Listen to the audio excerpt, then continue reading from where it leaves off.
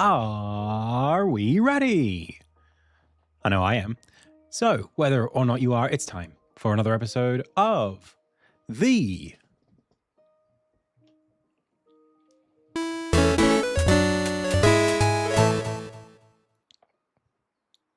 Indie Tales Game Dev live stream. Hey, my name is Adam. You are the Pixel Pals. I've already said the name of the show, so without further ado, it's time to go. Welcome everyone to the Thursday edition of the stream. Today we are working on more scene map. We're doing some styling and feature work on our Unity plugin for maps. I am feeling pretty good. Yesterday I recorded a video and played some soccer in the evening, which was good. I think I needed it. Slept okay this morning, and then just been working away. Did a bit more video editing. I'm quite happy with this video. I think I like it. I don't know if other people will find it as... I don't know if it's going to get as many views as the others, but it was exciting for me to record. Okay, so I wanted to welcome each of you here in chat. Thank you so much. On both YouTube and Twitch. Big thanks to Foss I for the most recent follow and Elzak for the most recent subscription. Okie dokie. I might just blow my nose very quickly.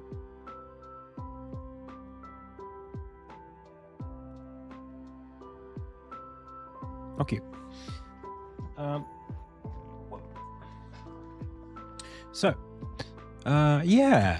been doing okay. I'm just going to get straight into it. I want to show you kind of what I'm working on here. So I've just been working on the modal for scene maps tutorials. So it's a bit more responsive now. You can make it big or small depending on the size of the window, and it fits nicely inside of there. And then I'm just doing numbers for some of these things where there are stages. I want to be able to like enumerate them. So here, the challenge is I've got a pagination dot here that shouldn't be there. So I've got pagination dot, I got pagination number, and I think I'm adding a dot all the time. Pagination dot, or even actually it'll be update. No, pagination dot. Only one of those. Okay, maybe I'll just recompile this quickly. I see. Hey, Paulie Beanbags. Hey, Meowj. Hey, Blazy. Hey, Javine. Hey, Pixels Murphy. Hey, Pixel Fireplace. Hey, Kratesh. Okay, so we'll try it again. So, dot 2, 3. That's the problem. That needs to be 1, 2, 3. And I'm checking if I equals index. And that's not what I'm trying to say. I'm trying to say if indexed.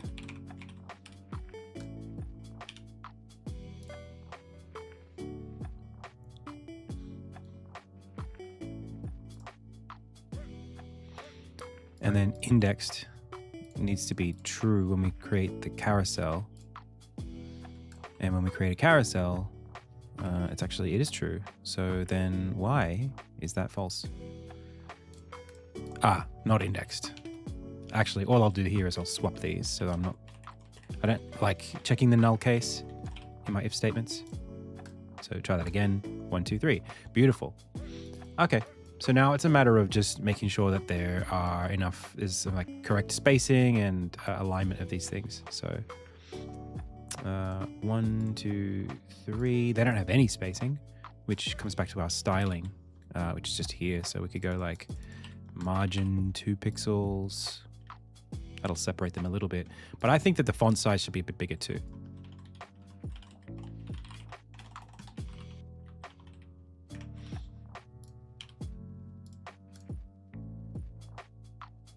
Maybe even 16.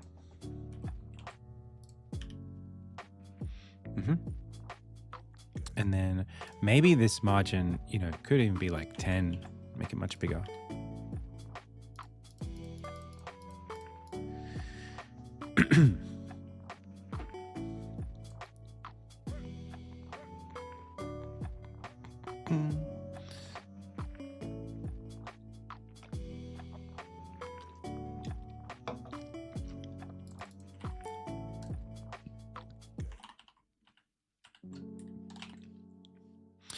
So we've got this idea of active.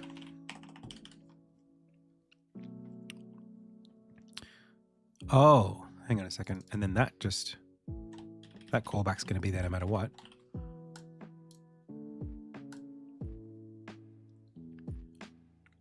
Hey, tech support, how's it going? So these numbers, instead of the background color being the color, I want the actual font to be the color. So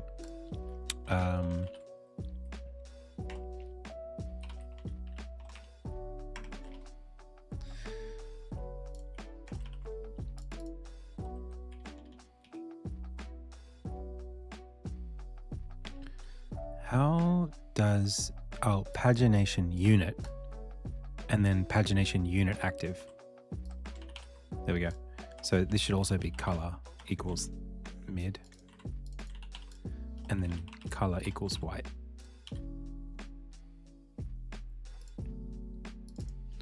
I think that should be light instead of white. Nope. That's mid, that's light. That's better.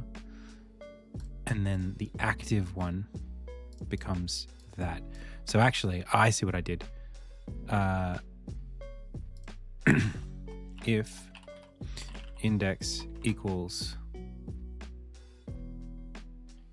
I,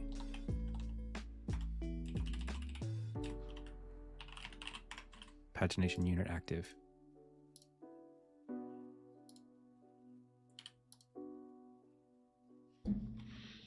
Are you going to sell the asset? I'll set it on the Unity asset store, I think. I don't have a way of like hosting it in such a way that you get updates and all the rest of it without it. So index. Let's see what happens. So it looks like index doesn't do anything. Pagination unit active. That's what I'm looking for, right? Carousel pagination unit active. Oh, okay. Do we need that carousel prefix? I don't think so.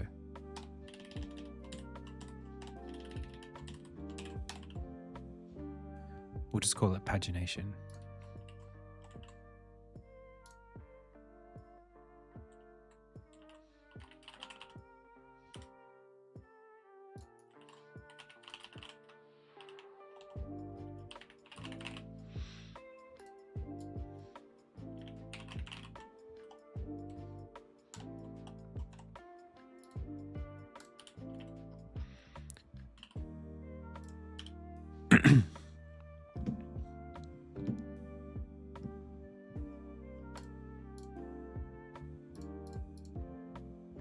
Better. So now it's the pagination unit background color.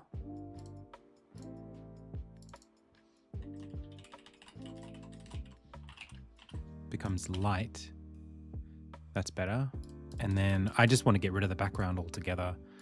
If it's not a dot, which is going to be hard because that means this becomes this and this becomes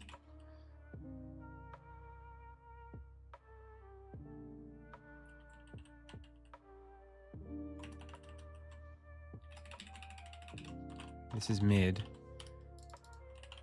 and then it's got to be like pagination dot active.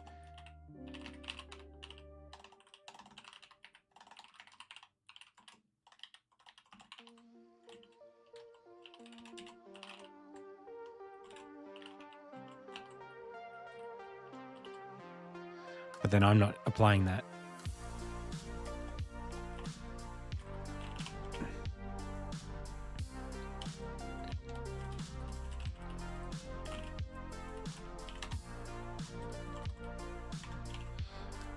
Like that.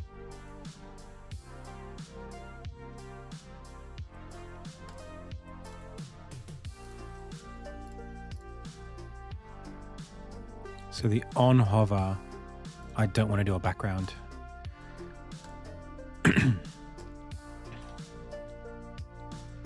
That's annoying.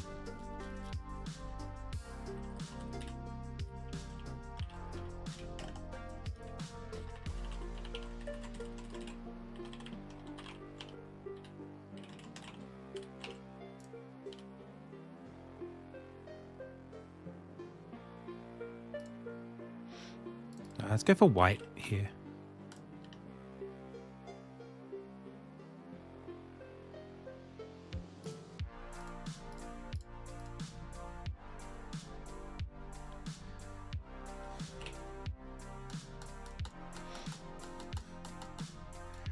That's pretty good. There is an issue here with the center map image pushing a little bit, which I don't love. And then what happens if I make this not indexed?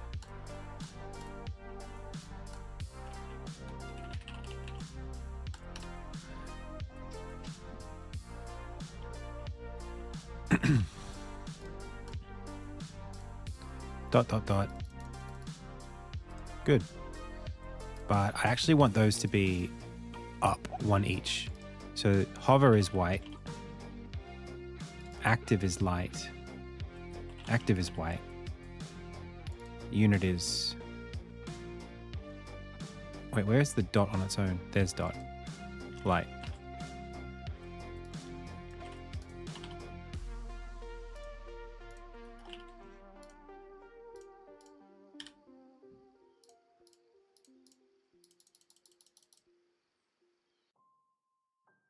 Cool. So when we do this, what's going on with, let's go for the debugger here. What is going on with this? The image's max size, I think, is pushing the rest of it, but there's something else that's going wrong here. All of these contents should fit inside of this green bounding box. And it looks kind of like that's the case, except this here is no good. The slide height needs to have a max of 100%.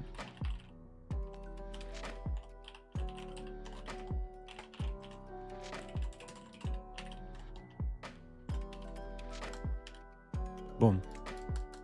Fixed. I feel like I'm really getting the hang of CSS the last little while. This is like way, way better now.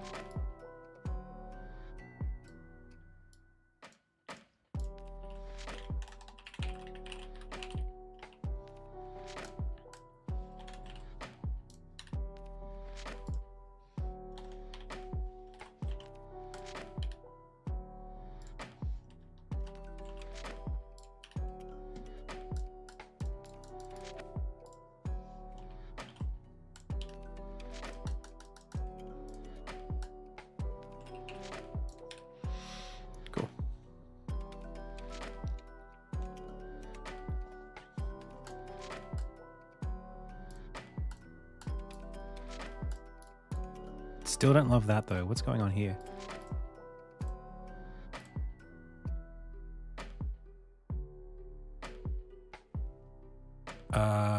It could just be the center alignment of the text of the pagination.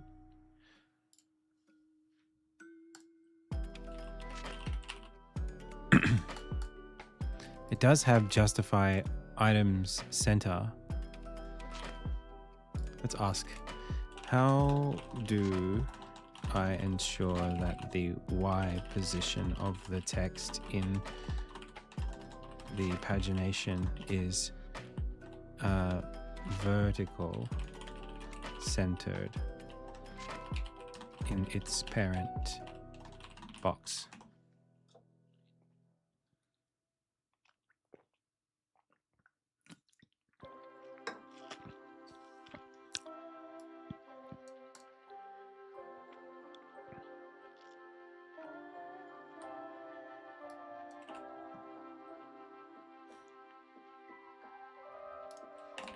Like that.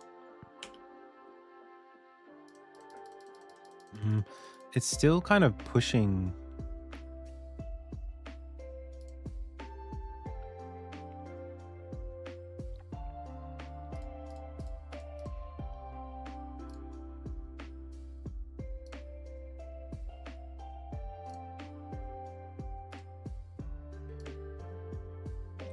You seeing that?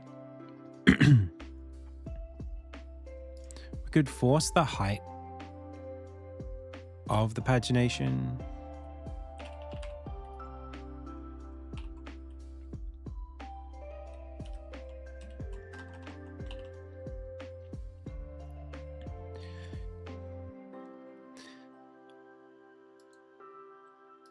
Yeah, there's genuinely like, there are genuinely good ways to use it, and I am personally not the kind of person who's. Someone asked me today actually on TikTok of all places, like, what's my stance on Gen AI? And I was like, I don't like it for art. And they were like, what about other things? What about environmental factors? And it's like, I can't control the environmental impact of AI, and it's changing all the time. You can run local models on your phone, so I have to look at the technology for how it affects me. It's exactly, that's a capitalism thing. That's not a consumer thing. And I'm not the kind of person who thinks that consumer behaviors can affect capitalism on an individual level. I can't change how I behave to influence the broader dynamics of the market. That's just not how markets work. You can't you could boycott, but if boycotting was ever going to work, it's not because you mentally made the conscious choice to do so. It's that like everyone agreed that it was not worth, committing to the product or whatever. Like, it's not, they can work, but I feel like the dam has to be bursting anyway, in a way. You know what I mean? It's not like everybody else eats meat, but I'm going to be a vegetarian, and that's going to change how the farmers are going to, treat their animals. Like, it doesn't work that way. Even if it's true that if everyone thought like me, we'd all be better off. It's like, but people don't think that way. That's not how it works. So anyway, when it comes to AI, like, yeah, I'm not like, my sense of ethics are not based on what I think the broader implications of the technology being available are. My decisions are based on how it affects me. I think that's what you have to do to be practical in this life. It's too hard to try and, manage your relationship with the world in a way that is conscious of like everybody else's relationships with the world. Like, I can't contour other people's opportunities or behaviors with mine, Actually, that doesn't sound right to say. I don't know what I'm trying to say. Maybe I'm just not trying to say something that deep. I think I'm just trying to say, like, for AI, you just got to worry about you and what's right for you. And there are good and bad ways to do that. There are ethical ways to use or not use it within that context. But it's a privilege to be able to think about everybody else's, like, opportunities years from now. Do you know what I mean? Like, you could say, if everybody raced to the bottom to use AI 10 years from now, there won't be any opportunities for programmers. It's like, or even 3 years from now. Like, that may well be the case, but like, I'm not the person in charge of that. Hey, Beijing, thank you so much for the 10. Thanks for the bits.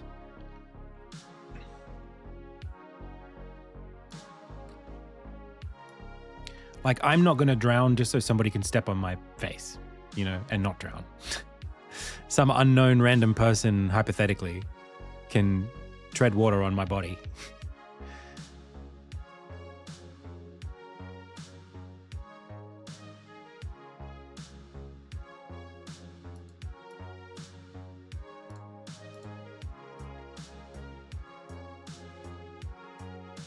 Yeah, it might just be that when you, I don't know if it's like bolding these or like there's something about it the way the heights of these are not all the same. I don't know what it is. I think I just have to set the pagination height. Right now it's 31 pixels. So if I just say 32,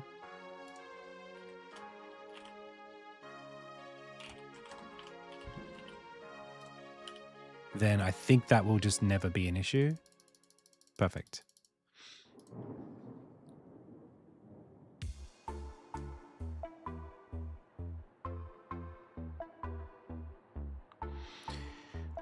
I think, yeah, I don't really know what will happen or what ought to happen in the future. It's hard to say. I think it will slow down. I think we're going to hit an inflection point where it's really expensive to keep doing it the way that it's being done. Like growth will not be linear. It will slow down because that's just how this stuff works.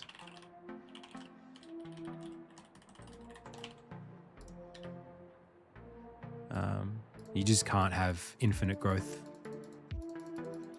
So Nosk says, I mentioned it once before, but maybe a year ago, but an artist I found from a raid from your stream had me along for several game jams.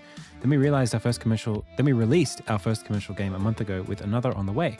My resume being as strong as it is, leaving school thanks to you in a weird way. Ah, thank you so much. Welcome, Nosk.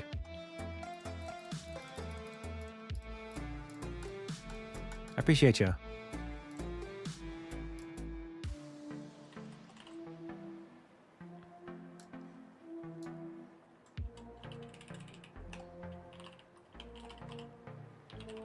Is that a thing? Can I do that?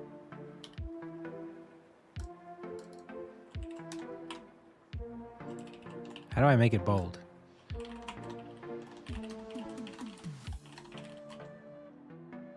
It might actually be the font.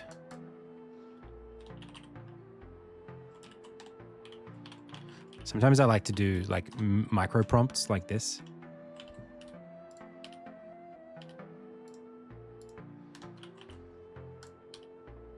Yeah, I don't think that's going to work.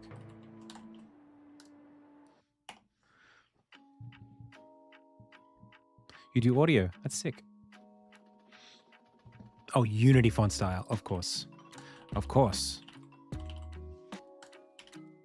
Sweet. That's looking pretty good. What do you think of this for pagination?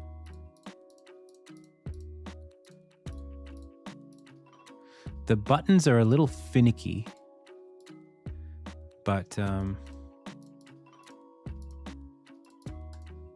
think 1, 2, 3 for this kind of thing feels a lot better than ... Do you not use TextMesh Pro for a specific reason? This is not the game. This is inside of an editor. So TextMesh Pro is not available here. I do use TextMesh Pro in the game.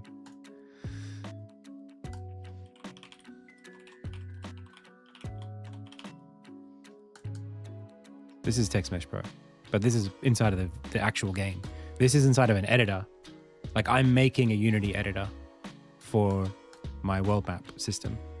So it's not part of the game, it's for developers.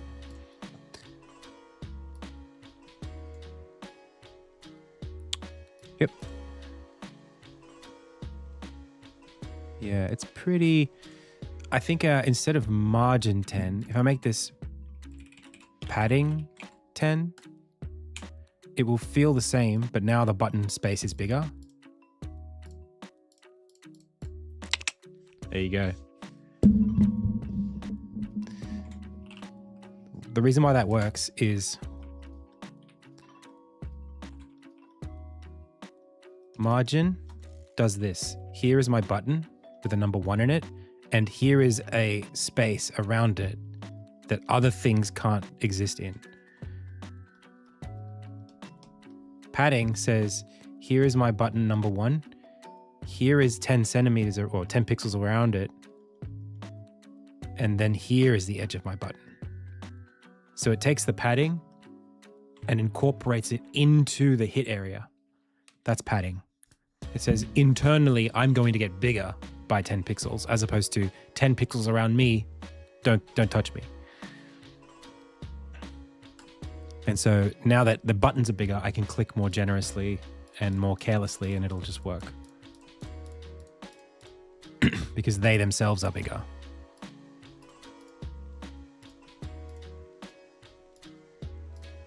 You can see here, the big green area is the hit area of each button. Before that was the orange area between the buttons. Okay, so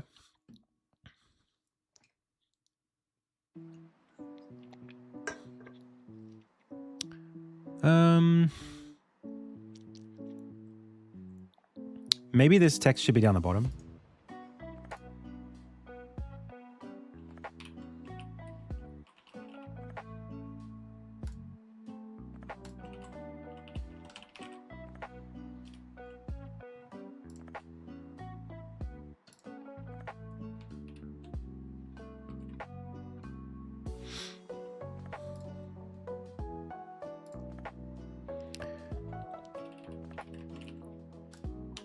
I just think maybe the text and the image are like the numbers and the text should be closer together, I think, because like step 1, do this. Step 2, do this. Step 3, do this. Maybe? Or should the instruction come before the image? That's a tough one. And how's this looking? Oh, there's a bunch of empty space there. I think actually it was better the other way, just in terms of the framing of it. The pagination and the instruction were a bit more nicely laid out. They evenly balanced it. Firmly grasp it.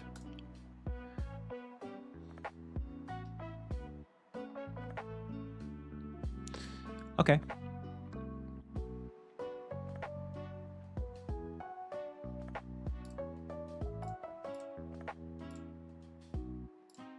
So now it's just a question of this image. It's as big as it is because I drew it that way.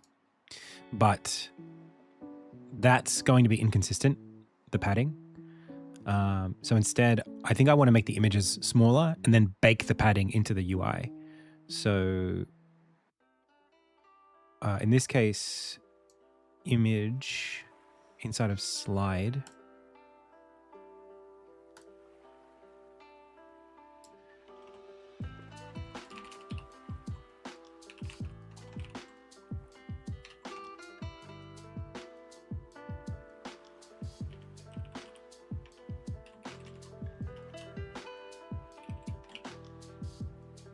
I don't know if that's how that's going to work. Oh, just,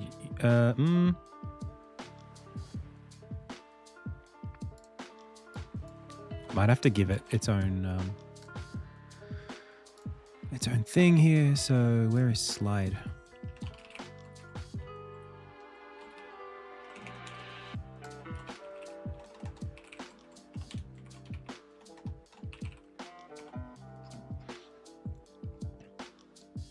Oh, that's not the right slide. Where is it? Port onboarding. Okay, that's dumb. Okay, add to class list slide title image dot add to class list slide image, and then we can just say slide image.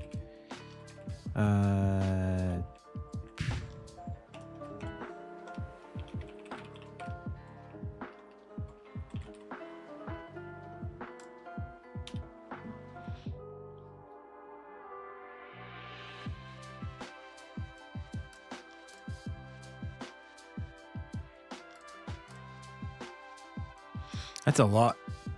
That's a big 10%.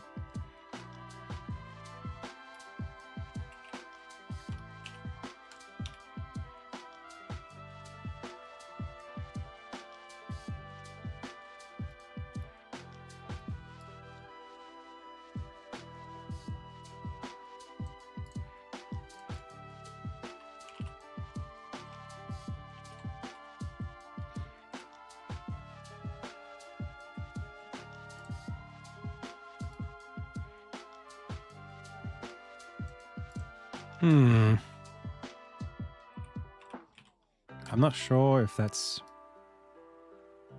I mean, I guess so. And now I just need to make sure that the actual images themselves are...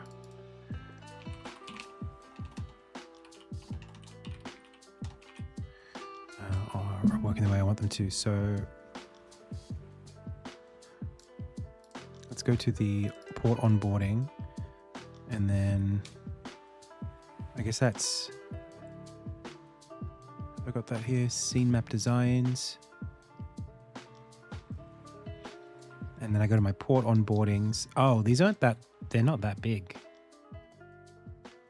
But let's just try to make it correct. So I don't need this in the export, and then I can shrink it to something like maybe that.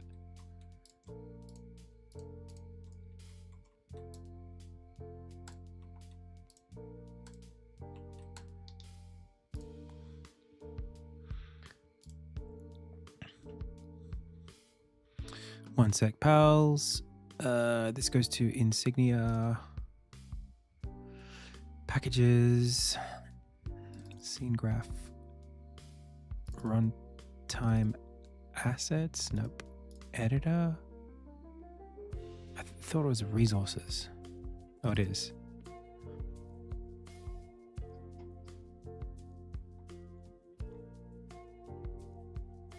Port onboarding.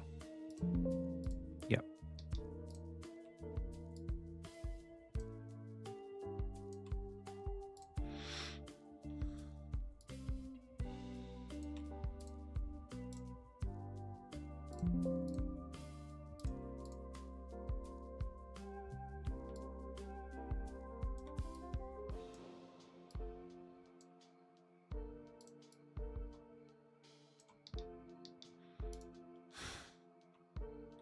What happens if I take this, make it really small?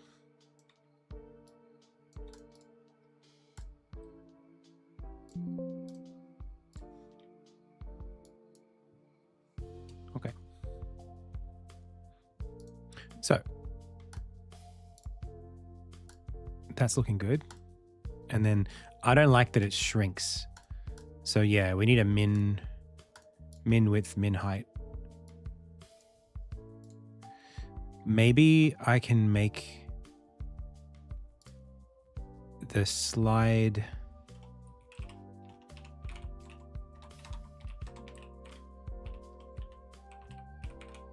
Can I do that? Is that going to change it?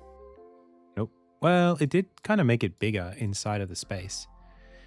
But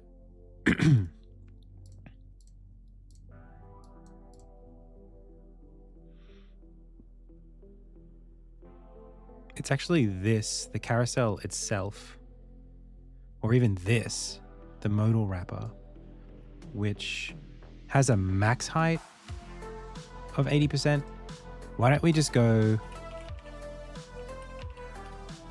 call that width and height? Well, even both, right? It's both max width and the width. So it's trying to be that, and it can't be bigger than that.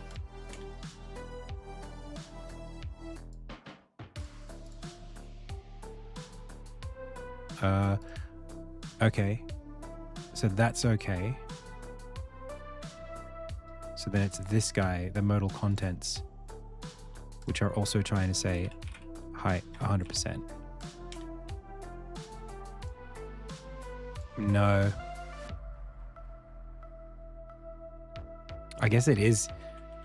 Well, we're just going to keep pushing everything down until we get where we need to go. Carousel. Can I say auto? No.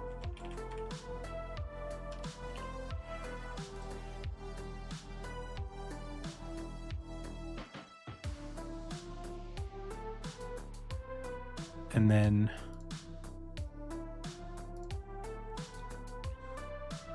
it's now carousel content.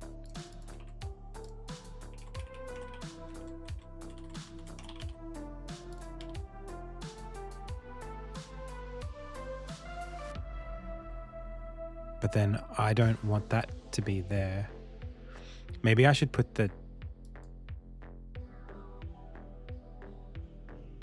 Well, now it's also slide. That's a lot of 100%.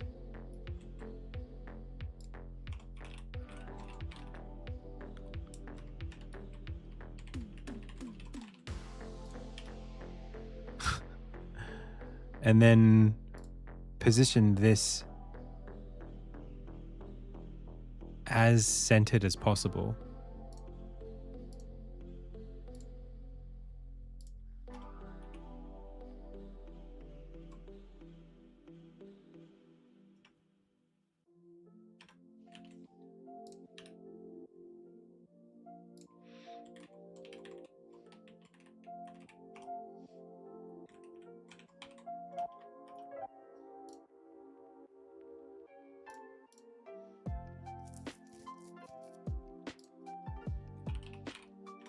We could just keep doing it. There we go.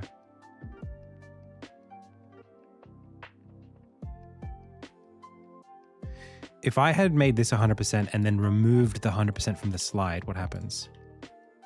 No, I need it. Okay. Well, at least that works now. It fits no matter what we do.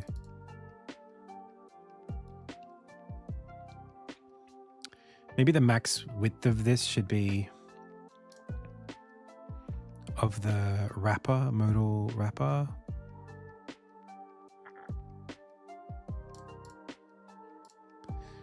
Like 1,000 pixels.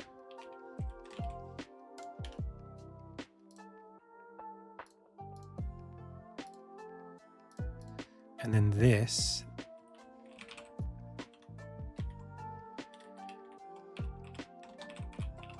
%, as well, please. Not just that. The slide. Nope. The, what is that? Carousel contents? This thing. Carousel content.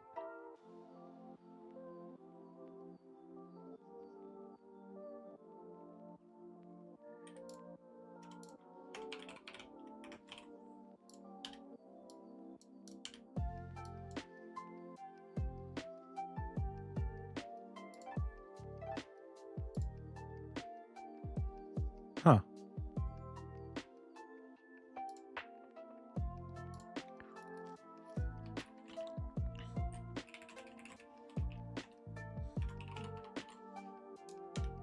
Really? Why is that not working? With the 100% on carousel content. That's carousel content. Does carousel content include? No. The pagination... The carousel contains 1, 2, 3. So if I make the carousel... Oh, the carousel wrapper needs to be bigger, not carousel content. Do I even have that? Yep. Okay.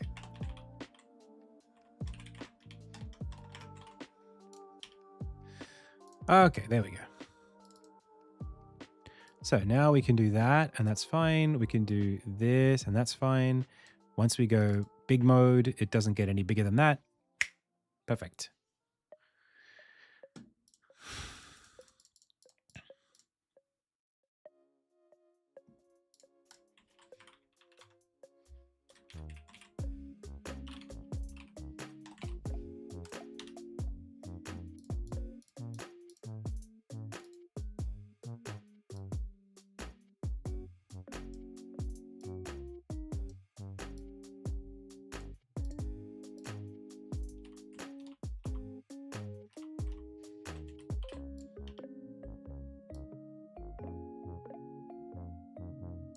Good.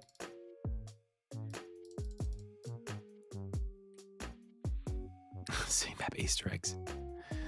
We do not. Min width? I don't think so. I mean, maybe like it should sort of just try its best. Maybe the image can have a min width. Or not even. What is it that would have a min width? The slide height? The thing is, you get two options. You can make things try to fill as much as possible, or you can make things try to, well, actually I can do that. It's the thing that I would want to have a min width would be, I mean, technically it's it's this entire thing here. It's the dot carousel. So we can say like min height 450. And then if I, oh,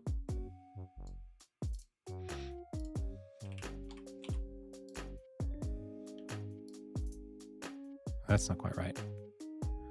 What keeps shrinking? I guess it's the whole wrapper, right? The whole modal wrapper.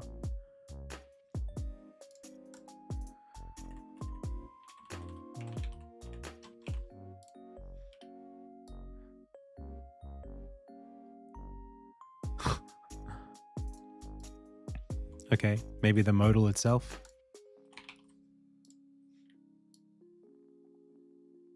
Yeah, that's probably it there. Yep. Just to keep it sane. 450. And then a min width of something similar.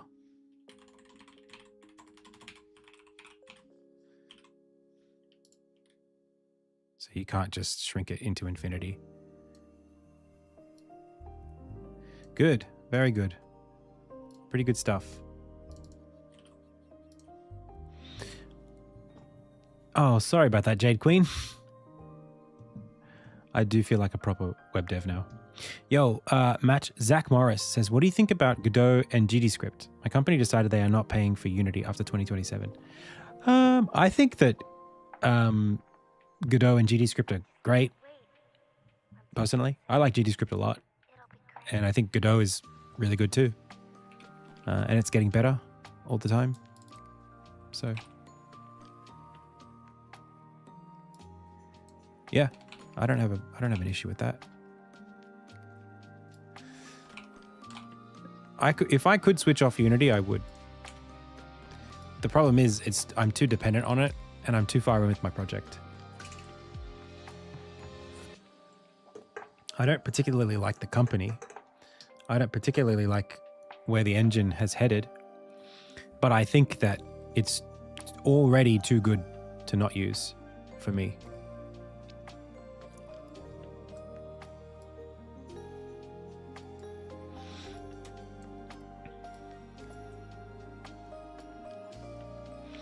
Attach a component to your doors. Works best if your doors are prefabs. Attach a scene graph bounds script to any object in your scene.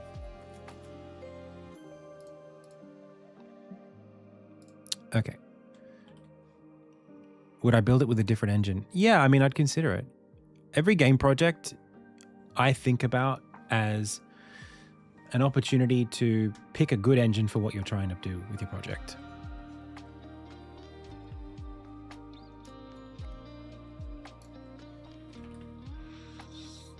Okay, so now it's just this onboarding.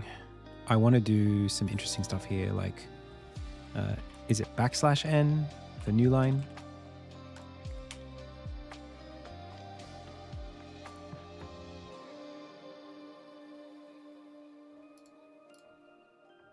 Yep.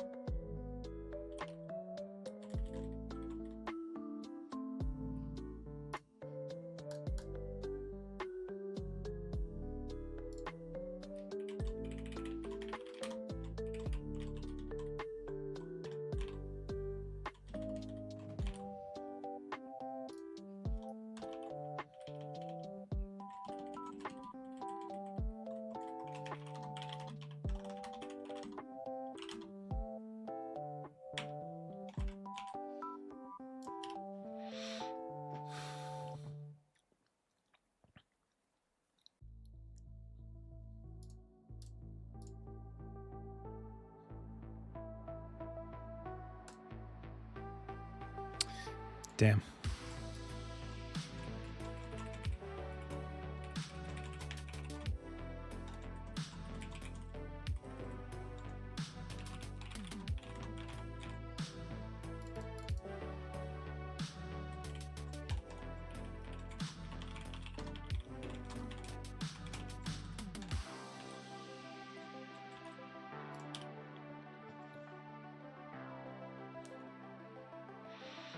Is there a tentative date for Insignia release?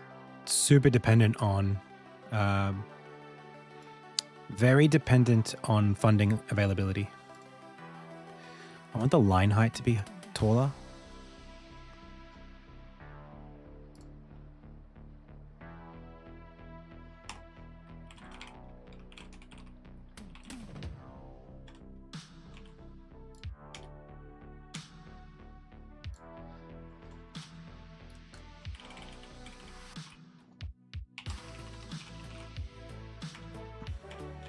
Wait, does that work?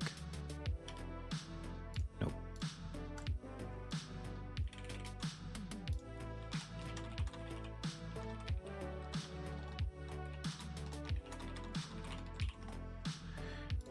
%50?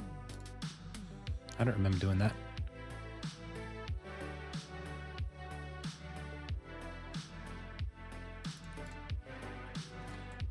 Oh, you have to do it manually?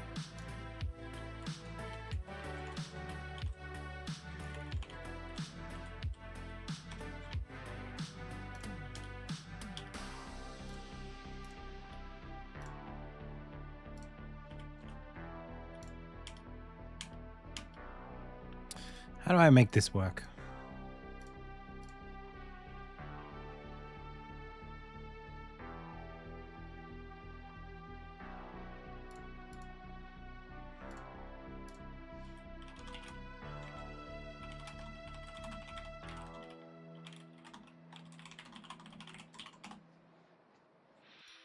Hey, Solo Kale.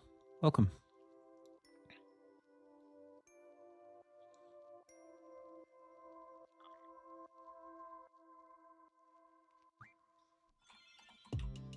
Well, is this even slide title? What is this called?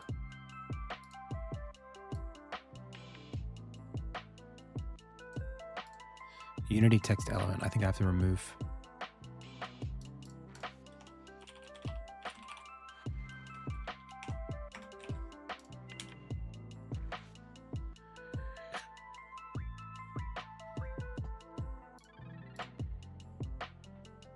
Okay, what's your excuse now? Now why don't you work? You're just text element dot slide dash title. So slide dash title, no line height.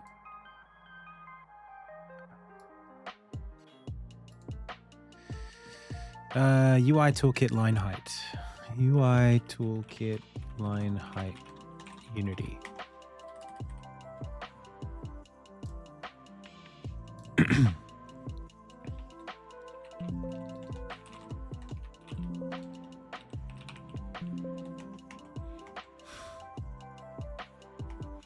USS does not have a line height equivalent.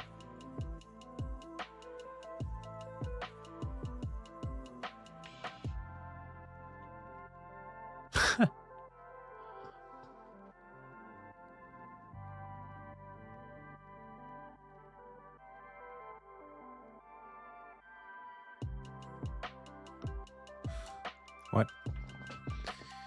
Supported rich text tags.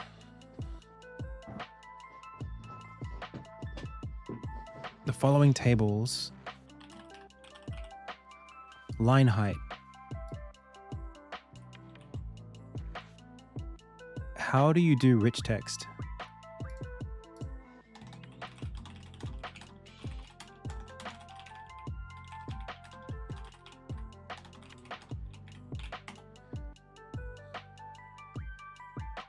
Hey, Dalco. Yeah, I'm feeling pretty good.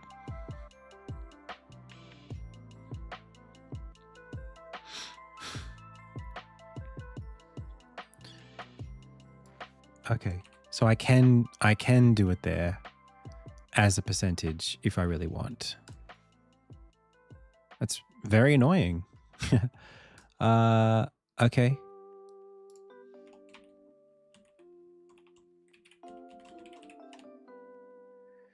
But I can't. I have to do this.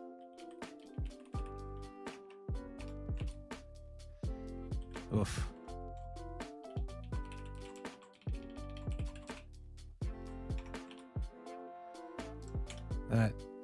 That sucks.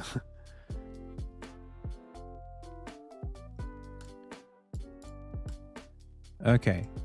I really like 125%. So let's do this. String LH equals line height 125%. And then here we do LH plus.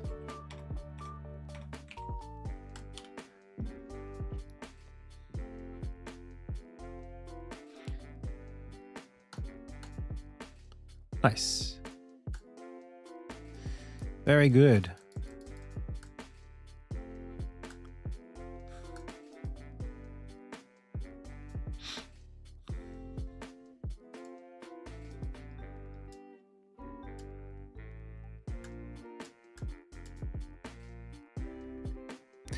I'd love for the color to be a little darker underneath here, but I think that's okay.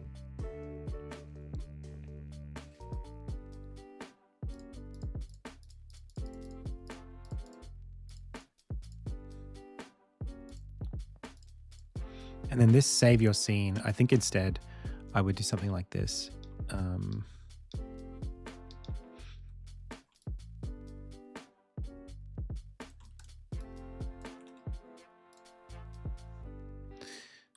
A little save icon.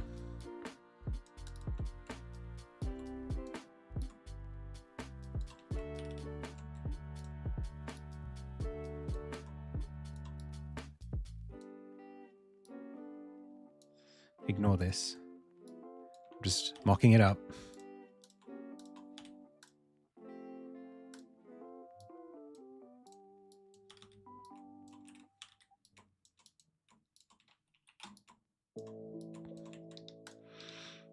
And then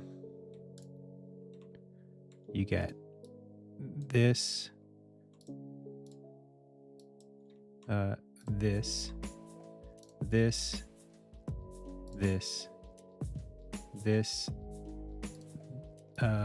custom 2, 2, 2, 2, but make this one much bigger around the corners. And then you get your little diamond dots.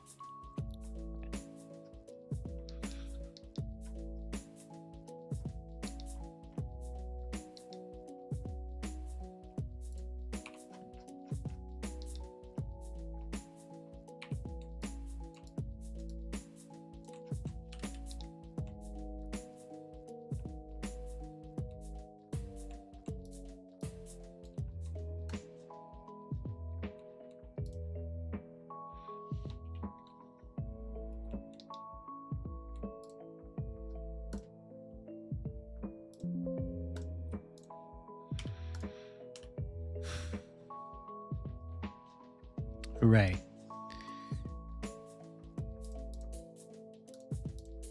We could do a background on this.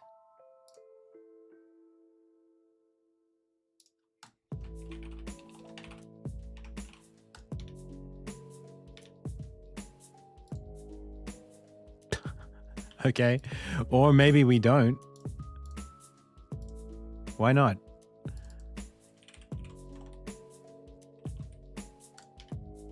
No. Maybe it's like... Ah, there you go. Yeah, it's not that. It's maybe this. But then that doesn't have the padding. Which would mean margin needs to be 3%. And then you get that. But then also maybe padding needs to be like...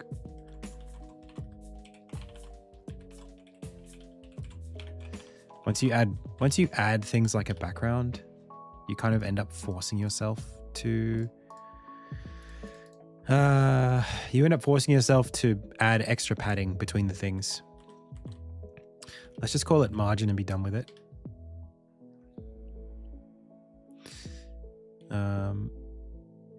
And then I'll figure out how to make this look good.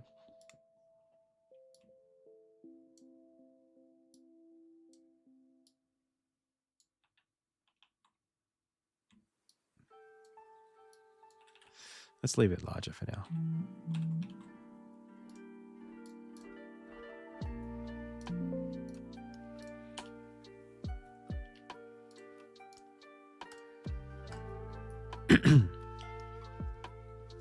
What do you press to drag a line of code and move it up and down? Alt, up, down.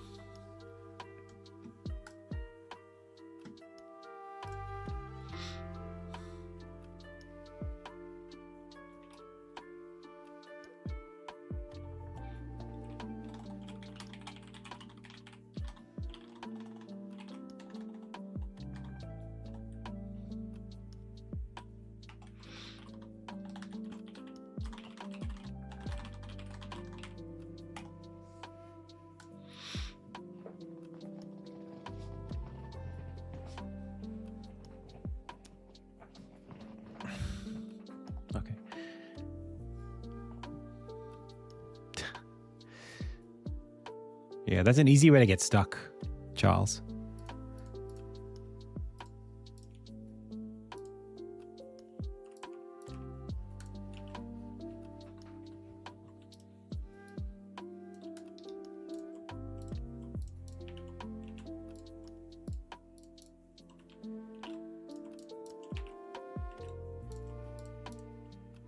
Every time I try to do this, it kind of goes weird on me like that.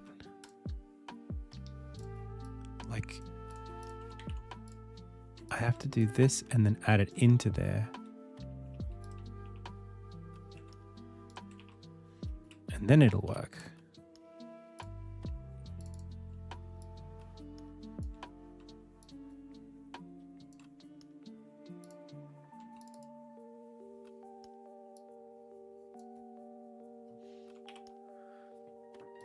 Yeah, I don't like that either. That was better.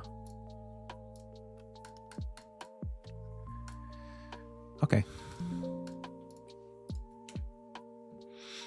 Whatever.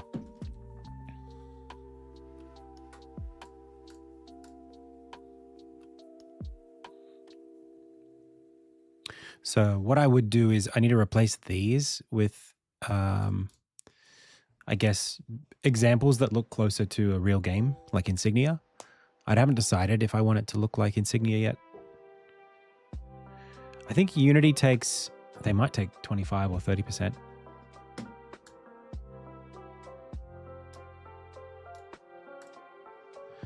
No hurry.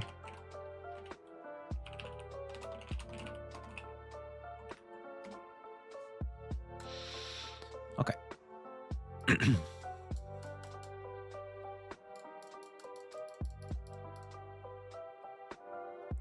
I want maybe a little bit more padding.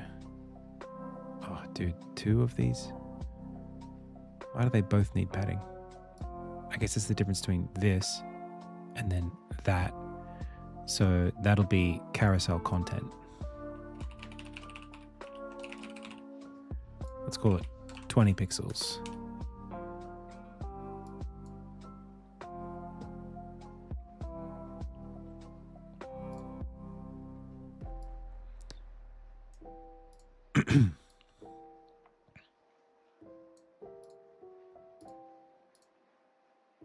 It's not bad.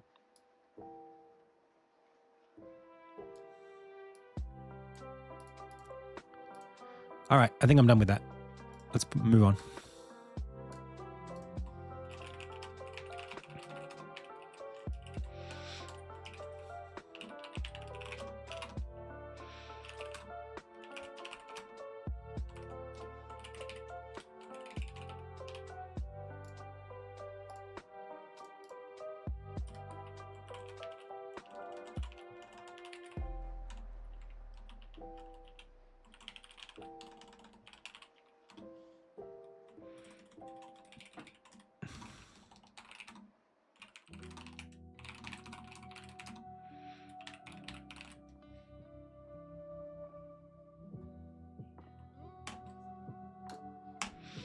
Cool.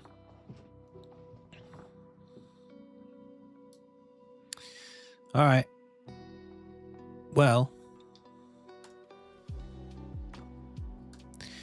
the last thing that we did on this, validate onboarding flow storyboard. I think it's fine. Finalize port onboarding assets. I guess that's just what I'm up to right now.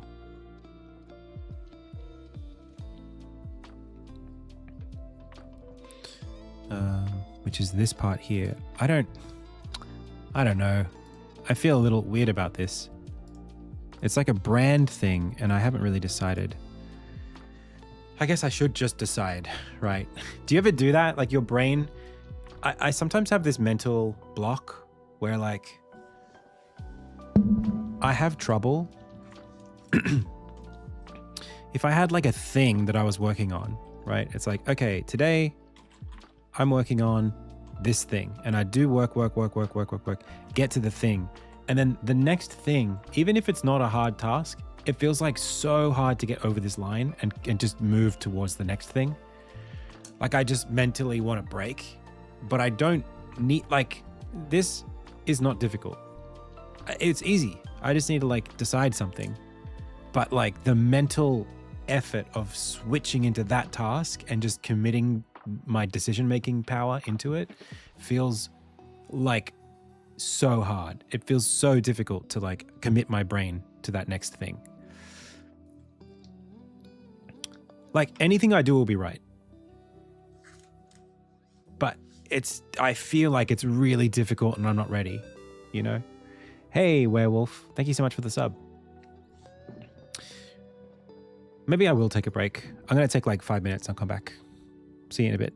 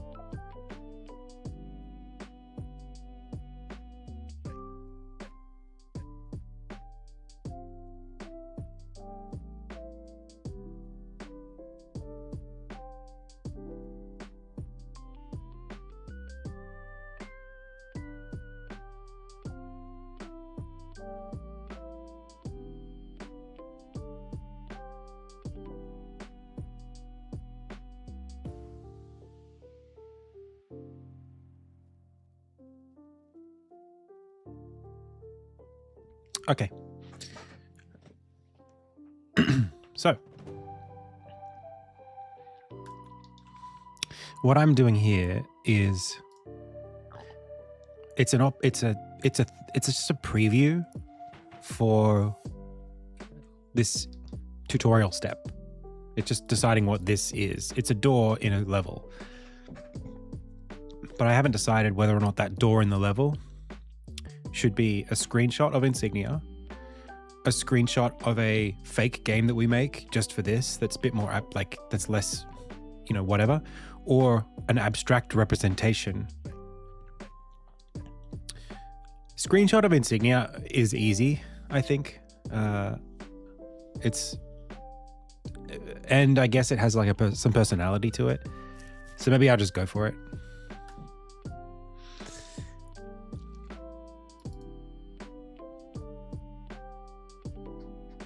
I need to stop being like ashamed. I'm so like defensive about myself. I don't know why. I just like try to hide parts of me in the things that I make. But I think actually the parts of me in the things that I make are what people like. So I should just do it.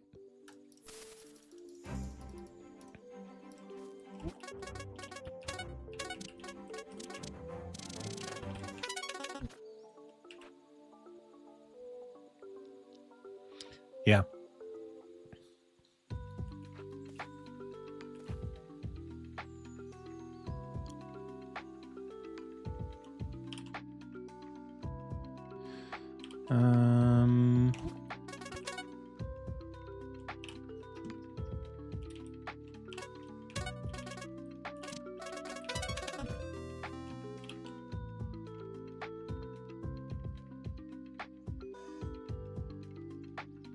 I think I'll do something like this.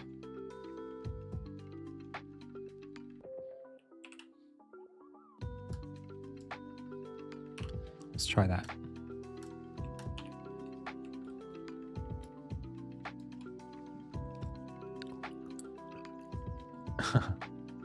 Hey, Pyongyang, Miami. Thank you so much for the sub. Which agent did I use to make the artwork? Agent?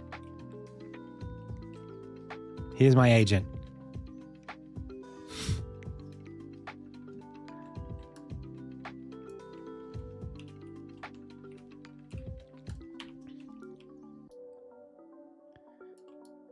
Super rare agent.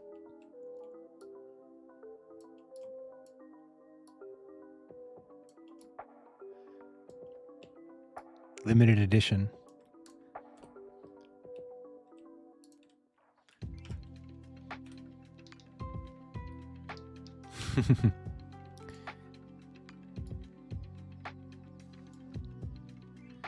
I do not. Unless it's the only tokens I accept are dollars.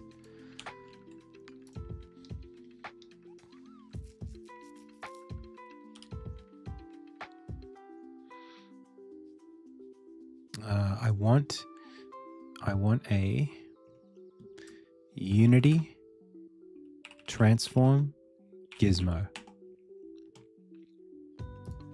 I just want a screenshot of that in 2D.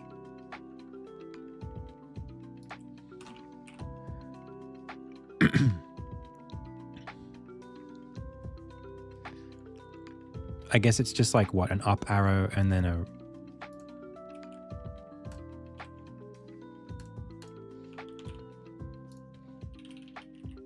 it's literally this, but I kind of want that in a way that doesn't look ugly. So it's a green and a red with a little blue square in it.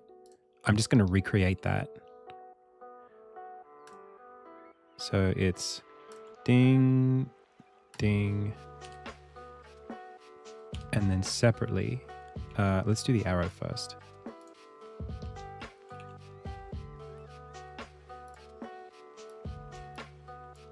It's like that weird color. Yep.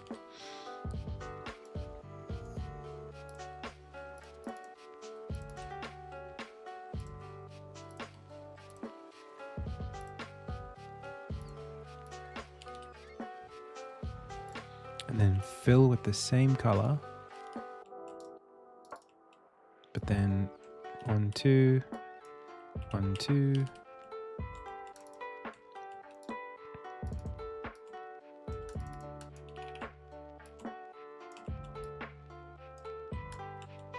Yep. And then there should be a thing like selection color here, but there's not, unfortunately.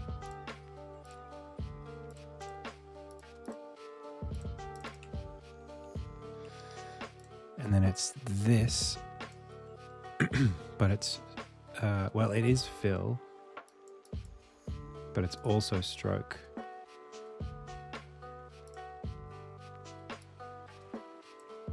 And the fill is like semi-transparent and the stroke we'll put behind. That's what the gizmo looks like. So just doing that, I think will give the reader a little bit more confidence in what they're looking at. I know that seems absurd, but I think it's like, it makes it look more like a scene preview than just something random. Like just a screenshot of my game.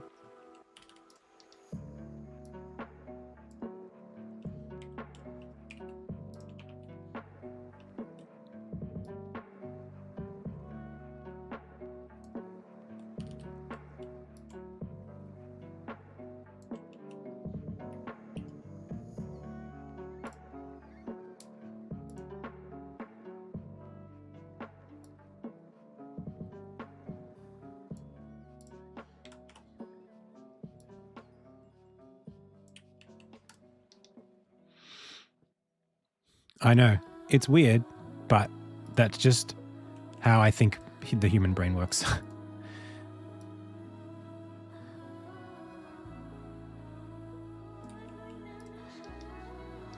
Like, you're in Unity scene land when you look at that.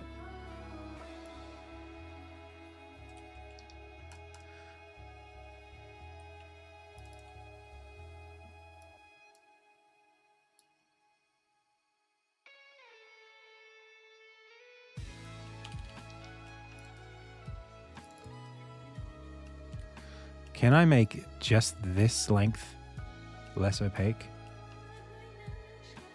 No. I don't think I like these two. Maybe I'll get this closer to like just the edge and then shrink this down a little and then make it a little more friendly by rounding the corners.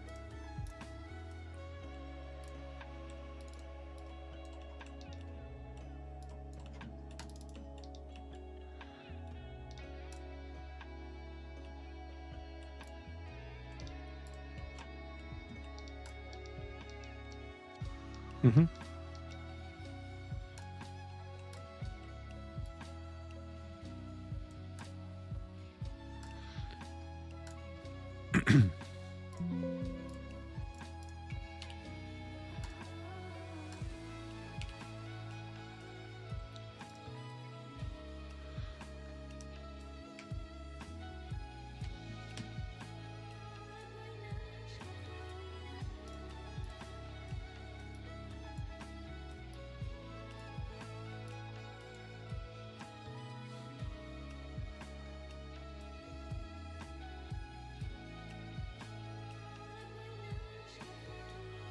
Not bad, but I also want to highlight this thing too. So I think I need to put a stroke on that outside.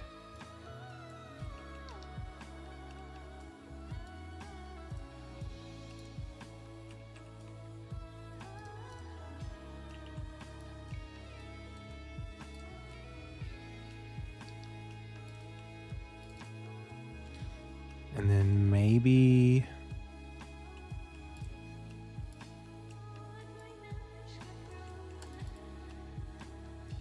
that's a little weird. Maybe we don't need these.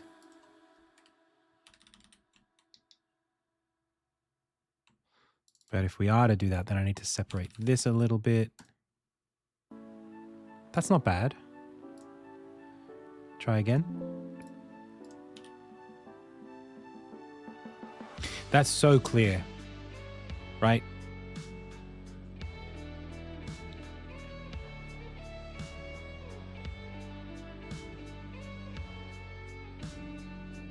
I feel like that's pretty good.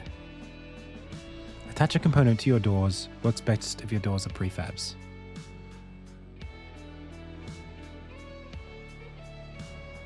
But instead of component, it should say scene link component.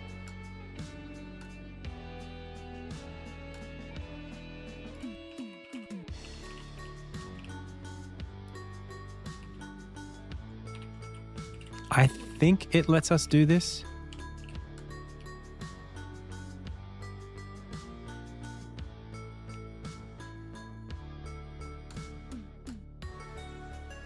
Yeah, nice.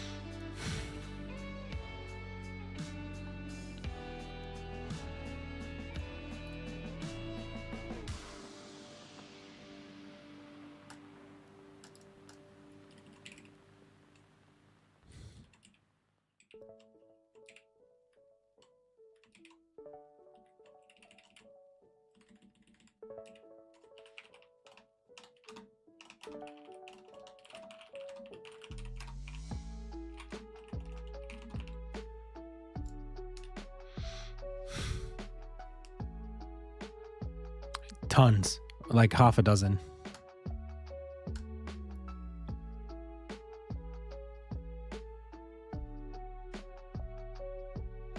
Port setup guide. Attach a scene link component to your doors. If you use prefabs, this will set up your whole project in one step.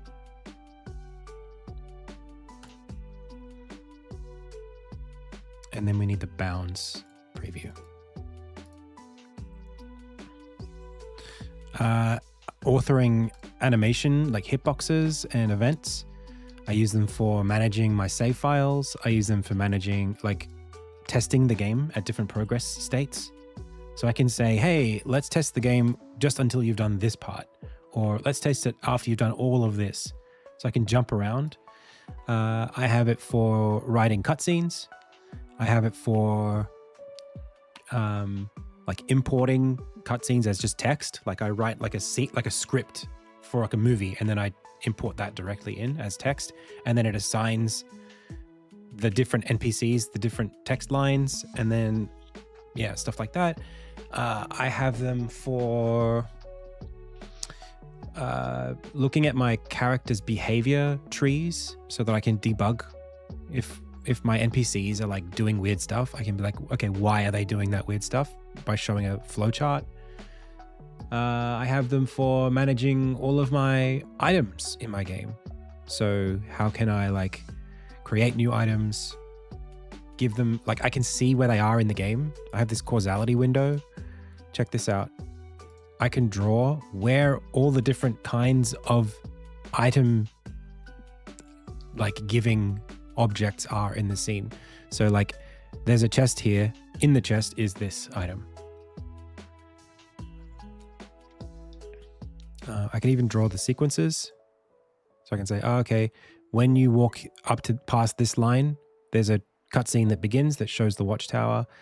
You know, there's a merchant here. You can talk to her, and that opens up the pre-menu cutscene. So we can look at that, and we can see, you know, here it is. Here's the cutscene. Looking to buy something. Tons of stuff. I have been working on this project for like 10 years, just so you know. Yeah, that's what happens.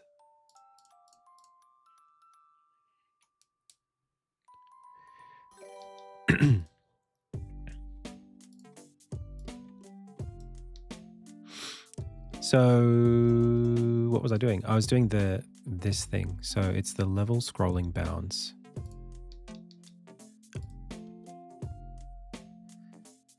This I might have to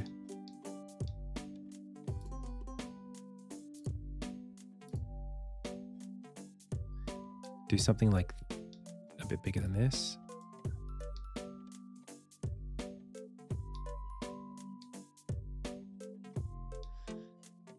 Turn the grid off, turn the gizmos off. Screenshot. I kind of want to show like more than what I would be screenshotting so that you get an idea about where the bounds are. So I'll get as much as I can of this. Then I'll go into here.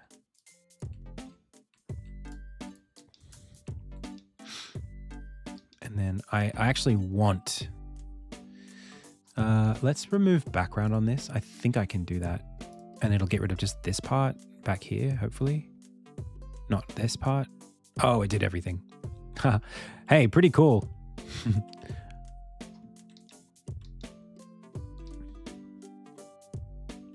So anyway, then we can do fill that with that color.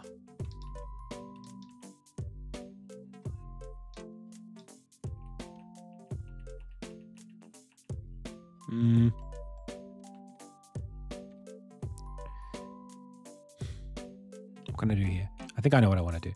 Take this, shrink it down so it's this to there, make it bigger again, then remove the background.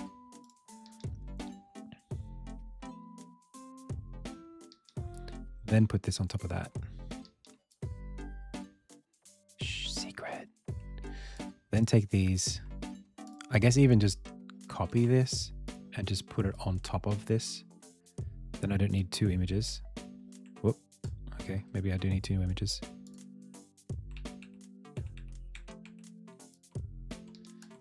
Hang on. Take this, paste there. Actually, it is that, but it's this one I want to crop, but it's not like that. Okay, so I do have to do this special thing.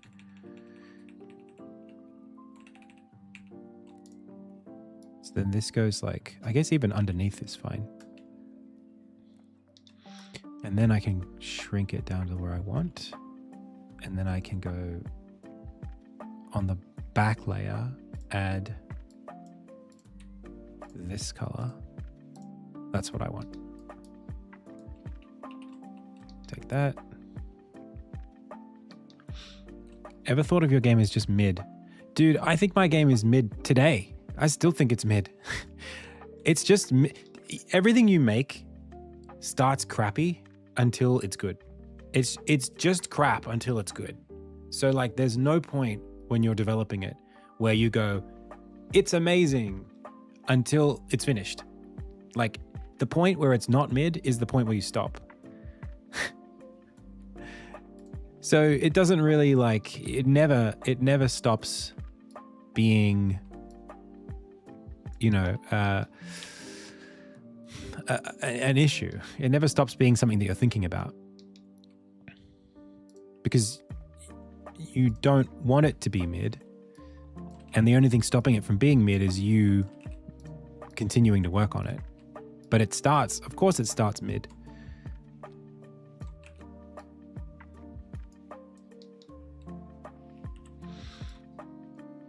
So like that mid is like the default. That's like what your project is for like the majority of its time.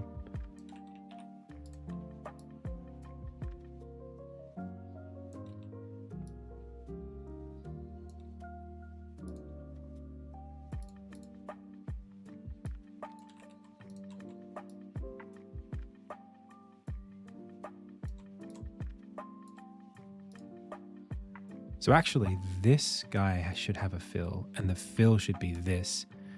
And then I actually probably could have just gotten rid of this one. Yeah, that would have been smarter, wouldn't it have? So then this I can clip content, and then now I can make it whatever size I want. That's a smart way to do it.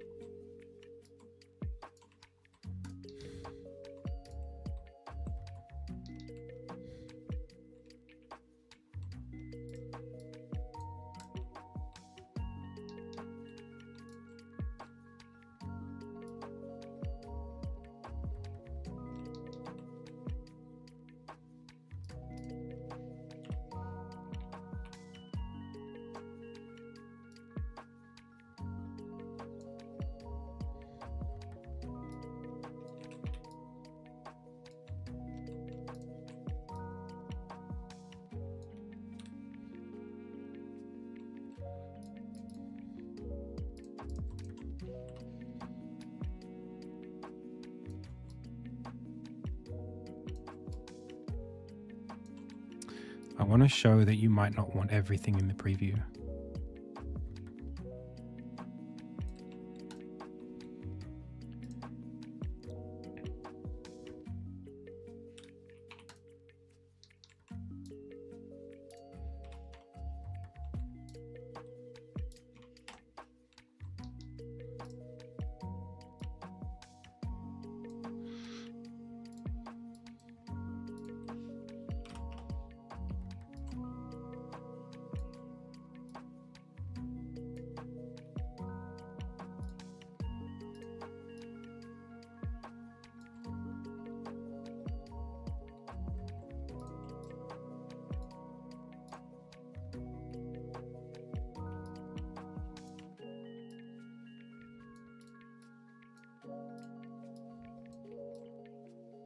This is a janky way to do this.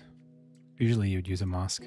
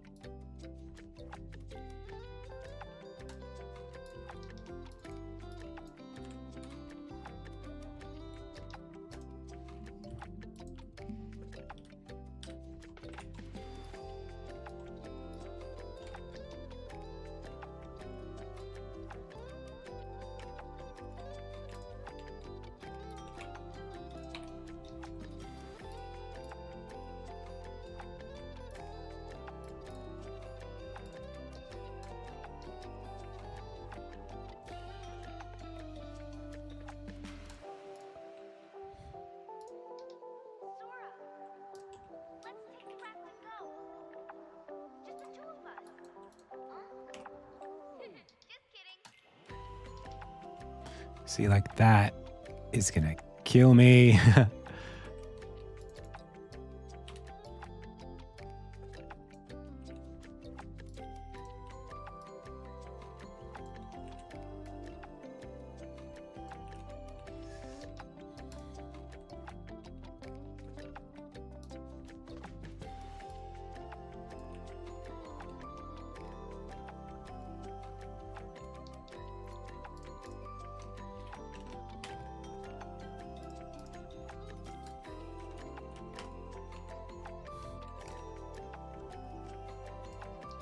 Saved.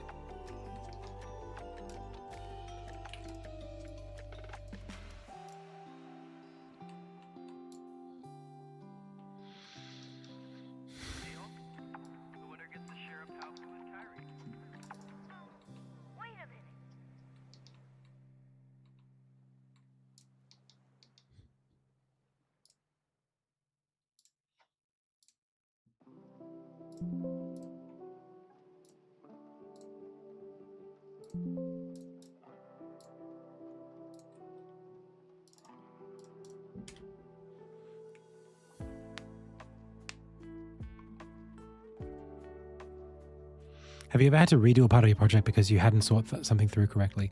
All the time. That's game dev, baby.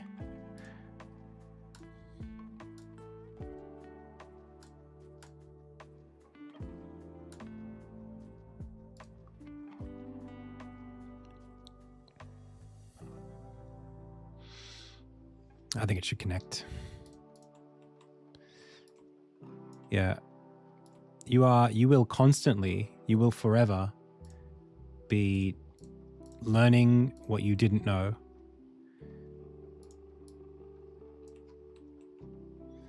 Realizing, I should have. That's like literally game dev. That's all of it. I should have.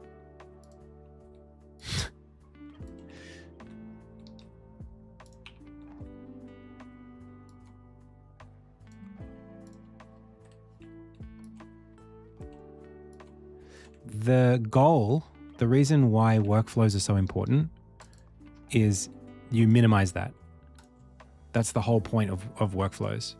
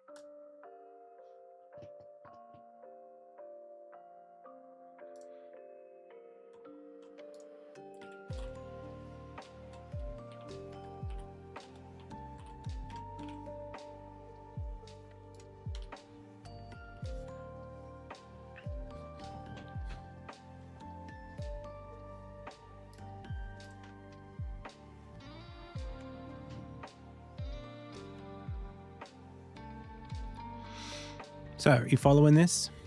Attach a scene link component to your doors. If you use prefabs, this will set up your whole project in one step.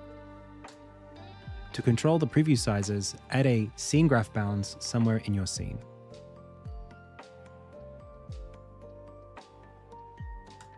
Save your scene. That's the next one.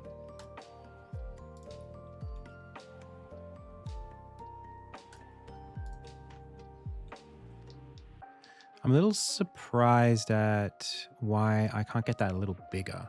Kind of want to see that a little taller and a little wider. I guess I did a max size on this.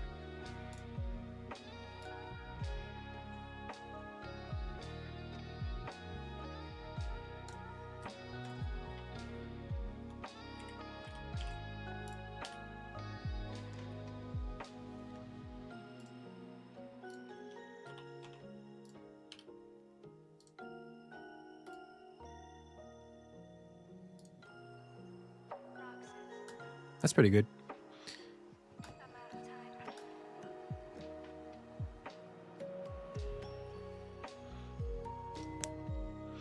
Yes, Jade Queen, that is a very typical position to be in. I spent years in that position. There was a point where there was nothing, I would say like the first 4 years of Insignia, there was not a time where I could look back and be more proud of something that I had done that was older. Everything that I did, the more time had passed between me doing it and the current day, the worse it looked. Like, I couldn't look back and be proud. Everything just looked bad compared to what I was doing this month. That, looking back on it, I think like at the time, there was a lot of fear that I was doing a lot of scope creep. It's like, oh no, am I just obsessive about improvement? And maybe the answer is, to an extent, if you want something to be consistent and you keep improving, that's just going to be that way. I think it's more of a sign that you might not be mature enough in your style and in your quality of work. As in, because you're still developing, it might not be time to set a ceiling yet. Like maybe if you have the energy and resources and whatever, like if your constraints allow you to keep doing that, then just keep doing it.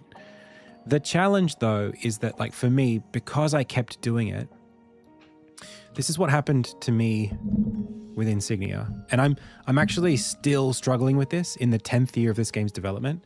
Let me show you something, because you're probably wondering this, and if you're not, you'll appreciate it. Okay. There are two lines, right?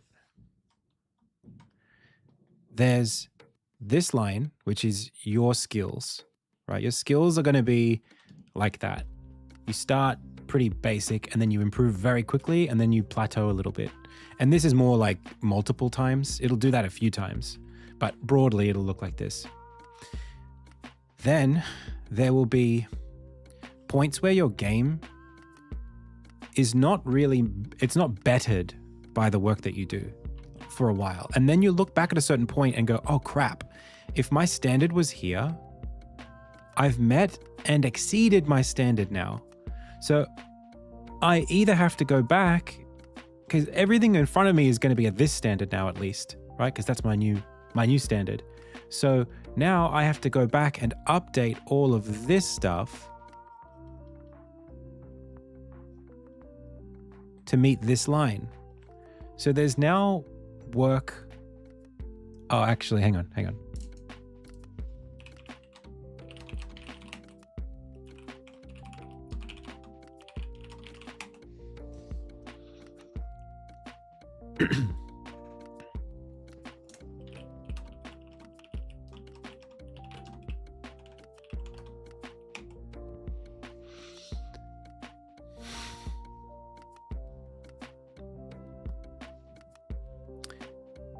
For anyone who gets ads, feel free to sub. It helps me immensely. I don't mention it much at all. Hey Medusa, welcome. Yeah, it does help me out a lot when you sub.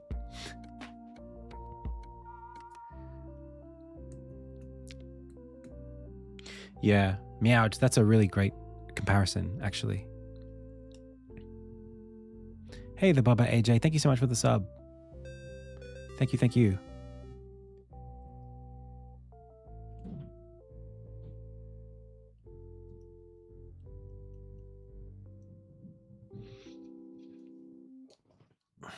We're just going to wait a little bit for our friend to come back from their ads, Jade Queen.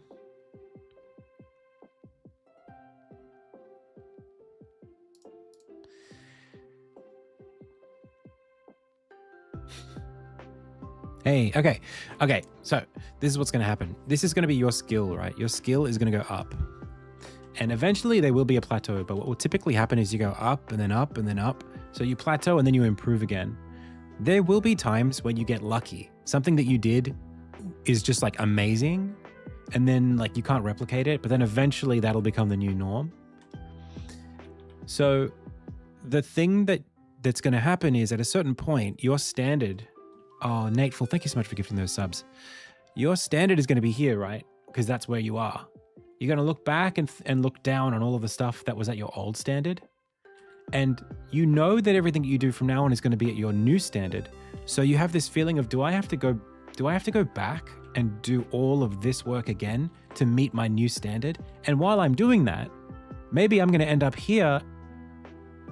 And now everything behind here has to get redone. Right? It's this like constant battle against your past self to redo the work that you did so that it's all level. And the challenge, thank you so much, Jade Queen.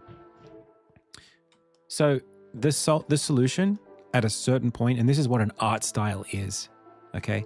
An art style is you saying, hey, even though my skills are up here, right? I don't need to operate up here. What I can do is pick the best parts. Let's just say let's say this is practical. This is fast. I can do this. It's easy. It's practical. How can I use my skills up here to make this as efficiently as possible. So you're putting your energy not into making it look more detailed or making it look more sophisticated. Instead, you're refining what works about everything below here. You're making it so that you're getting all of the value of your sophisticated skill set, but you're using it to create the smallest version of the thing.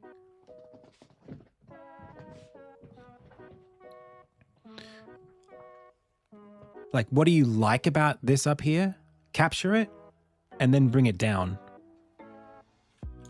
Distill it. So for me, what that looks like, I'll give you a practical example, okay? It's a really common one that I give. Actually, I might even have a literal picture for you to show you this thing. I've got a video on this topic on my YouTube channel. Okay, this is my process folder.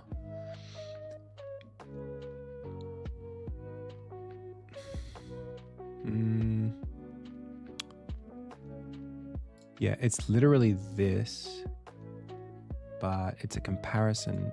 I'll just bring it up here. So this was like the first house that I did for Insignia. This is like Armin's house, and this is like Armin's model, right? There's some stuff here that looks kind of good, some stuff that doesn't. The house is really detailed. I put so much time into getting this like perfect, pixel perfect distances between the tiles, right? Like if one pixel was off, you could see it. And it took it out of me. Like it was a lot of effort for something that didn't add a lot of value. It looked good, but the effort to value ratio was not on, right? Eventually, I kind of evolved that by, I think maybe 2019, 2020, into the current version. Where is that screenshot? Do I not have it anymore? Here. Look at this version. It's much less concerned about being like geometrically perfect, and it has way more character. I still have the sense of tiles. There are still roof tiles here, but I don't have to sit and draw all of them. So I'm using what I learned beyond the perfection, right? Like my standard, I can still do that geometric stuff. It's not hard. But I realized that I don't need to go through all that energy. I can do less and get more. And the same thing is happening now with my backgrounds, even my tiles. Look at this. Look at how much detail there is here. There's a bit of detail, but there's a lot of empty space as well. Compare that to the first ones. This is like way more detail, but way less interesting to look at. Like the proportion of the details is not nicely varied. There's not a lot of life in it because it's very flat. So like, and you know how I was talking about that sometimes you get lucky and you like fluke it, right? You do something that's really, really good and then you lose it over time. This is my holy grail. It's not what I want the game to look like, but I have been trending away from this for like 8 years when actually I think I should be trending back towards it. This is the like low fidelity, but still very evocative vibe that I want. Like I feel like I know how far away the field is. I know where the mountains start. I can see some trees in the background. There's sort of like a mood with the background perspective that makes me feel something. And this is really simple. And I just got lucky. Like this wasn't like, I didn't know what I was doing that was working here, especially with this foreground element. There's something about it that just feels really nice. And when I look at my current backgrounds that are similar to this,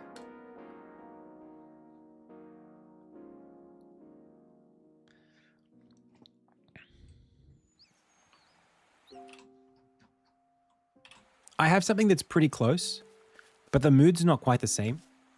Like it's a much more open space, and that's fine. Like that's because the game has more scrolling in it, and it's just the levels are bigger. I am doing a lot with not that much here, but there is a constant striving that I need to do, because right now the game, what I can create is like at that crazy, like blasphemous owl boy level of detail in my game. I can do that, but it's actually not wise for me to aim for that, because it creates so much scope that we have to fill, right? I can't afford for the standard to be up here for the rest of the game. It doesn't work. It's not valuable to make the game look like the prettiest game ever. It actually, or like the most detailed game ever. I was looking at some Owlboy screenshots.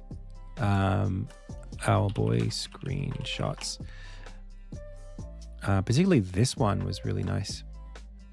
I love the way Owlboy looks, right? It's a gorgeous looking game, but like I can't afford to do this for my whole game. Well, maybe I kind of can if I recognize what's working about this. Actually, this is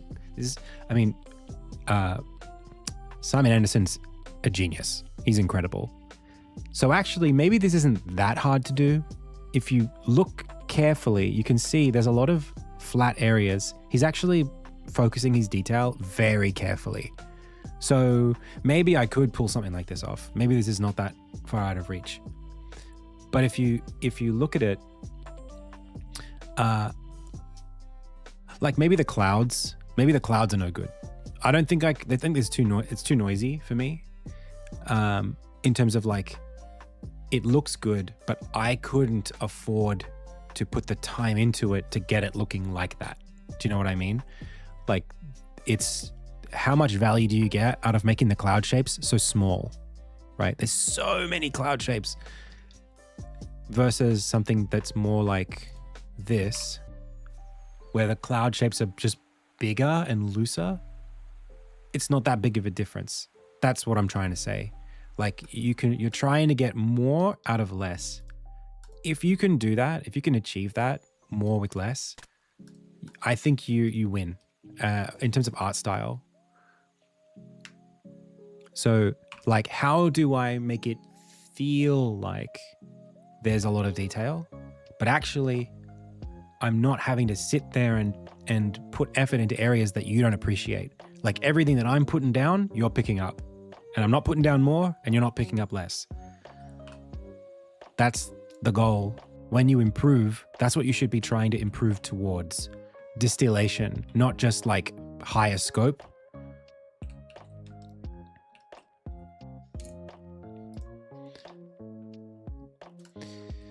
It's really hard to do. It's so friggin' difficult, because you're going to be impressed by every time you do something that looks better than the last thing you did.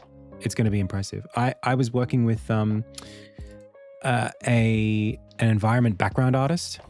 He's not a pixel artist, but I had him working on some pixel art for me. So he worked on this scene, and we would, it's a chapel. There's a lot of stuff here, and it's one giant sprite, right? It's quite large. It's not polished yet, but when I look at it, his original estimate for how long it would take us to make this was like a third of the time he actually ended up putting into it.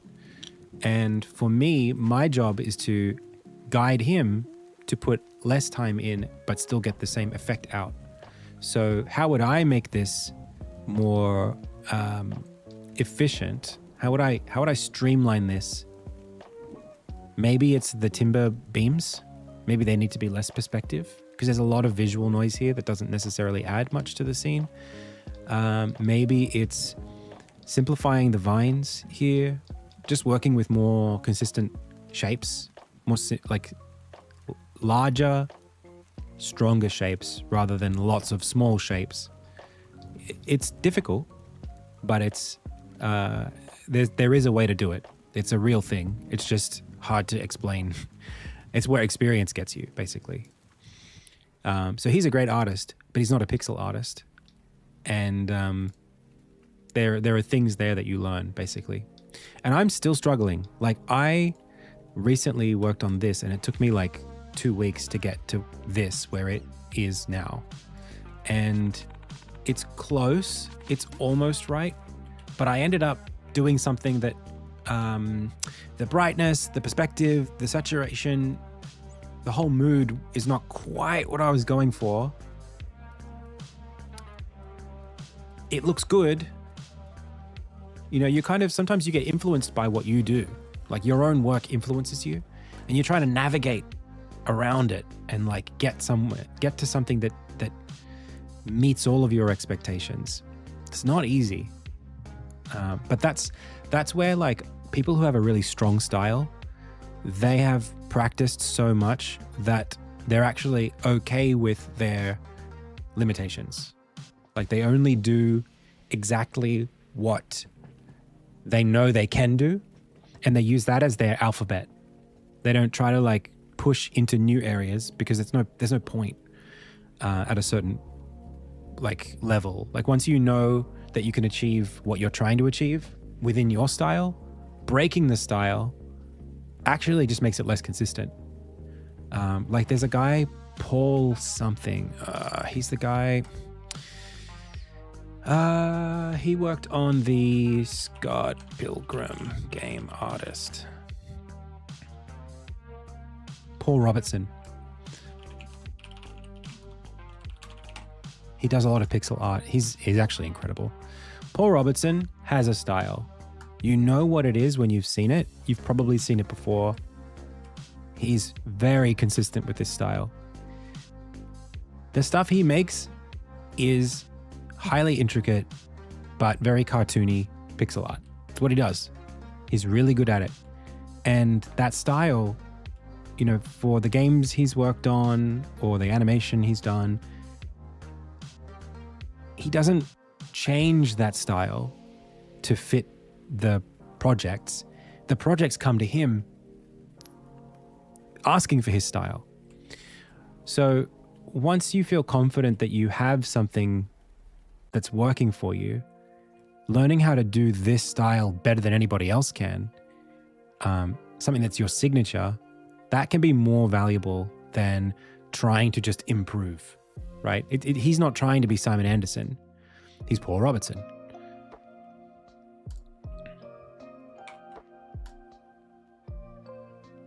Yeah.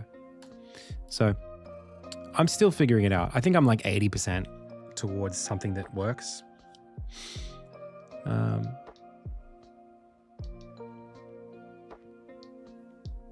Some things work better than others. I still think one of the things that I'm trying to get better at is these levels, and it might just be a me thing. Maybe I'm just not smart enough, or like maybe not smart enough. Maybe I've been looking too long at my game. But when I look at this game, what I don't see that I want to see more of is we talked about this distinction between space and place. I think a lot of this level feels like spaces. It doesn't feel like places per se. Broadly, it feels like a place. Like this is the level under the watchtower. That's good, but there's this game that I saw. I'll when I'm not achieving what I want to achieve, I'll pick at something that does achieve it and I'll hang on to it until I get it. So I saw a video, John Stachskal, who does his Lost Relic games. I watched him do an analysis on another guy's game. So exactly 1 month ago, this... Right? This is some Metroidvania game that he's reviewing in the video. And to me, I'm not looking at the game, how it plays. I'm not looking at anything other than I noticed something. The background art really struck me in this game. Not because it's detailed, not because it's necessarily good, but because the spaces feel like actual... I feel like I'll remember this place next time I come back to it. There's something about the geometry and the features of the space that don't feel as repetitive as in Insignia. Maybe I'm just, again, it could just be being biased, but there's something about this that I like here, like this little space. It's very well framed, right? Like the background really, like the level geometry frames it quite nicely. And yeah, it's a very Demon's Souls, Metroidvania thing that we're talking about here. Something about the way that the camera is not a free camera. But then even look here, like the way this like castle wall comes up along the side. Like it's that there are actually aspects of architecture and world continuity. Like this tree here, it's not just a tree in the background. This is so important. This tree is not just an asset in the background of the level. I mean, it is, but because it's a large tree, as you're moving past the tree. So when you could say to somebody, oh, you know the tree next to that castle wall? And there's the pegs coming out of it? Go past that. It's like, because the tree is big enough and the wall geometry is like there are parts of the level where there's no wall, right? Like back here, there's no wall. And now we come to the part where we come up to the castle wall. Because you can talk about the level in like thirds that way. It's like the first part of the level is like this part, second part's like that, third part's like that. There's like, let me talk about it like this. This is the difference between, here's my level, and this space is broken up with 1,000 little things in the level, versus, these are landmarks, right? Versus, here is my level. The level is broken up into 3 sections. Each section has 3 bits. Conceptually, describing this and traversing this is a lot easier for our brains to do than this. If your whole game feels like one big mess of the same tile set and everything looks the same and there's no hierarchy, you can't remember any of it. So what's valuable about this is the landmarking that this wall creates and this tree creates. Even this, like there's like a lot of space dedicated to this ladder, but that ladder is, you're going to remember that ladder. The long ladder that you crawl up, to get up through this part. There's something that's like quite specific about it. It's not trying to squeeze every last, it's not trying to compress everything down to the smallest possible thing just to like get you through it. It's trying to create little chapters of space. Yes.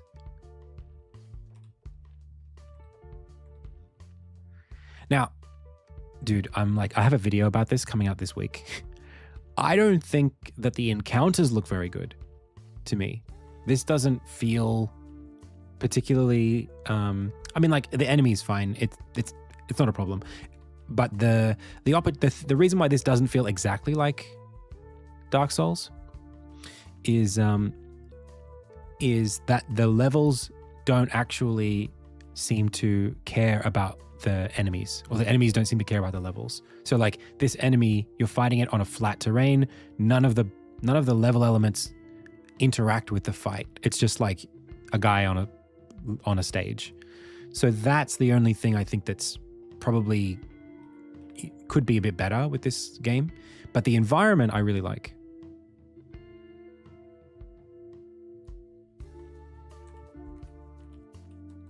Yeah. So my point here is that like there are things that I get better at and things that I'm working towards, but it's not about just density or quality or like aesthetic. I don't know what the word is, like polish in terms of like detail, right? It's not about doing more or hitting a higher standard. It's about like channeling, right, into something that makes the most sense for your game. No, I'm not talking about the enemy like coming out of a headstone. I'm talking about something like this. Like, I have this thing, literally I was talking about this in my video. It's the difference between, like, here are 5 enemies back to back to back and they're all the same enemy in a line, versus here is a set piece where it matters where the enemies are placed, right? Like the archer up high means you can't attack him yet. And he creates a wrinkle in the gameplay, a composition, that's right, a set piece. That aspect of set pieces in my video, I praise Dark Souls the whole time. This is something that I don't think I've ever heard anybody talk about. Maybe I haven't listened to enough Dark Souls essays, but like in the video, as I was recording it, I realized a lot of these videos, I find the point of the video while I'm describing it. I'll like film it and then I'll reshoot the bits that feel weaker until it's all coming towards something that makes sense. And what I found myself saying was that what makes Dark Souls incredible, and Dark Souls specifically, not necessarily like, to some extent Demon Souls, to some extent, Elden Ring, they all still have it, but I'll load up the video so that I can talk about it over the top of it. This genuinely, pals, this is like changing. I'm learning so much in making this video, this argument that I've found. I learned so much from it. I really want to share it with you. It's this, right? In Dark Souls, all of the Undead Burg, right, the beginning major section of the game, you could probably break down this section into like maybe 10 different fights. Okay? There's like this staircase, that's like fight 1.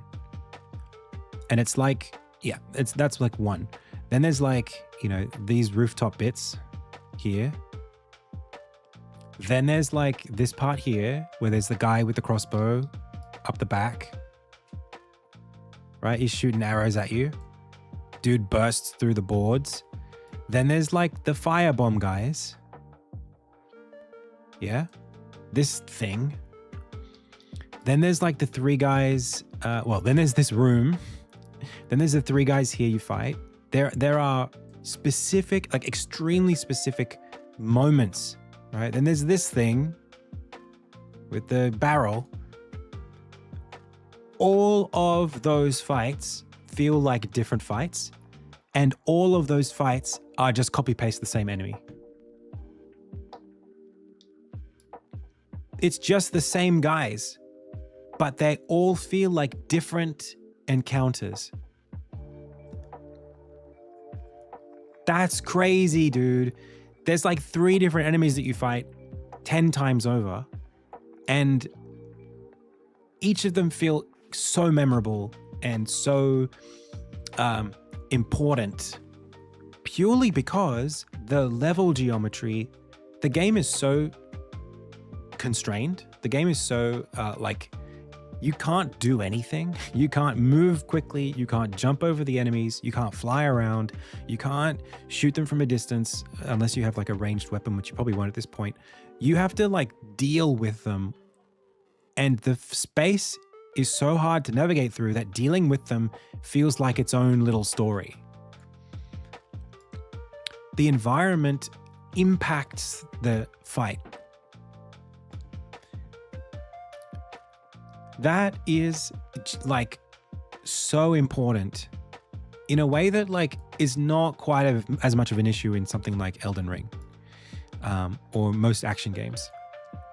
The fact that you have to like really worry about like, if I swing, I'll show you the perfect example. This moment here, I actually like in the video, I just sort of happens, and I like perform this moment that I really like. this Dark Knight here, the analogy that I come up with is like, it feels like a D&D moment. It feels like the dungeon master says to you, okay, down the hallway, you see a shining light. It appears to be a key item. The hallway is narrow, and between you and this item stands a towering Dark Knight. He can't see you yet. What do you do? Like, that's what this feels like. It feels like you're being given a little D&D moment, and you have to choose what you think should happen. You have to like roll for initiative. And it's not, you can't like just take this on your terms. Like, you can't make the fight easier.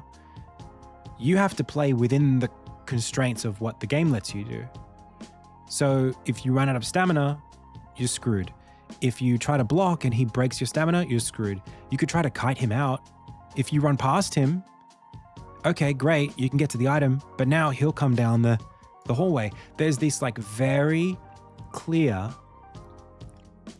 tree of options, right? It's like A, B, C, 1, 2, 3. It feels like you are going through this like flow chart of, I tried this, I'm going to do that, I get this outcome, like a choose your own adventure book. That is so valuable as a feeling for players, because this and this are memorable. You remember them. And as I say in my video, memory is value when it comes to games, because when you put the controller down, memory is what you take with you. It's the difference between content and slop. What makes something slop is when you finish it, you don't remember that you did it. That's slop. You scroll on TikTok for an hour. At the end of that hour, there's nothing. You didn't save anything. In a video game that's memorable, you save all of it. And you can talk about it with your friends, and you can think about it on the train the next day on the way to work, and you can fondly remember. The memories are valuable. So making your level designs more memorable is the key. And that's like my next step for Insignia. Like the next grey boxing that we do, it's just about how do I make more memorable moments? Because that's all there is. That's the difference between mid and peak. Is like, was it even worth remembering? And that's not about adding more detail to the levels.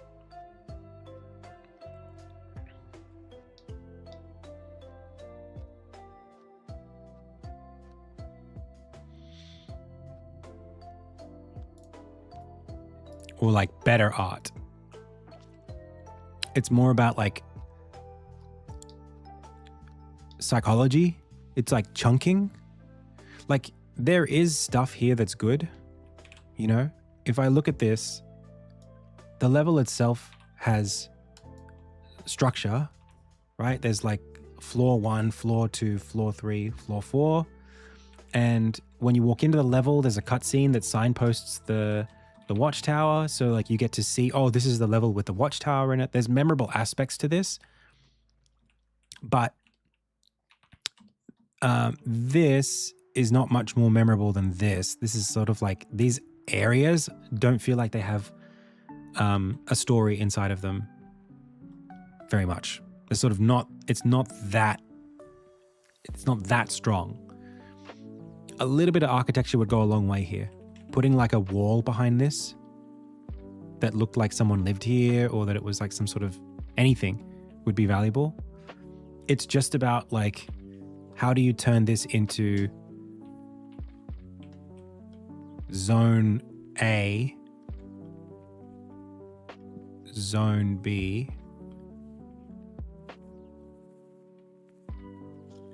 zone C? How do you make it feel like that?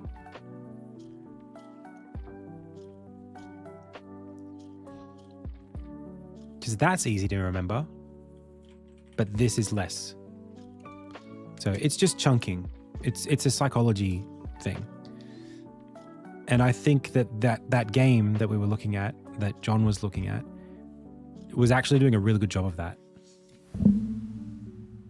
Yeah, the tree ladder area. Yeah. And I have like vertical aspect, like, I'm doing it, but you can always do it better. Like this level's quite square. It's got like this kind of thing in the middle.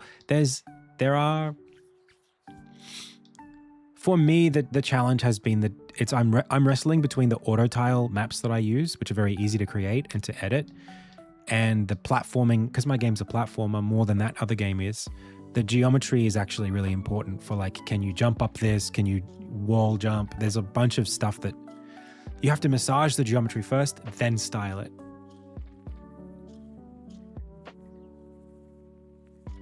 The styling can't come first for me. But the styling has been mostly about platforming stuff and less about combat stuff. It needs to be more about combat stuff. So these are things that as a director, I'm trying to think about how will we achieve that in the next year or two.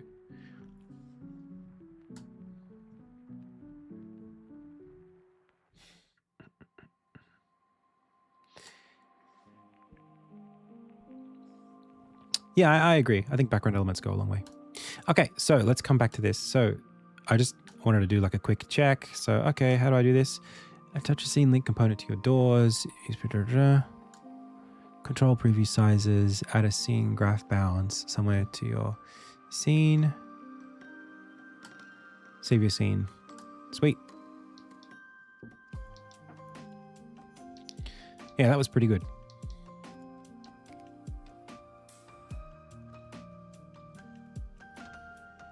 But I want to screenshot this now.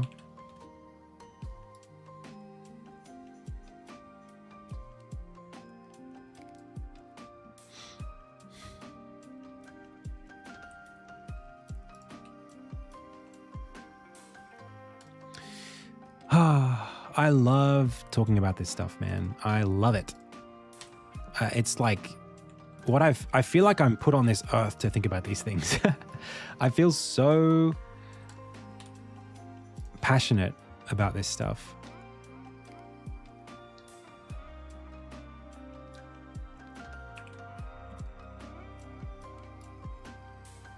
I don't even know if I think I've got it.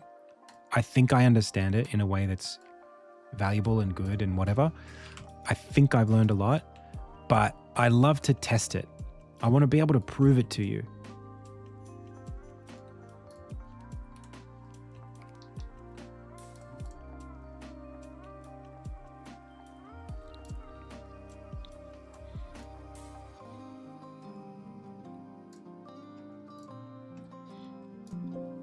With the game.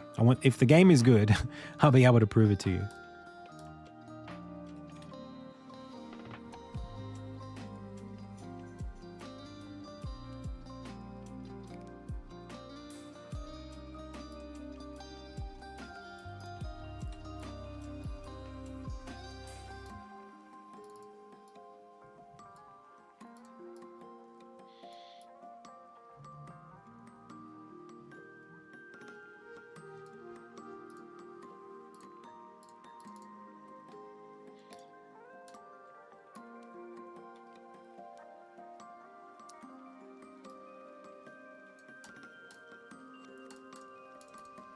Why is the gap between this and this different from the gap between that and that? Oh, because of that. That's all right.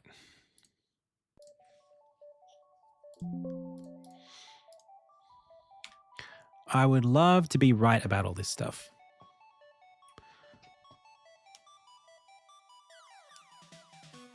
Because I have like criticisms of other games, and I'm not sure about how those criticisms weigh up.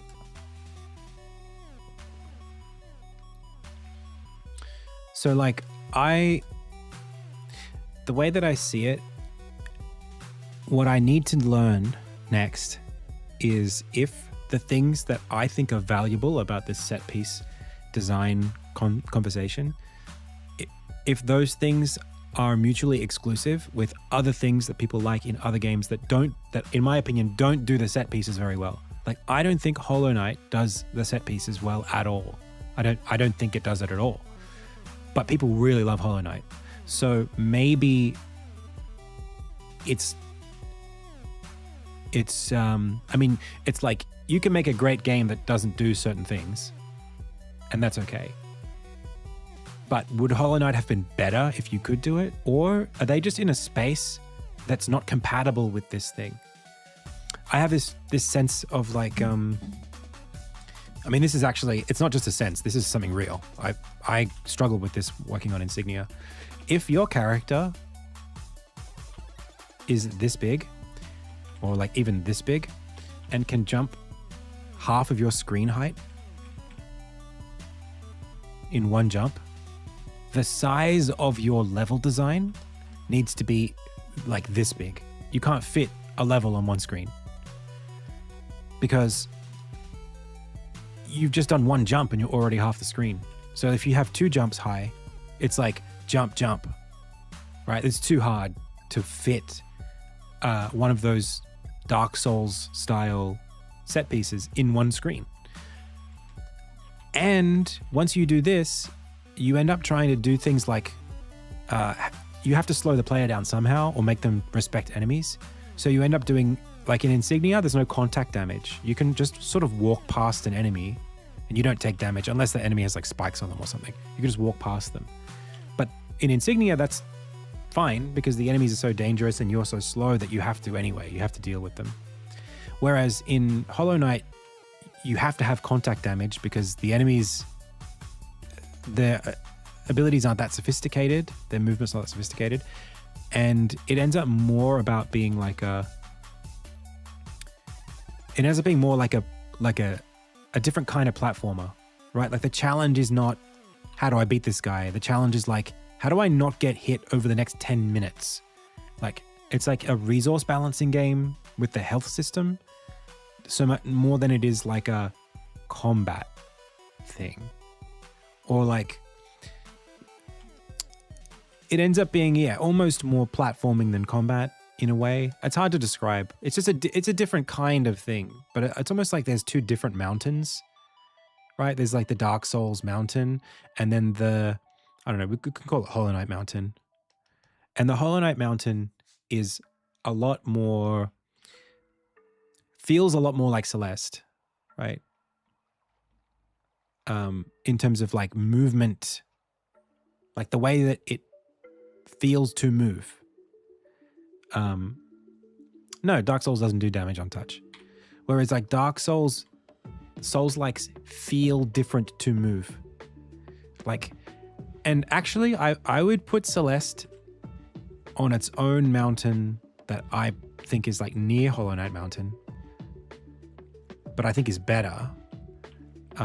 In that I think Celeste as a platformer does a much better job of fitting one level in one screen.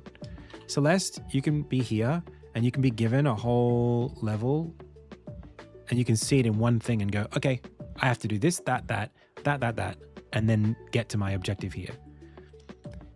That is much more memorable than the Hollow Knight levels, which are feel a lot more zoomed in and cramped. That said, I mean, obviously Hollow Knight does other things incredibly well. The music, the environment, the mood of Hollow Knight is fantastic. And I think that's what puts it higher for a lot of people, is the way that it makes them feel. I don't think Hollow Knight's a fantastic game, but I think it's a fantastic place to spend time. It has just enough like cutesy and horror elements that people like being in that space. And I think that's like, its IP is strong. Hollow Knight's like intellectual property is higher than Celeste's. But that's my understanding of it.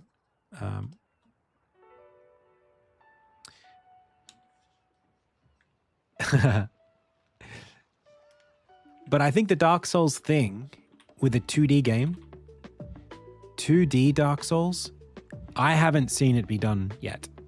I don't think even Insignia is going to do it. I think Insignia is doing something similar but different.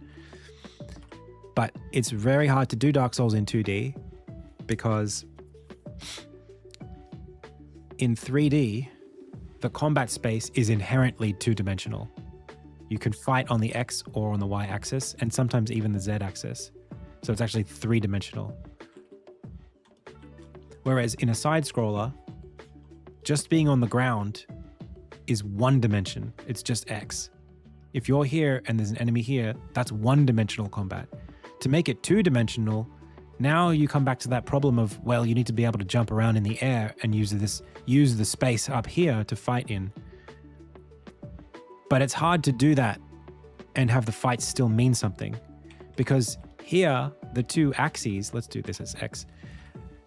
Here, the two axes are still very grounded, right? You can walk. This is fine for top-down, right? A top-down 2D game, it works. Like, I'm sure Noita, is it Noita? Which one is it? There are games that feel like Dark Souls that are like isometric. Because you're dealing with the same constraints. You're not in the air when you move on the X or Y axis. You're just on a different part of the ground. So somebody can, like, if you have like an enemy here and an enemy here, and then there's the player here, they can, lock you in, and then you try to roll around them. That dance is still very possible. That's that Dark Souls thing. With a side-scrolling 2D platformer, like side-scroller, it's way harder to achieve that.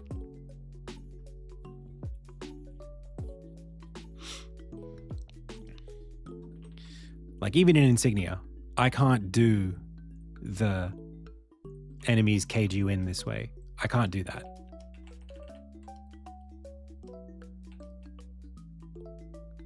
I would have to do something closer to like Final Fight or like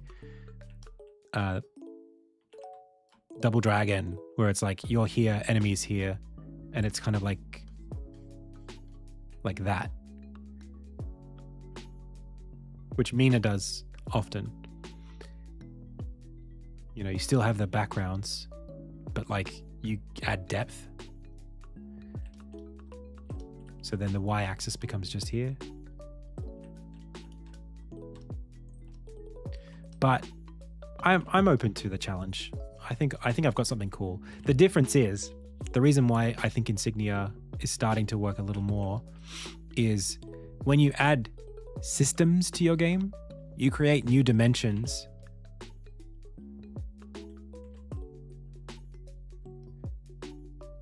Inside of the gameplay. So like my ensign system is a different dimension of gameplay. Right? Or like the directional attacks. The fact that you can like swing upwards, you're changing the game state in a different way.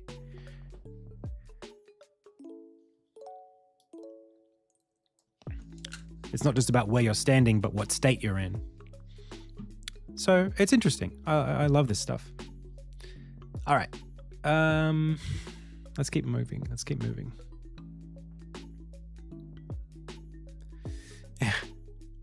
Yeah, it's a lovely topic.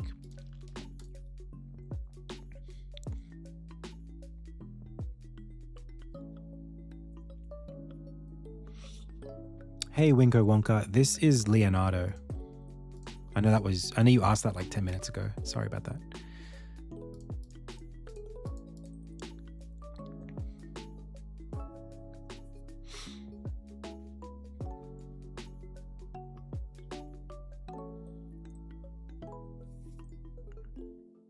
It would be easier. Yeah, it would be. If I was doing Dark Souls, if my goal was to remake Dark Souls, I would do like top-down or isometric 2D. But I think Insignia it's not trying to do that. It's doing something different. It's not that my goal is to remake Dark Souls. It's that it would serve my game better if I learned something from Dark Souls about encounter design. Oh, thanks, Rolo-sen. Like, everyone can learn something from Dark Souls, is what I'm trying to say. Not that I should be making a Dark Souls game.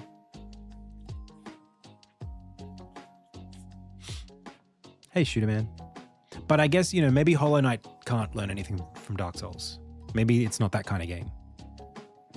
That's what I was trying to say, is that I think some games you commit enough in one design direction that some design aesthetics aren't available to you because you've already committed down a different path.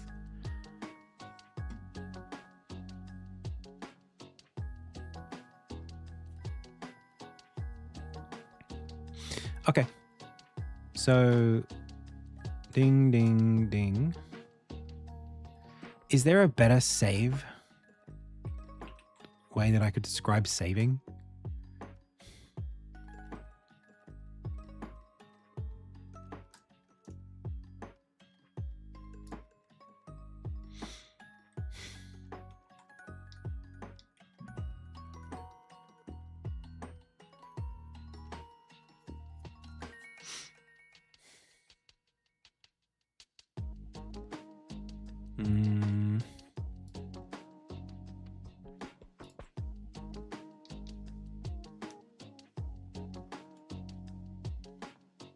The save system is pretty classic, actually.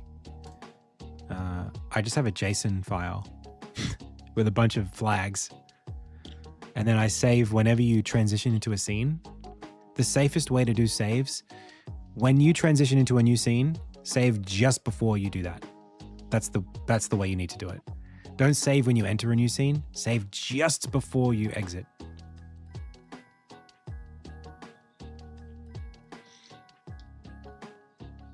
I also save when you complete a quest objective, unless I've specifically toggled it to not save on that objective. Like all the boss fight stuff, we've been having major bugs around the boss fight stuff, where you trigger the boss fight, you die in the boss fight, the game remembers that the last scene you were in was the boss fight, you quit the game, you load back into the game, and you load straight back into the boss fight rather than just before it. So the only way to make that not break is if you save it. When you walk into this scene, you save it. When you trigger the boss fight, no save. When you die in the boss fight, no save. When you quit the game in the boss fight, no save. I don't save it until you beat the boss at all. So the last thing you can do to save the game prior to fighting the boss is just walking into this room. So actually, yeah, that's it. Any other time, and you'll corrupt your own game state by soft locking yourself in the boss or, yeah, something else. It's a plugin that I'm making, Greenlight. I made this.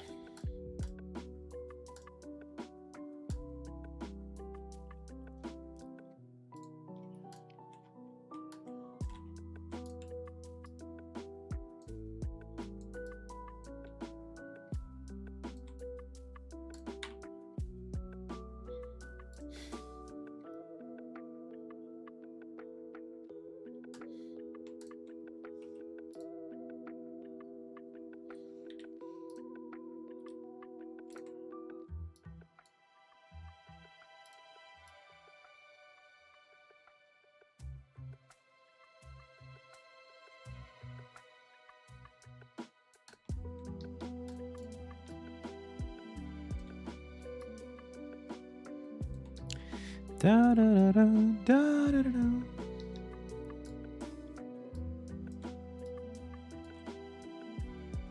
Ba-dum, ba-dum.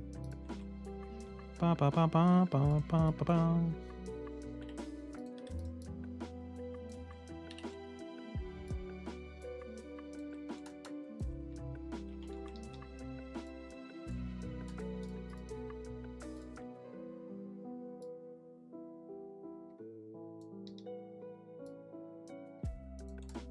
Whose song is this? It's Urbosa, right?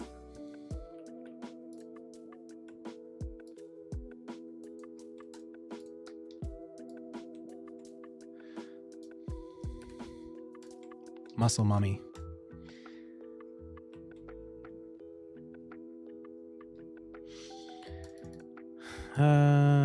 Okay. Maybe I can grab an icon.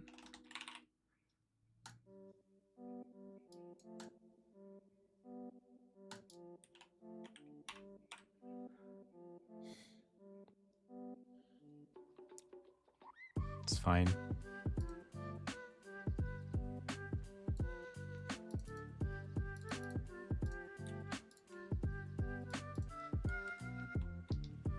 That'll do.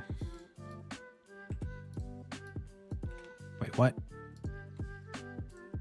There we go.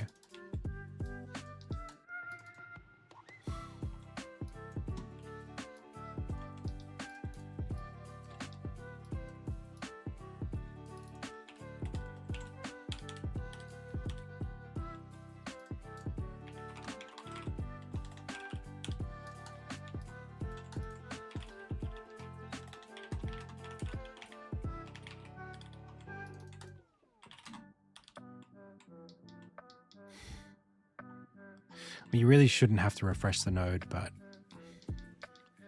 I've just got it there.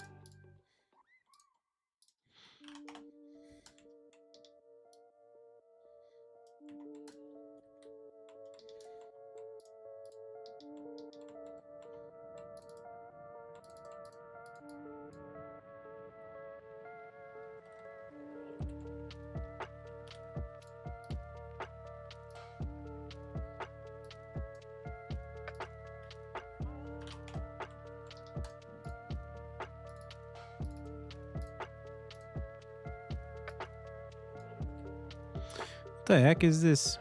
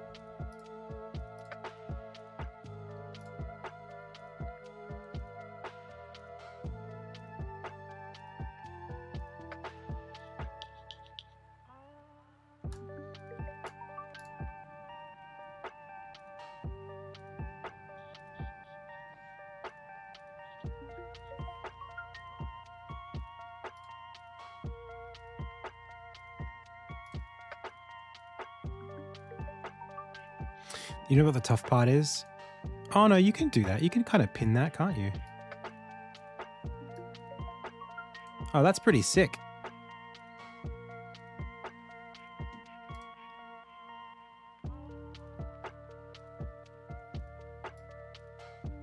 That's nice.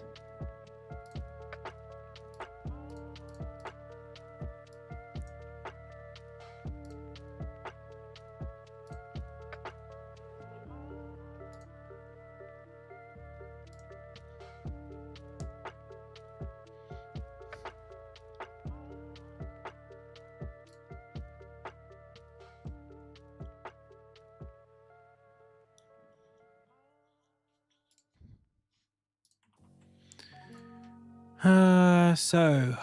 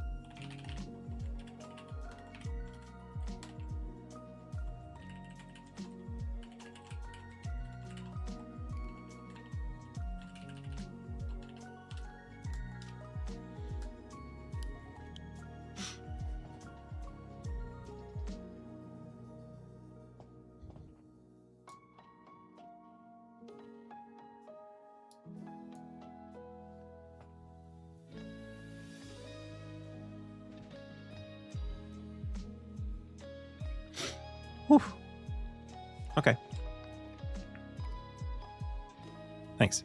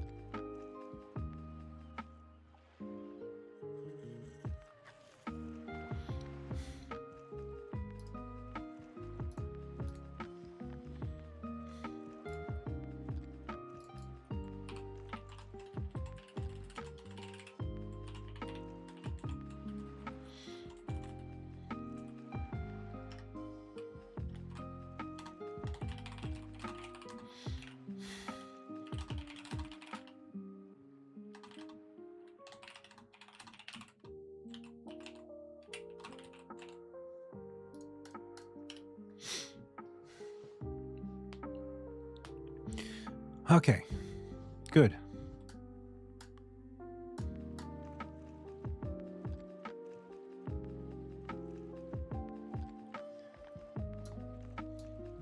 I'm happy with that. Except this and this. I guess all of it I want to push down minus this.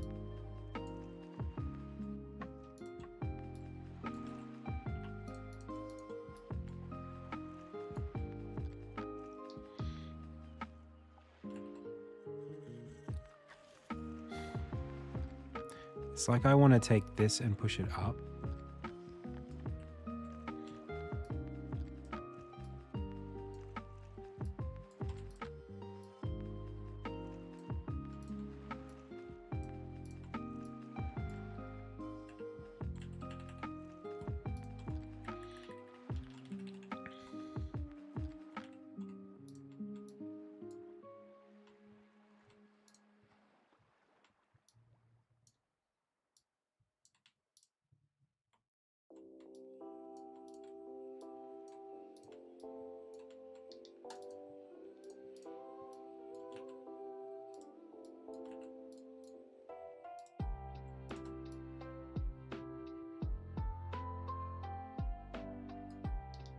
Better.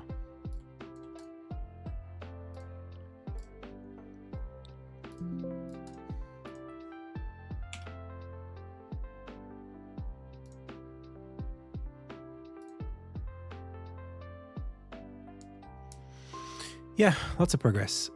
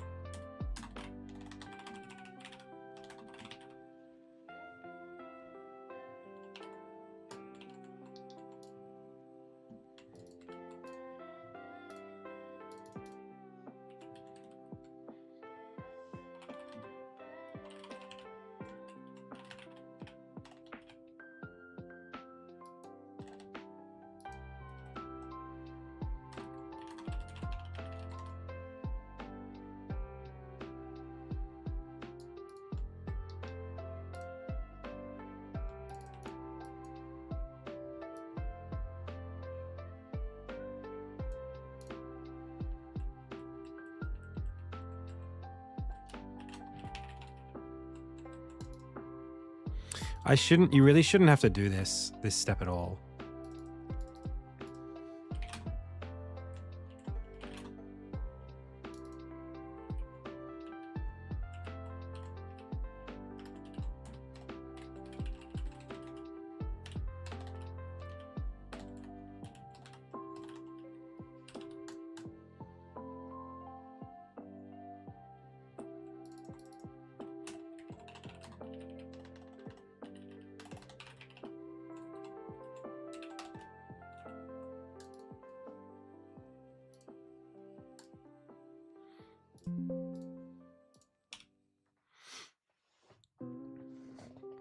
Okay.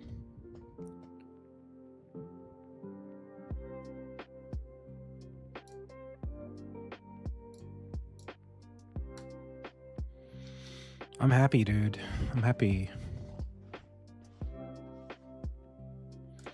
Maybe this needs a...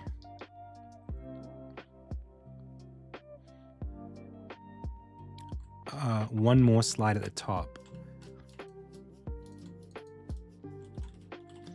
Called 0.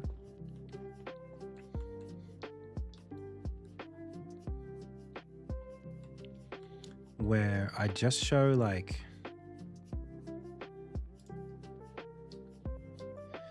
I just ask like, do you have doors in your game that look like this? And then show them what to do. Right now I'm telling them what to do, even if they don't know if they need it yet.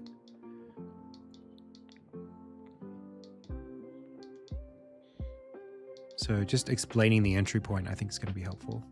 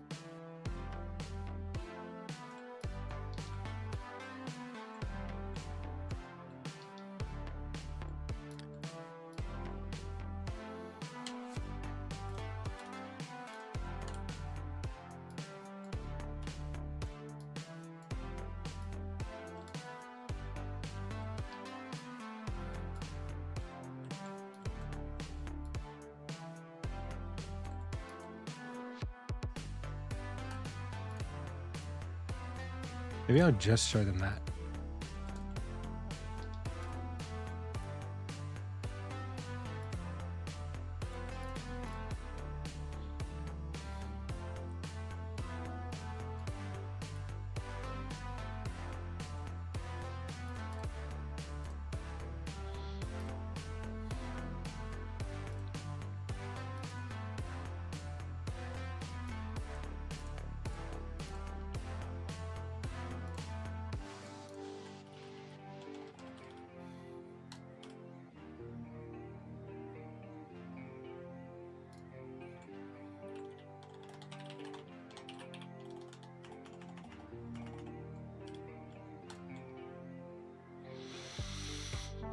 Oh, it literally is here.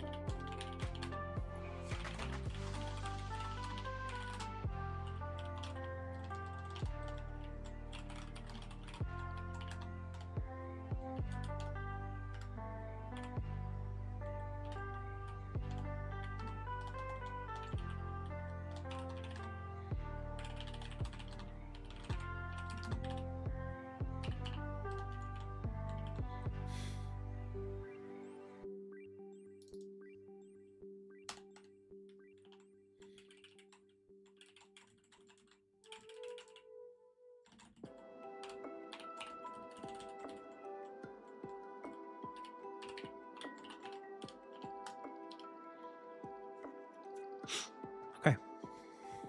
We should see that straight away.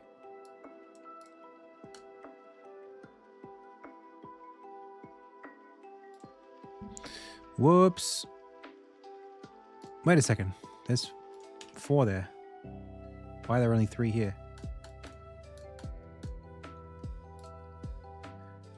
0, 1, 2, 3. Slides.add, slides.add. Whoops.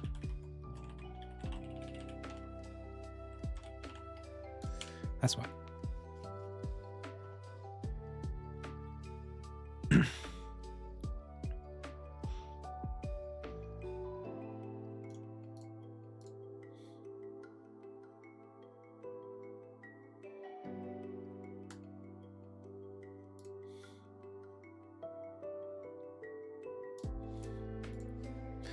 The word somewhere is not great. Anywhere is better.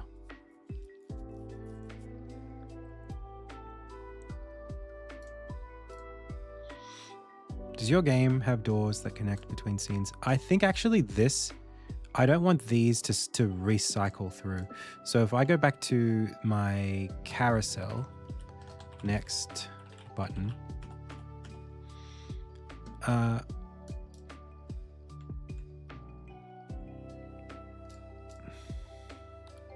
there should be a thing called bool loops.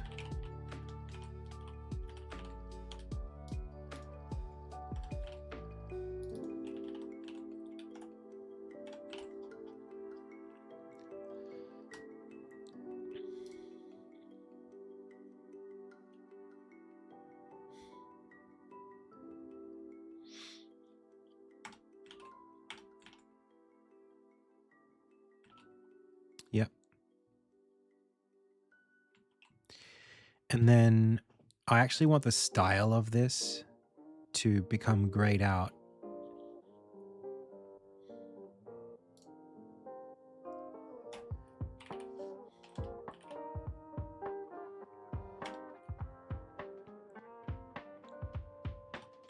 Yeah, see how that works.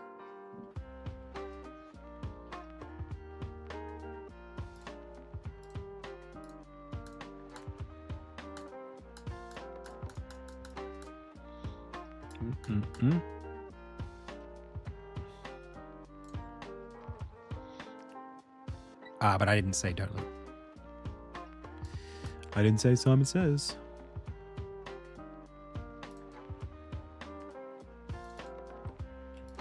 These options are indexed, so true, false.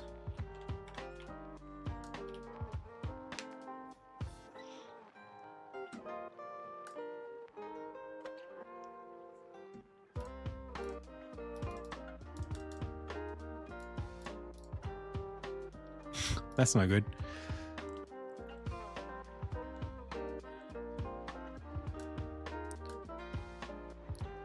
Where's my carousel?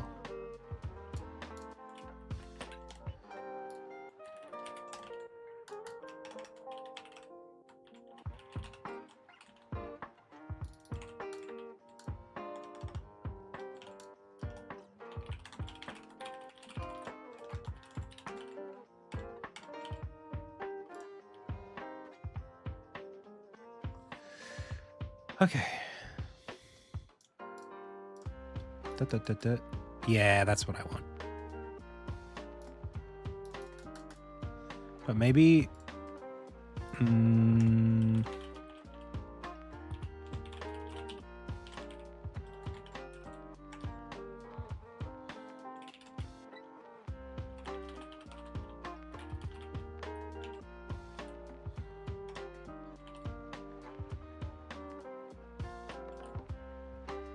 basically.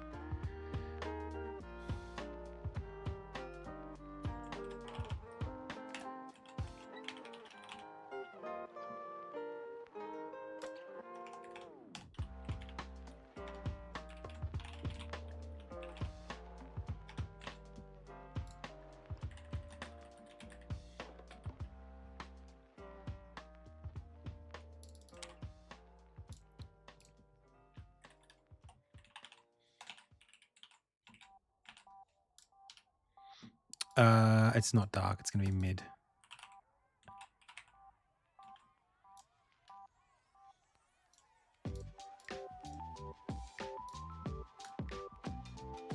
Still not what I want.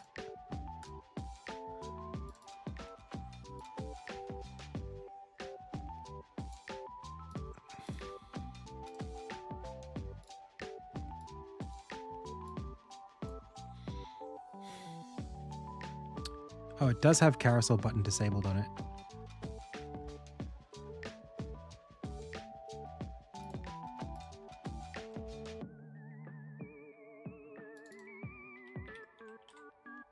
That sucks.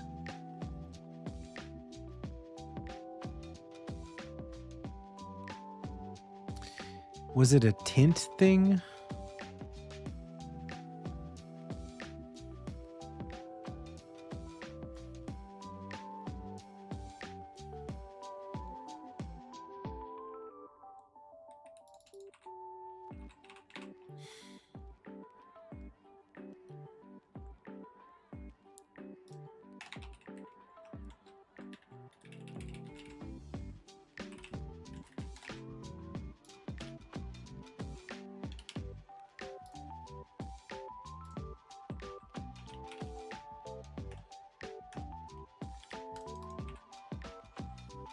Carousel next button.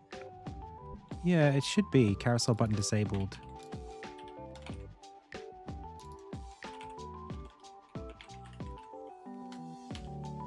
Uh-huh.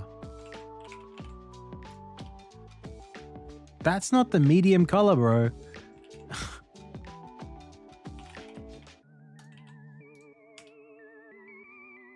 Sure, dude.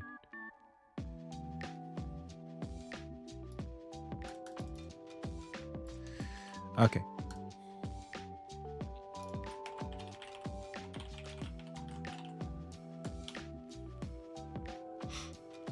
Cool. Let's see if that works. Oh.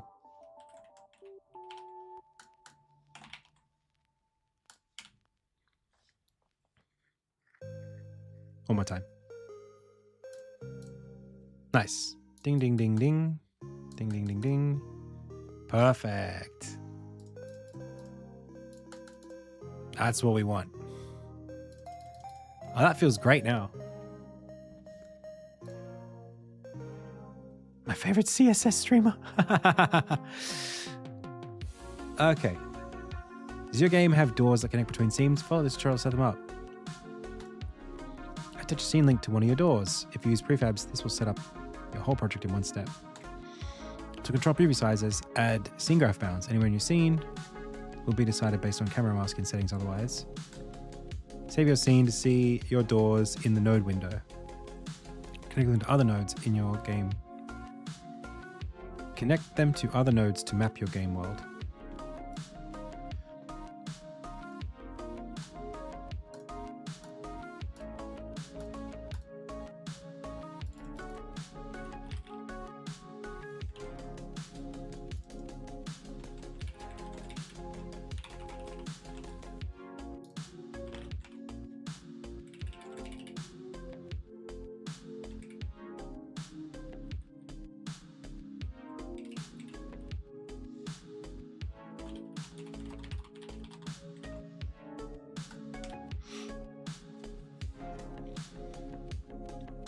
Isn't buttons broken if you go... Oh, you might be right. Yep. I've got to refresh them. Good catch.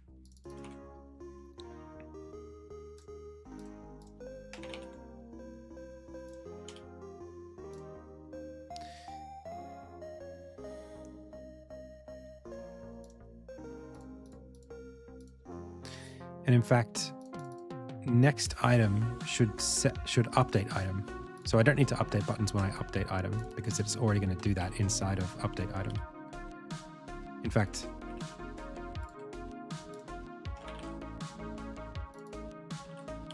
anytime I update item,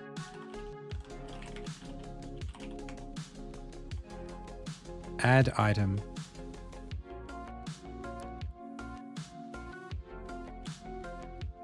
yes, that's fine. But I don't, and then update item updates buttons. Yep, like that. So anytime what's on screen changes, I refresh these. Ding, ding, ding, ding, ding, ding, ding, ding, ding, ding, ding. Amazing. And if I really want,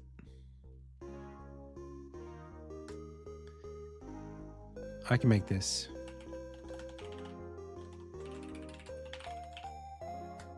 completely different. Watch this.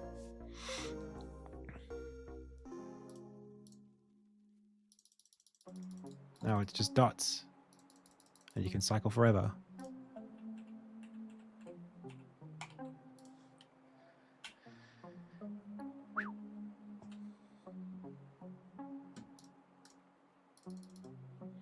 Amazing. Okay. Adds.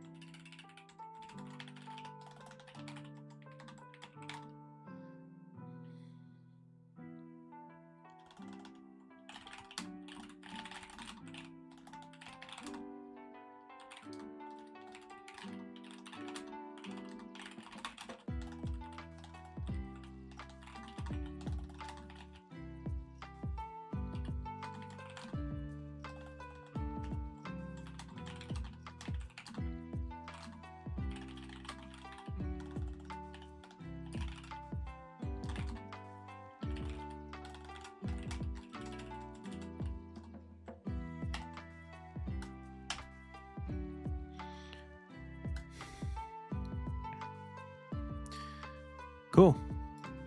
So happy. Do you think we could do a slightly darker background behind all this, or do you think it's fine as it is? I'm mostly happy with it. I think it's mostly fine. I think it's fine. I don't like that rearranging this does that. But I don't think there's an easy way to fix that, because clicking anywhere outside of this closes it. But if you're trying to readjust, oh, that's exactly that way. It's literally just where you grab from. If you grab from this side, it exits. If you grab from this side, it doesn't. It's like 50-50.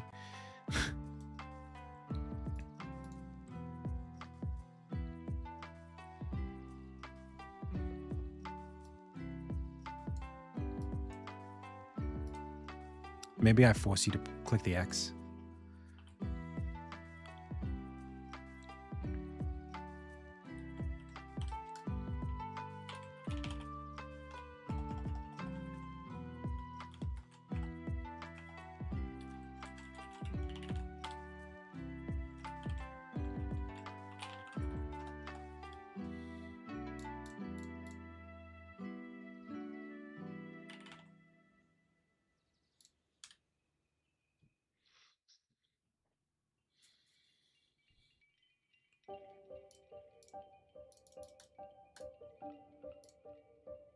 Yeah, I think better.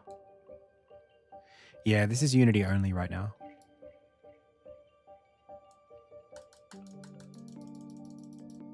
I'm literally building it inside of Unity. I prefer it that way.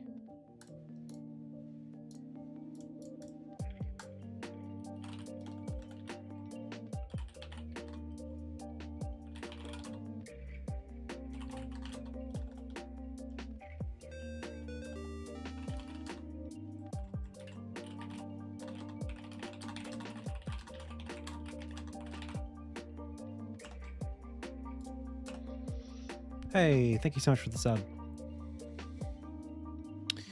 Okay, now Elzac's been doing some work for us off on the side, so I'm going to take a look at what he's saying and see what's happened. So global event nodes have been way more work than naively anticipated. Undo is still only half done, and the group state doesn't get saved for them yet. They can't hook into ports either, but the hard parts are in. Judgment call if you want to style them like this, or wait until tomorrow. I'll probably wait.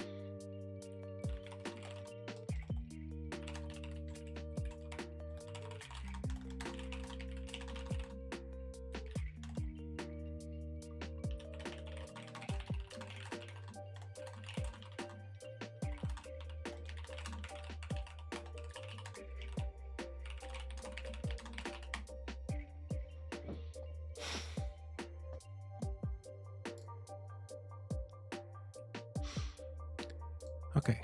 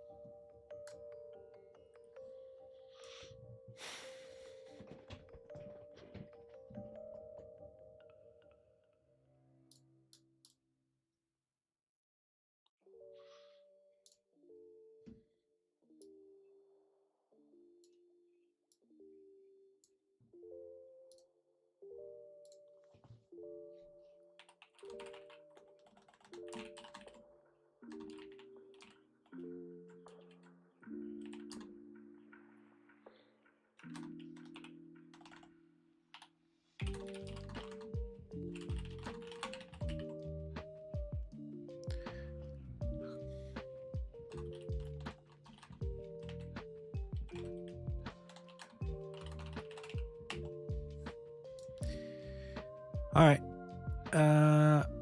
I don't have anything easy that I can work on right now.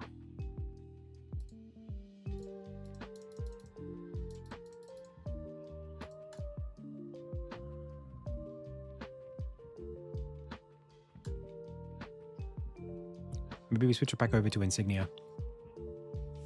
Hello. So, did I do the task? Did I do the thing? Finalize port onboarding assets. I think I did. I think that's done right now. Hooray. Validate onboarding flow storyboard. Yeah, that's a little bit I've got to do.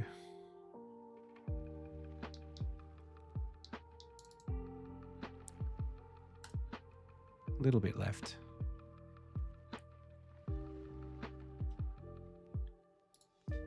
Extended edge features. Add support for global events. That's being done right now.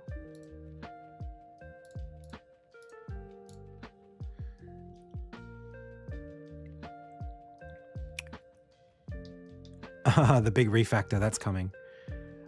It's still called scene graph in all the code. I need to change every mention of scene graph to scene map. This project tool is called looking for project. It's still in beta, and I'm helping out a little bit with the UX for it. I'm doing some consulting on it. It's free during the beta, so I don't know what pricing will be like later, but I I like it. This was my idea. If you can believe that, the graph was my idea.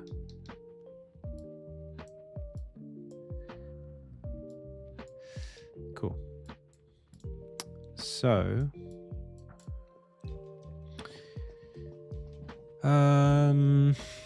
I really want to finish this so I can finish this so I can finish this. What? All right. Can I do anything? I can't. Wait, where did it go? Oh, I'm not sure. Do I have a thing for like show, hide finished work? Never. Ah, that's better. That's what I wanted to see. Oh, I see. That makes sense.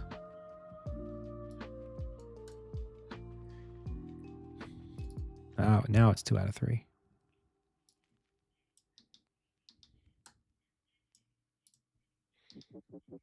Implement node settings. Support for scene node to have a custom node background color. Create node settings inspector IMGUI. Test settings inspector. It's a fair bit here. But I can't really get to that just yet either. Implement updated onboarding.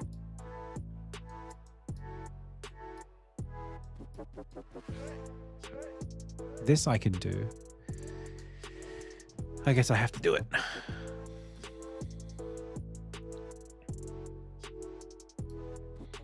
There's actually 3 separate. Oh no. Wait, why were these blocking this? Because the onboarding flow storyboard is based on that. I see. So actually I could take this, move up 1, pull it out here. Where did it? This goes here. And then this goes here, here, here, and then this goes away, and this goes away.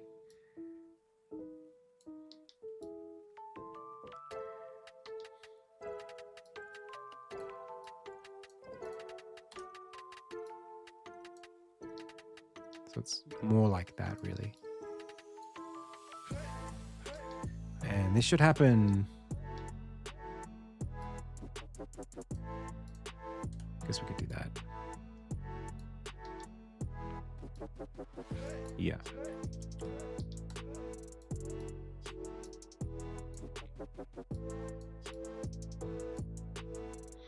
Okay. That feels good. Okay.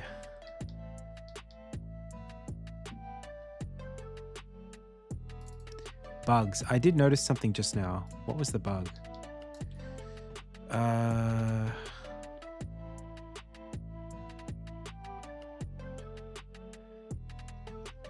We also need to fix the preview setup. That's not a big deal. This is fine. This is fine. That's actually pretty good, man. It's pretty good. I think it's almost ready for 1.0.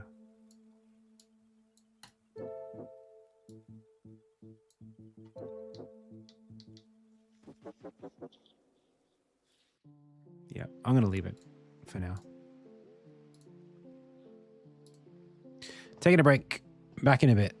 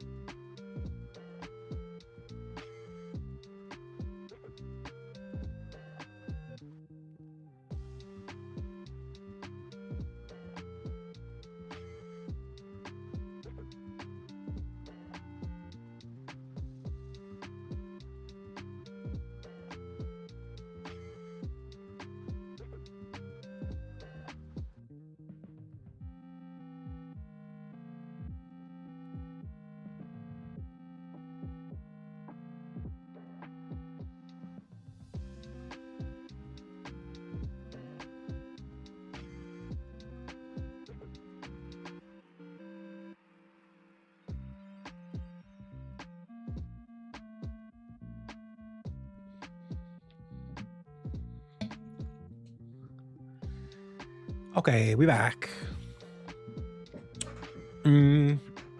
What was next on my list? I did have one thing. It was maybe do... What was it?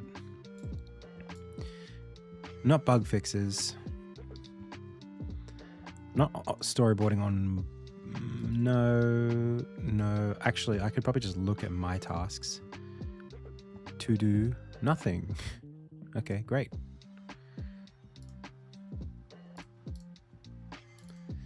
Was there really nothing that I had that wasn't... Support for scene to have a custom node background. I can't really do any of that. I'm actually blocked. Validate onboarding flow storyboard. Yeah, that's a bit later. Okay, leave it. Next.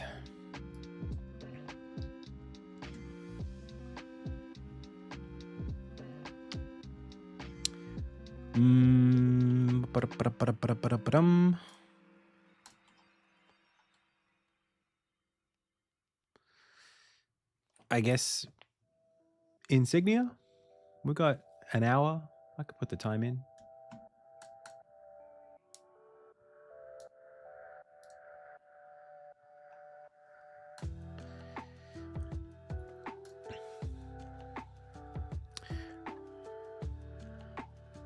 Could start on the settings menu. Yeah, I was thinking about it. We'll talk about it really briefly.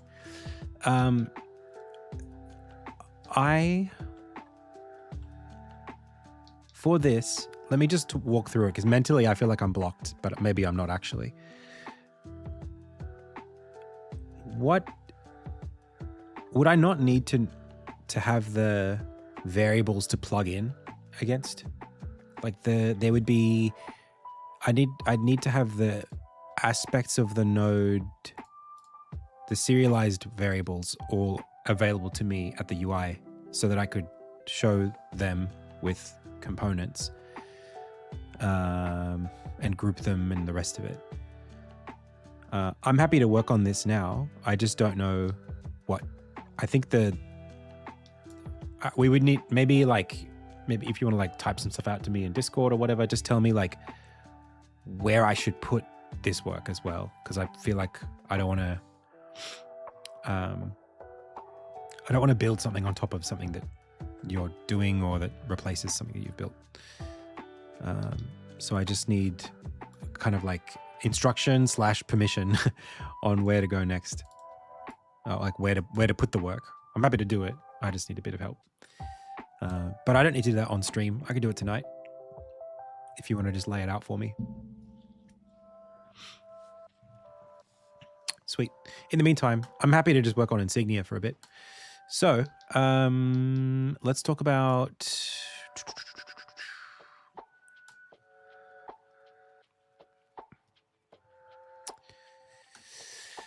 encounters. I think I don't want to get too... I kind of want to map this out in a way that I haven't yet. And it's not something that I'm prepared to just play test in the game. I think I do want to walk through this like more academically or theoretically. So I just want to think like there's...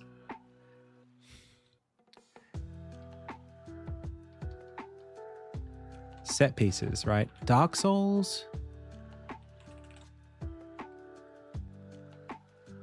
Maybe let's just think about all of the set pieces in Dark Souls, all the different kinds of set pieces.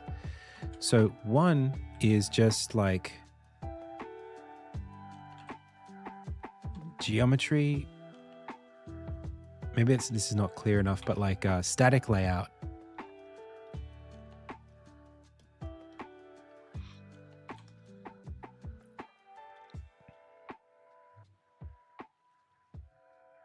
I guess that's like a category.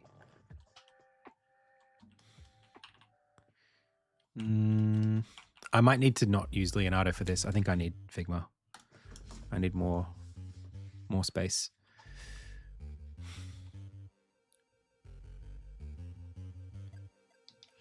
This is what we would call... Oh, I was doing this the other day. We could do that. Anyway, I want to come back to this. This is what we call... It's like... do we call it cluster analysis? What do we call this? Synthesis? In UX, it's basically you just take a bunch of terms and you start putting them together to make sense of them.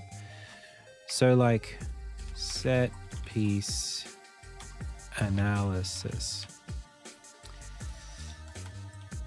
So this idea of like static geometry, that's like one, I feel like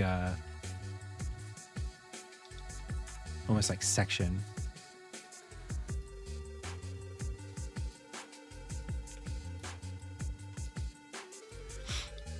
And then like within that, you've got like ranged in the back. You got like wizard in the back. You know, this is all about like, you got like perilous, geometry.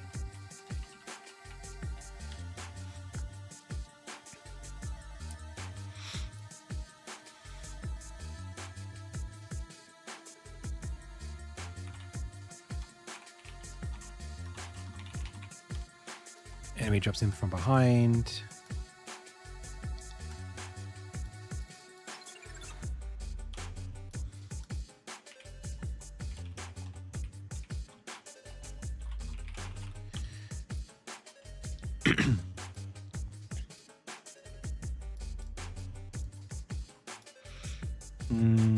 You've got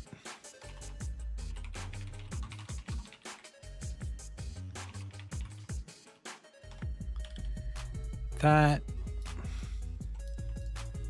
You've even got like stealth.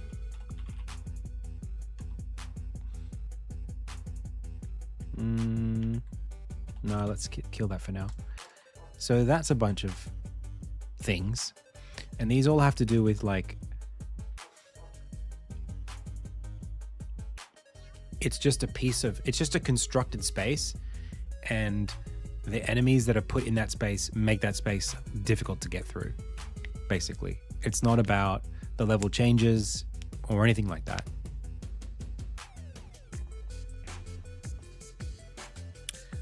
I'm trying to find a good way to codify these. Even like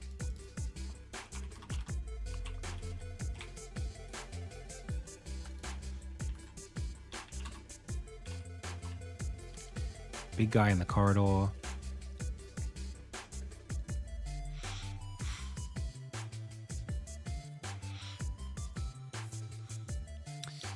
I like the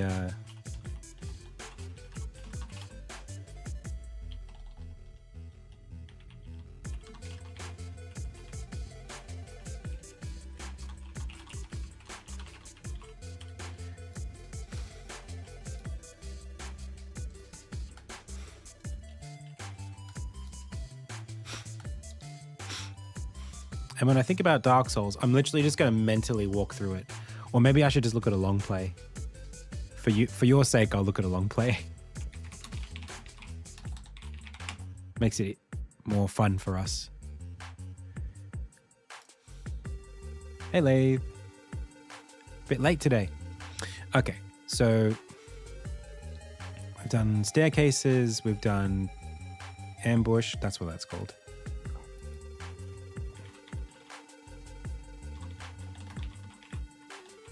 Ambush on walk-in.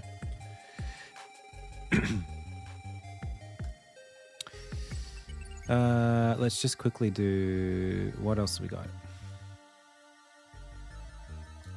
The boar is great. I love that.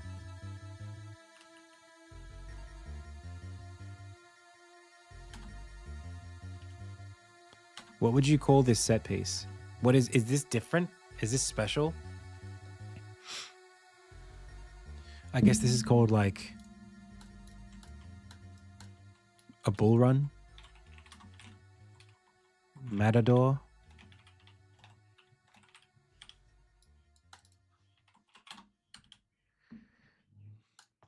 There's a thing that charges you down, like, there's a thing that just charges at you.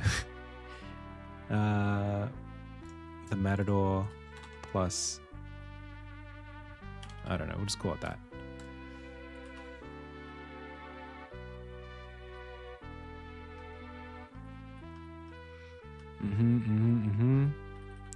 Got another ambush coming up. This is an ambush. You walk in, and then suddenly it doesn't let you do that. You get ambushed. That's an ambush scenario. Oh, up on the rafters.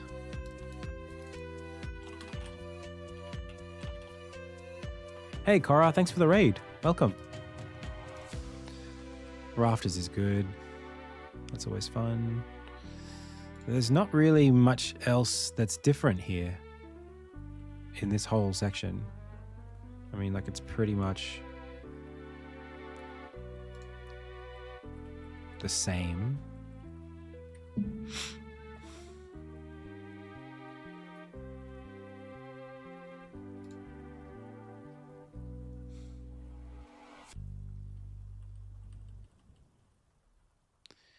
Yeah.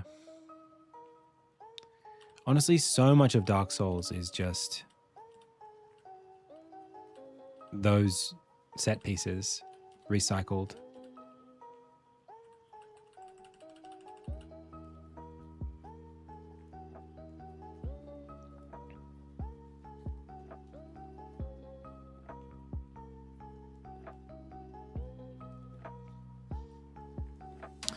Release the hounds. I like that.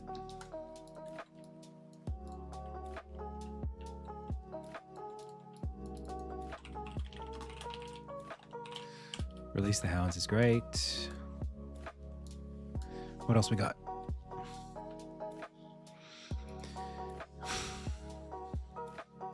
Anything original here? More release the hounds. More ambush.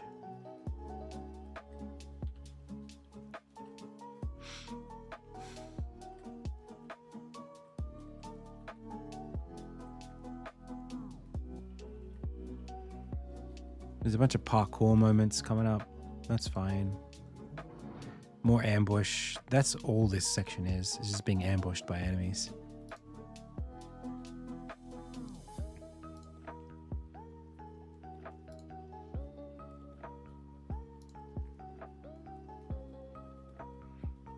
Oh, I love that. I love the dragon.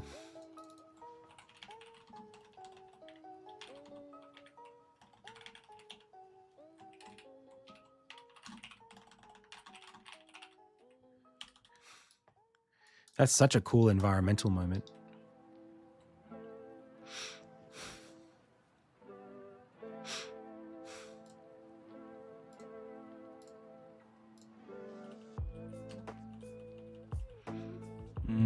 What else we got?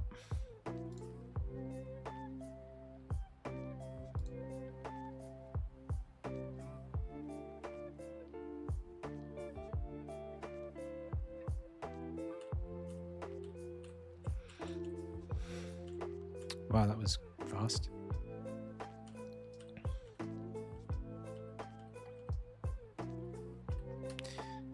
Invisible enemies.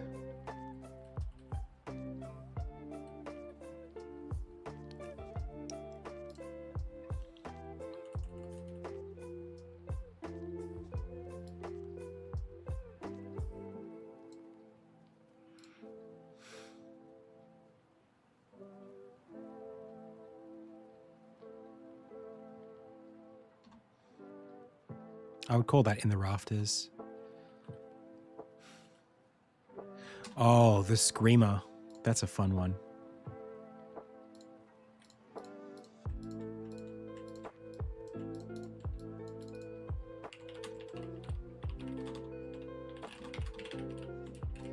The sound the alarm is a great trope.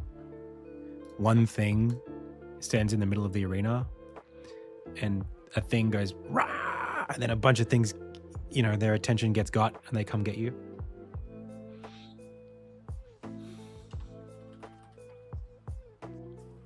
More rafters fights coming up.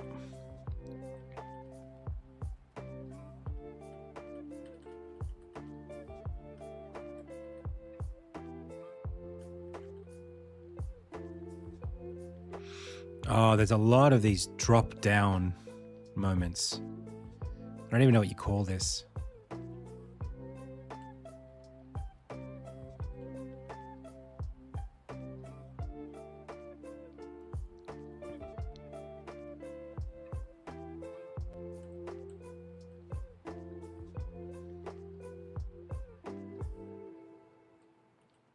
Look out below.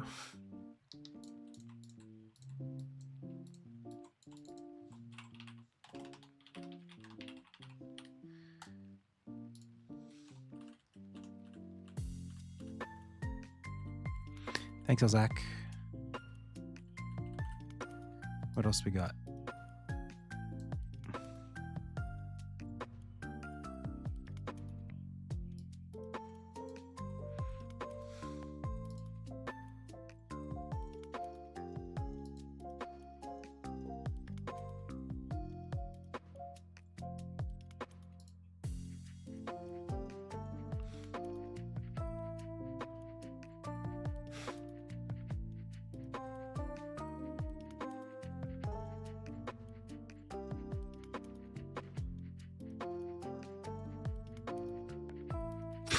This poor guy.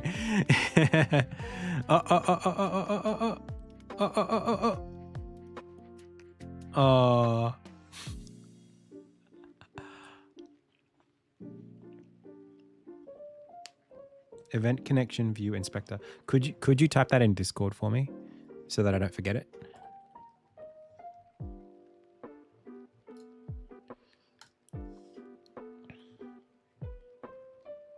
Cheers. I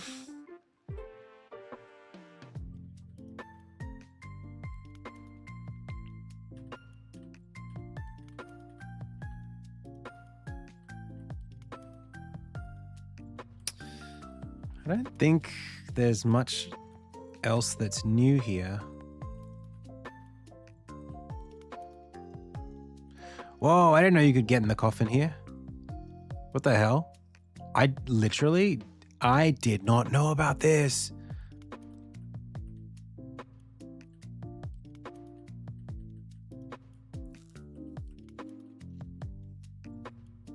I didn't know that was a thing. Dude, every single one of these games has a get in the coffin moment.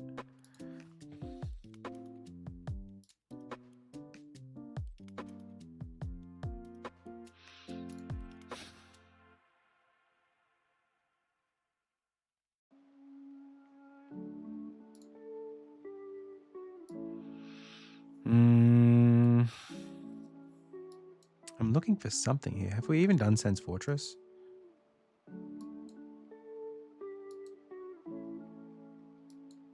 Oh, now we're doing it.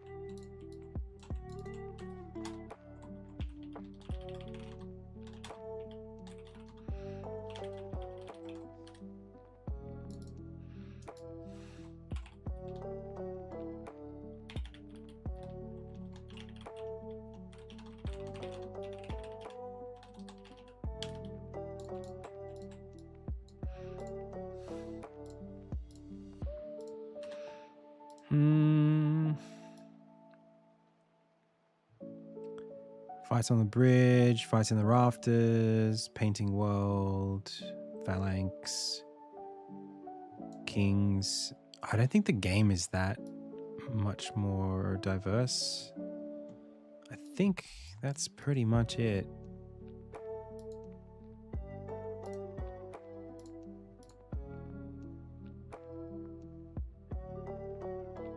What would you call this? Oh, the friggin' the archers sucks, man. What's that called? Like Anor Londo archers. That's its own kind of hell. It's like parkour while you're being shot at.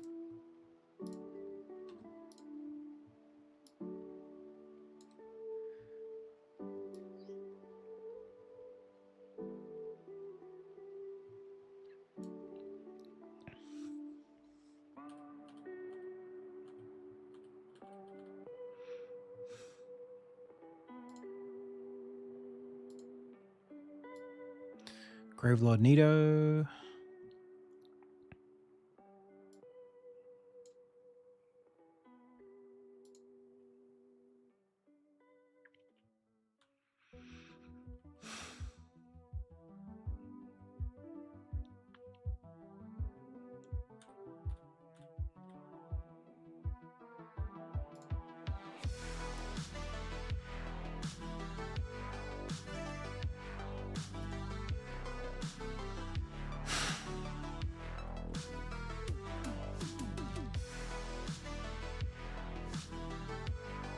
This is really interesting.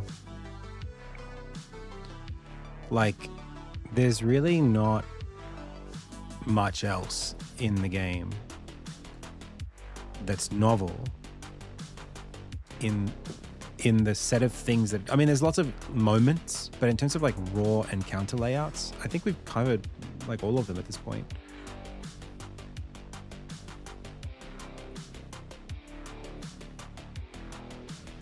I can't think of like a fight that doesn't fall into one of the existing categories.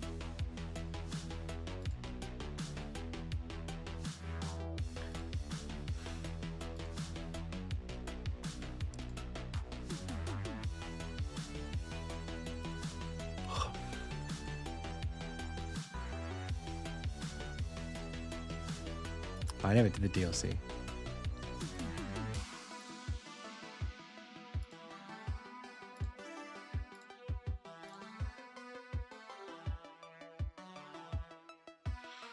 Did we do the Kings?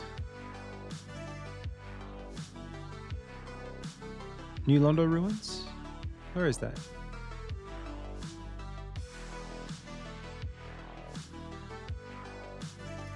Here. That's another screamer.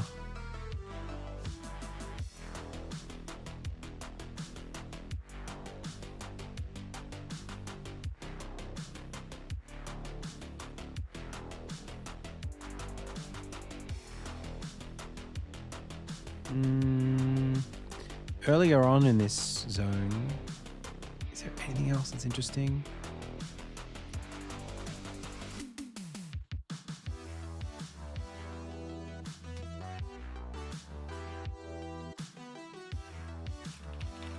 Hey, Elzak.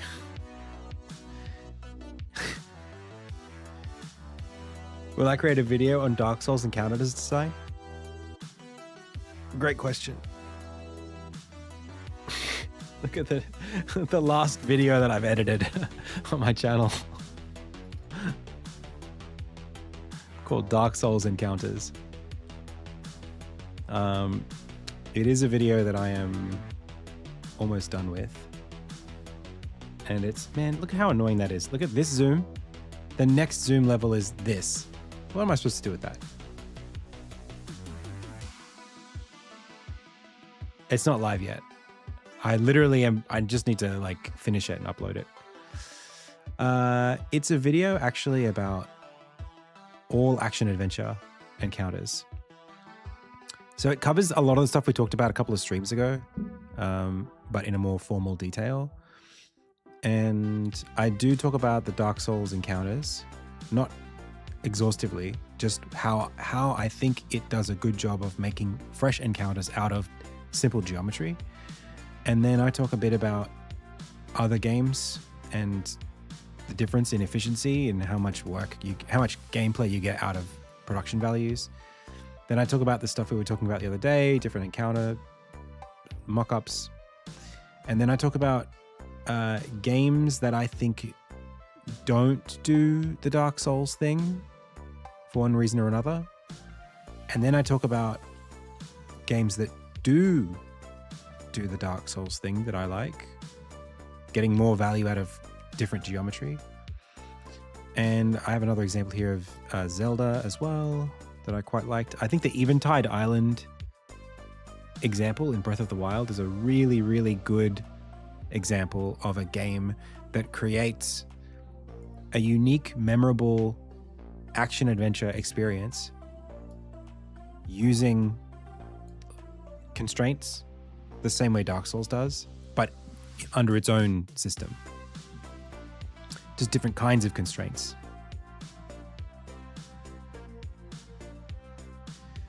And then that's it. You've watched it now.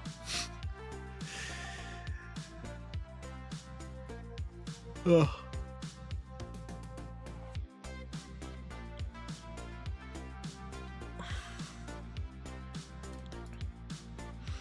Yeah, I think having just scrubbed through all of Dark Souls, dude, YouTube's so good, is it not?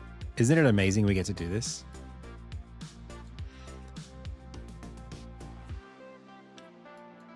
We literally just downloaded into our brain all of Dark Souls.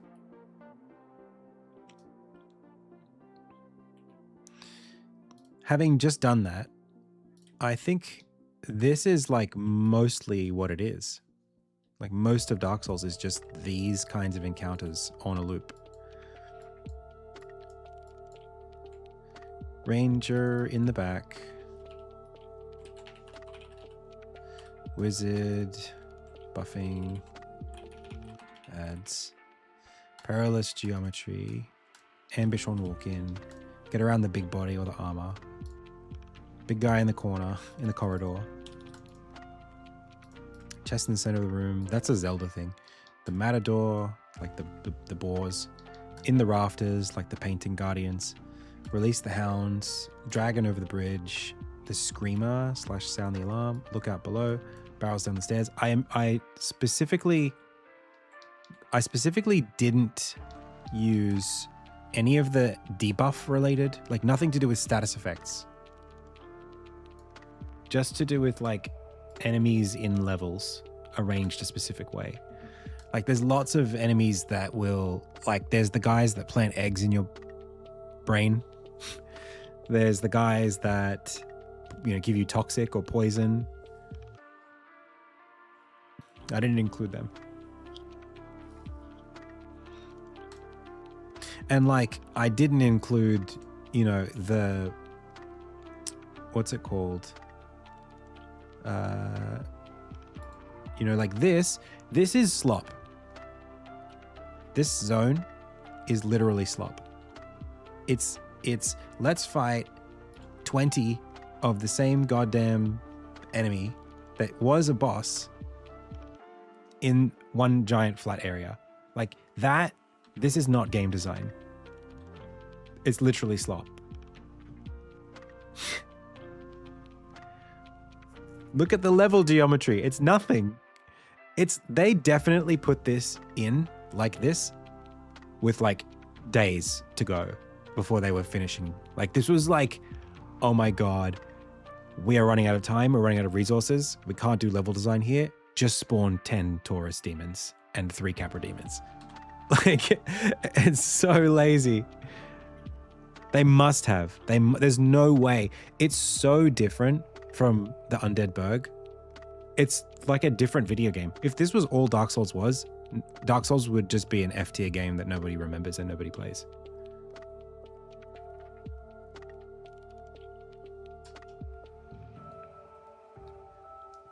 Yeah. Izalith is completely barren of game design. And it's that they do it multiple times. Like look at the back halves of the decaying dragons. There's just like 10 of them in a big lava lake. Like, it's lazy, dude. Or they just like ran out. I mean, it's bad. I'm not saying it's lazy. I'm just saying it's bad. It's not finished. It's not designed properly.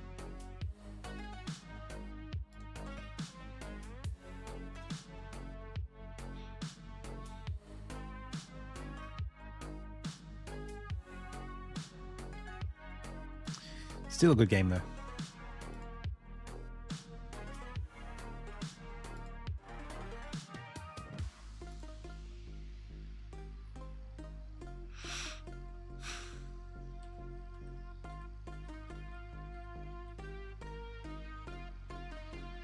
Okay. What about Dark Souls 3? Just pick something way later.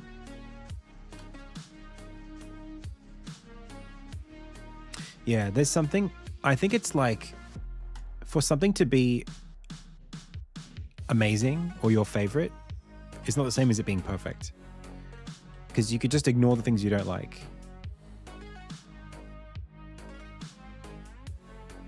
Hello? No.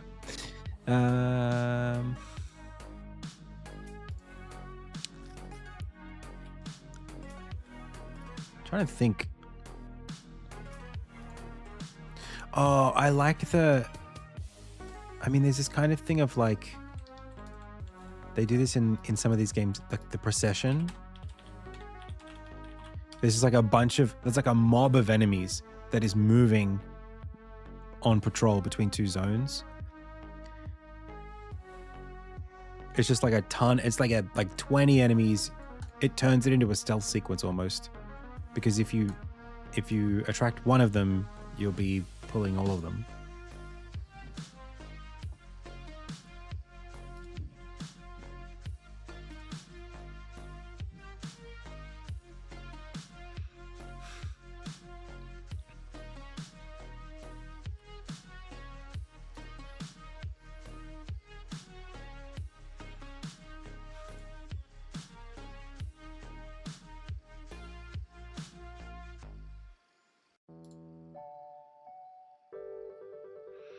I think I'm starting to realize why Miyazaki likes bogs so much, swamps.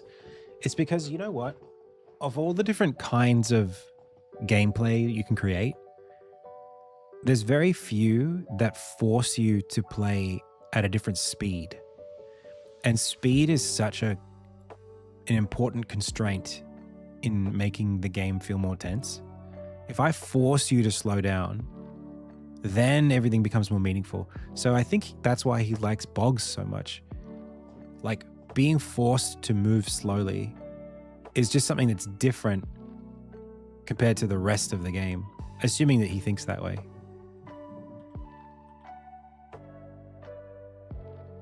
I like this, the don't wake them up.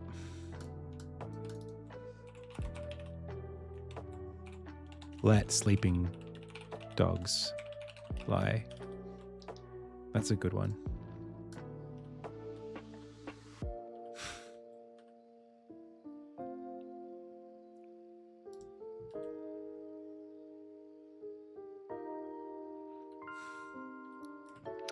Well, he says that he's not good at his own games, so I'm really curious, because I feel like a lot of developers get really good at their game and then make it really hard because they want to make it hard for them. They enjoy playing the game. But if he's bad, is it just that he's got a bunch of ideas? He just wants to execute a bunch of ideas in the game and they all just come together. Like, if the game is so hard that you need tools to beat it, you can just put in a bunch of different tools and just let people make their own fun. I feel like the RPG elements do that quite well. Like, the weapons don't have to be balanced. There just has to be a lot of them, you know? And then the better ones come out more interesting than the others, you know? You don't have to sit there and like meticulously balance them because there's so many of them that like you'll find the good ones and you'll ignore the bad ones, and that's all part of the fun.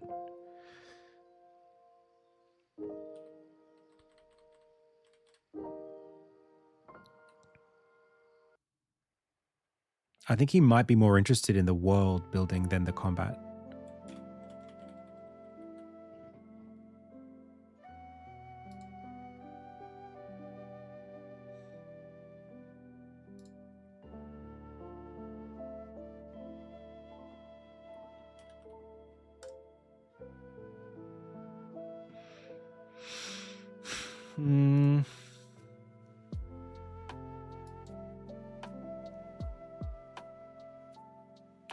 Yeah. I don't know. I don't think he thinks that way. I don't think he sees it in spreadsheets. I think he sees it as like a book that he's writing.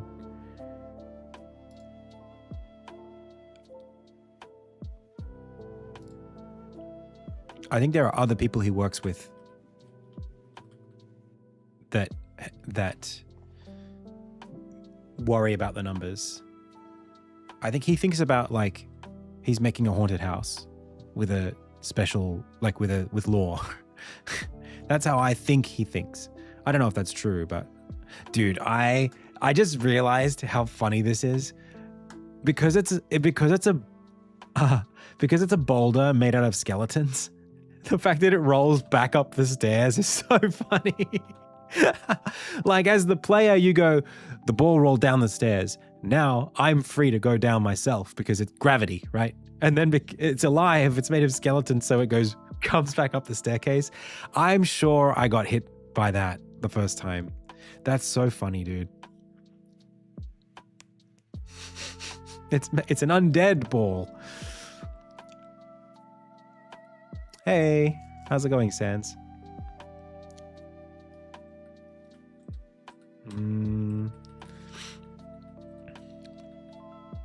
Okay, then we've got... Okay, this is now a different list that I wanted to look at. This is interactive geometry. Okay, let's start again. So, drop the bridge. And so much of this is going to be gravity-based. It's just, unfortunately, that's just what it is. Drop the chandelier. Drop the ladder. Turn on the moving mechanism.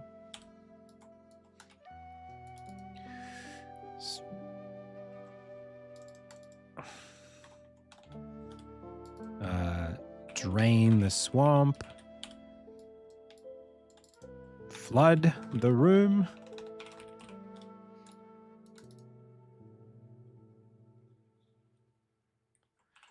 Lower the bridge, the gate.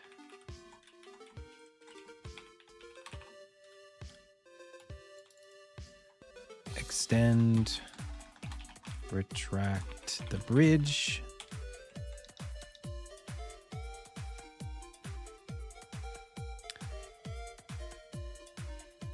Good luck. That's all right. Go for it. What else is interesting? Oh, like crumbling ruins.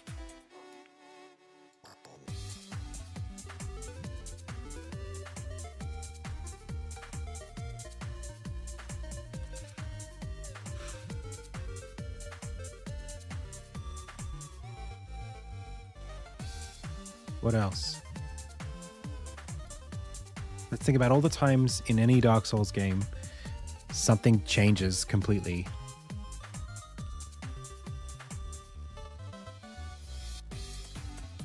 The physical arena changes.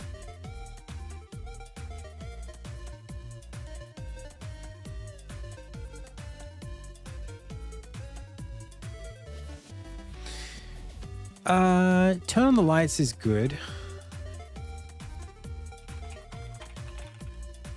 Yeah, I'll take that. But I mean more specifically the geometry in this category.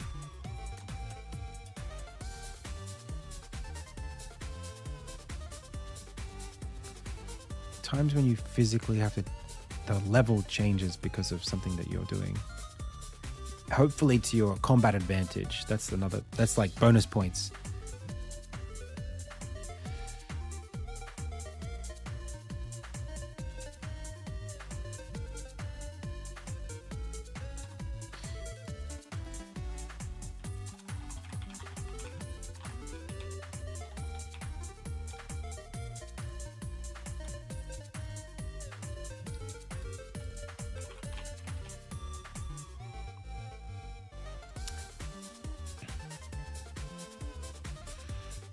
But I mean like specifically like in this moment here, there's like a big staircase that you can engage and it rotates upwards and gives you access to Anor Londo.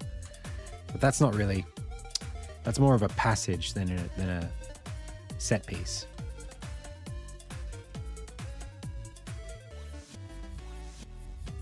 I guess they don't really do it that much in Dark Souls. Oh, they do have the like send the elevator up, down. They do that a lot. You know, there's an enemy, you're on an elevator, enemy, and then you go up right as the enemy charges you and it goes down the hole, or you send the enemy up the elevator and you roll off. That happens a lot.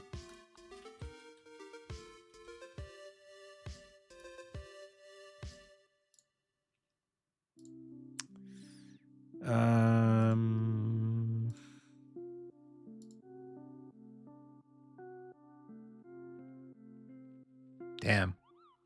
Whoa. This guy's moveset's cool. I don't remember him.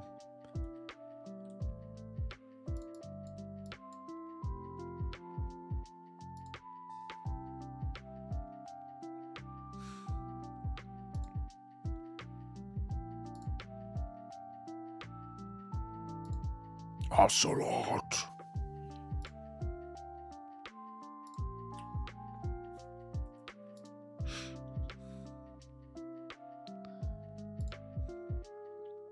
I think Dark Souls 2 might do more of this than 3. Oh, the Dragon Eerie. I remember that.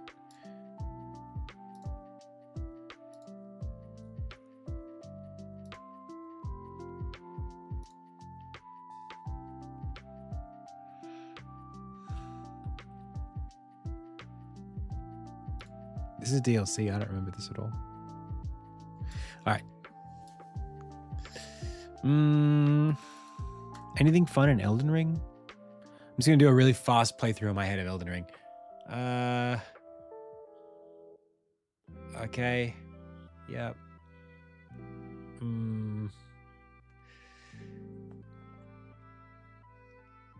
Yeah, not really.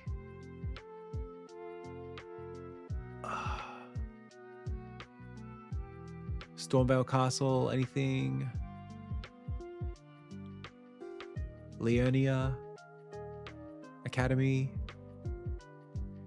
You turn off the cannonball thing that rolls down the thing. It's not that much mechanical stuff. Nothing in Caelid.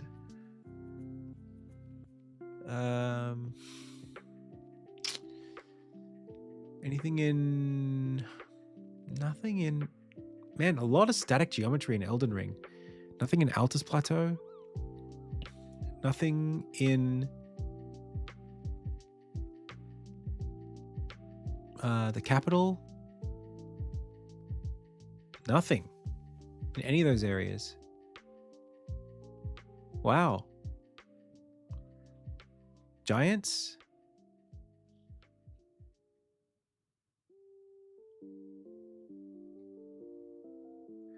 Looking for physical objects or environmental things that move and change combat. Like, imagine,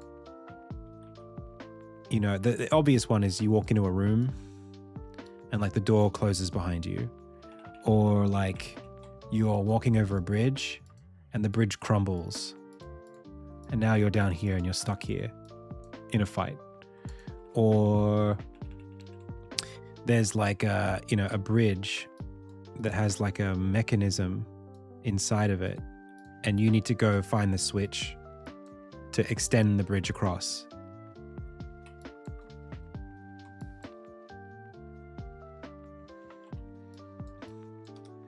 Like something where the way you're fighting is impacted by the way that the level is shifting or has to shift. An example would be, I mean, that's not a great one, but in New Londo Ruins, you have to raise the water level at one point, or drain the water, I think it is. But that's not exactly what I mean. I mean something that like mid-fight could affect the fight.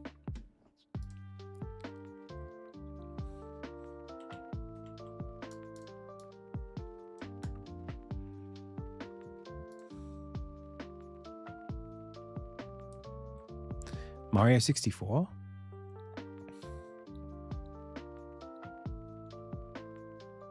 I can't think of anything in Mario 64. Elden Ring. So we're at the mountaintop of the giants. Nothing moves in the mountaintop of the giants. Nothing moves. Command and denial. None of that. Everything is static. That whole game. There's one big elevator in the Mogwin Dynasty. Haligtree.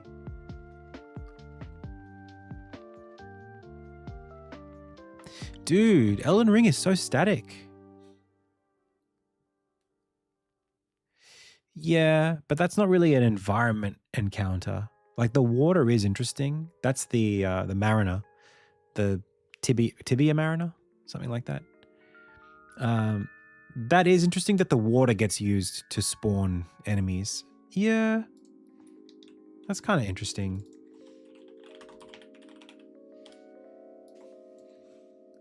There is a nice elevator where you fight. Actually, where the magma worm is, that near the elevator that goes to Altus Plateau, there's a bunch of elevator-y shenanigans with the harpies up there.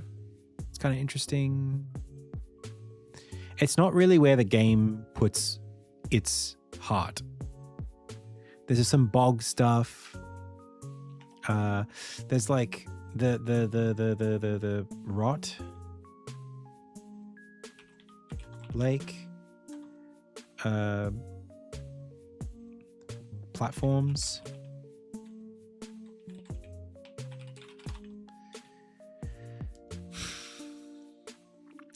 In Noxtella, does anything move?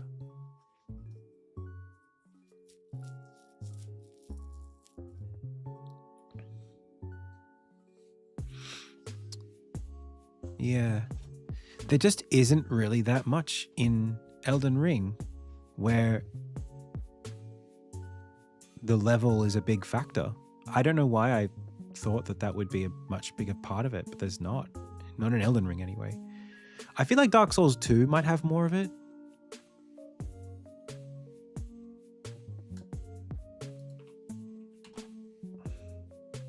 Does it feel, it feels like it, right?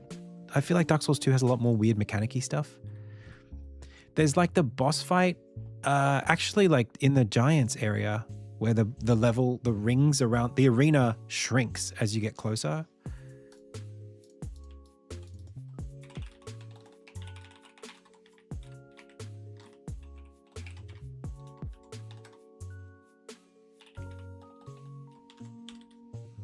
That's fun.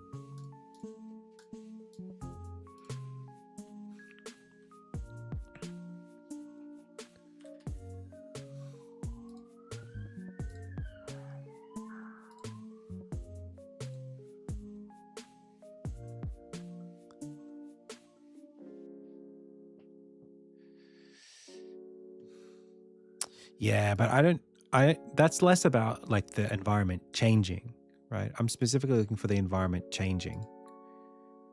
Not that the environment is different from a different environment, but that the environment itself, like one room, changes midway through the fight or can change. Like the space shifts. But maybe that's just me maybe I'm looking where I shouldn't be. It's just not that fruitful of a concept.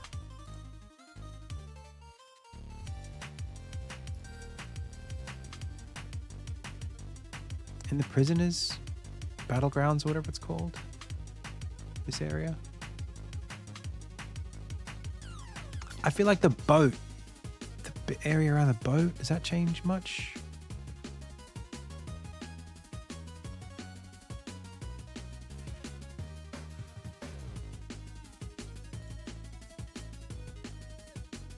There are some areas where the wall breaks away. Explosive wall.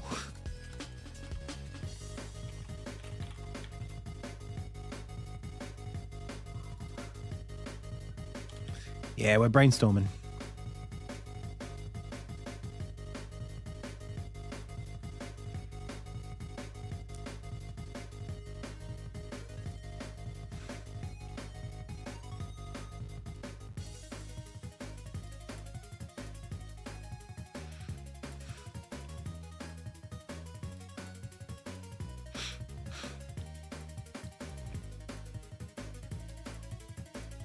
God, I hate this I hate these guys. Holy shit, I'm not looking forward to playing this part. Yeah, these areas here, there's a boss fight that's interesting. Where the perimeter shrinks.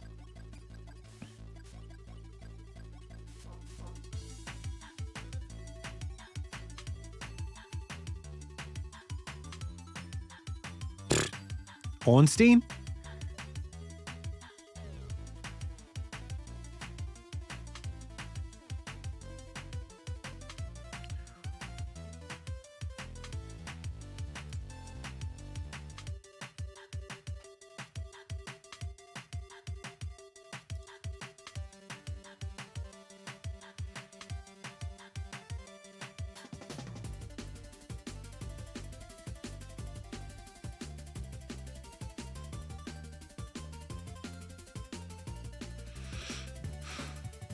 I actually do like...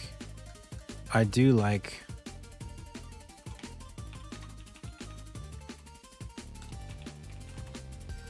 the magma pools. That's Quailag does that. Oh, FF7 has the wall.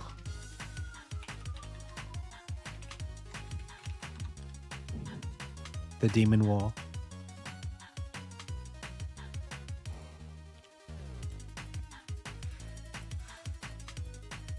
Did he say blood is born? Oh. Bloodborne. Bloodborne referenced.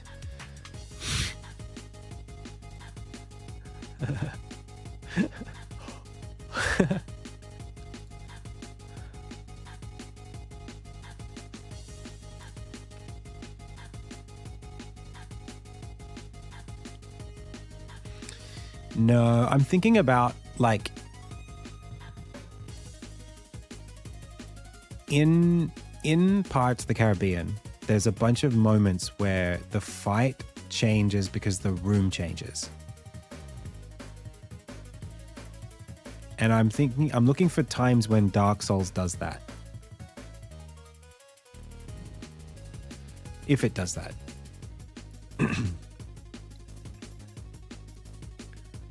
Like this room was one thing, and now because of this thing that's now happened, the room is something different. And now we have to fight in a different terms.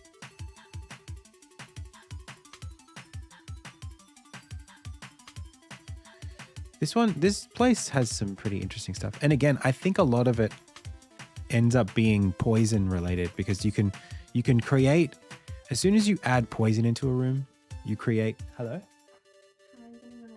Okay, no worries. Enjoy. If you put poison in a zone, suddenly you incentivize or disincentivize the player from standing somewhere. Yeah, like stage changes. Yeah, Smash Brothers does it all the time. Yeah. All the stage changes in Smash Brothers is exactly what I'm describing. Bro, Covetous Demon. I forgot this boss.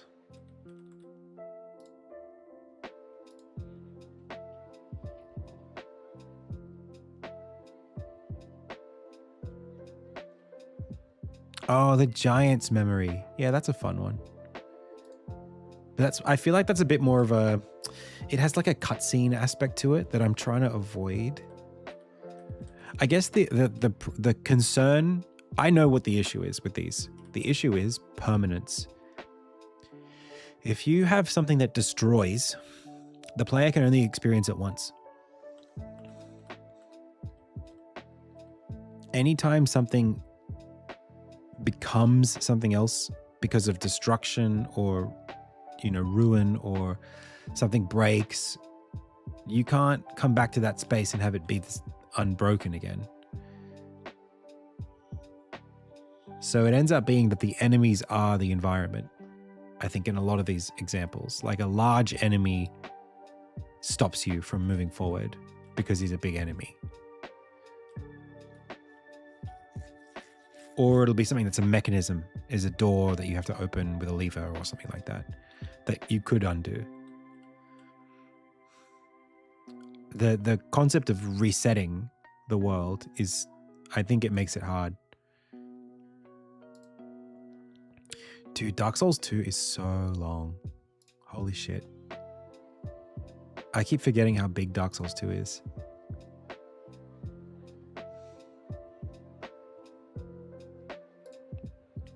And so I think a lot of that space changes stuff also has to do with boss fights.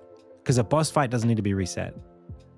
Or at least if it does reset, you're okay with it when you die and you come back because it's almost like you never did it in the first place. The Loxodon Warriors.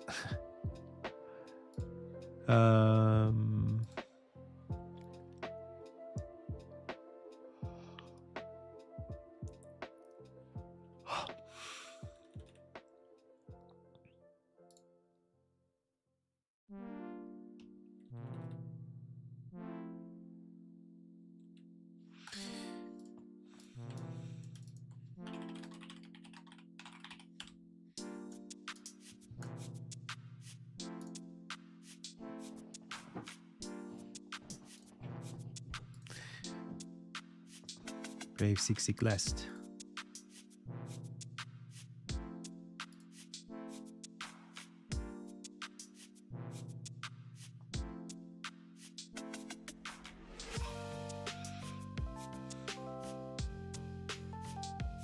Dude.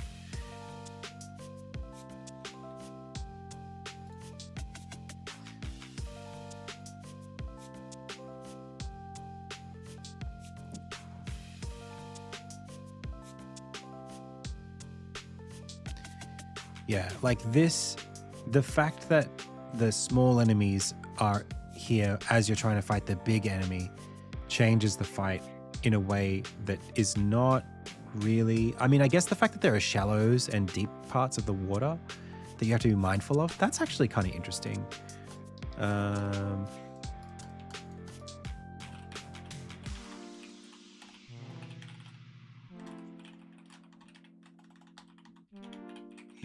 You are in a rafters moment, but the water is there to obscure the pitfalls.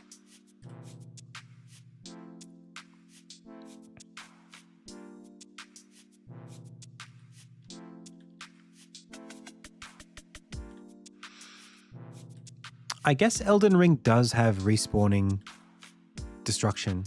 Like in Stormvale Castle, there's an area where you jump down and then you hit the ground and then the ground collapses underneath you and it lets you get, it's like a secret right around the back.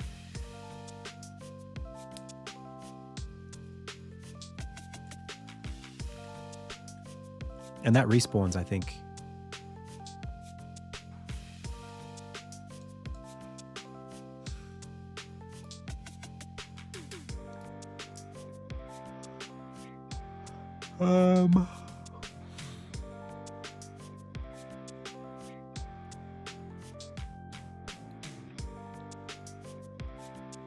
Bro.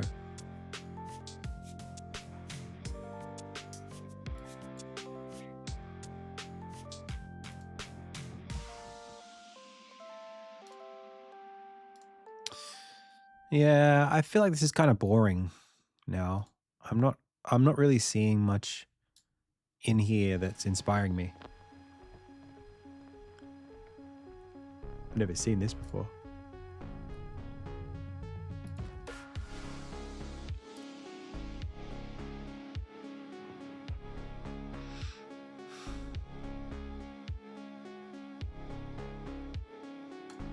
Yeah, I mean, we got plenty.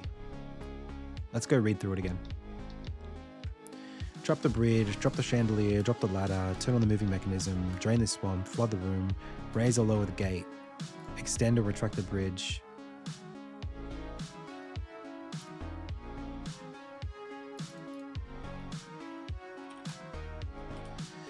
Crumbling ruins, turn on the lights, cut the pulley/rope. Send the elevator up or down. Tibia Mariner. Rot Lake. Shrinking Arena. Explosive Wall. Spitting Magma Pools.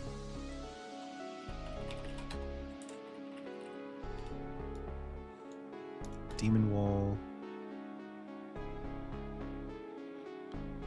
Fire clears webs.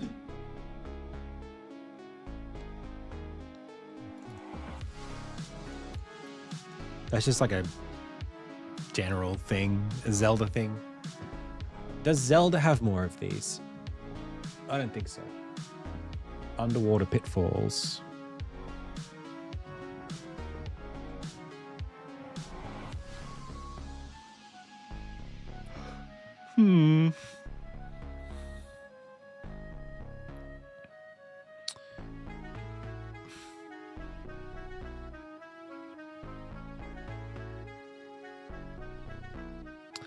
You know, but even a fight where, like, if you just think about this, imagine a fight where you've got a thing.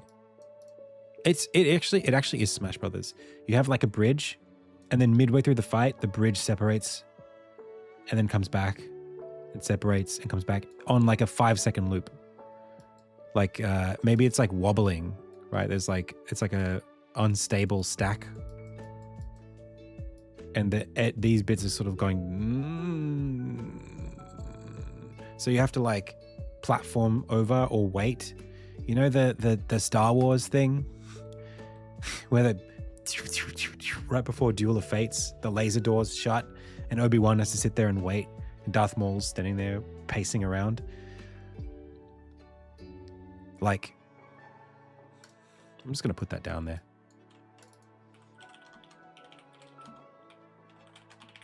Duel of Fates gates. Duel of Gates.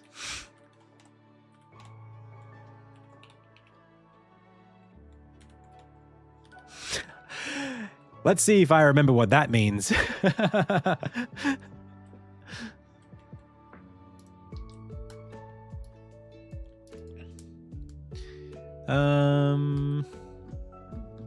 I mean, movies might actually be the better example here, but let's look at Smash Brothers.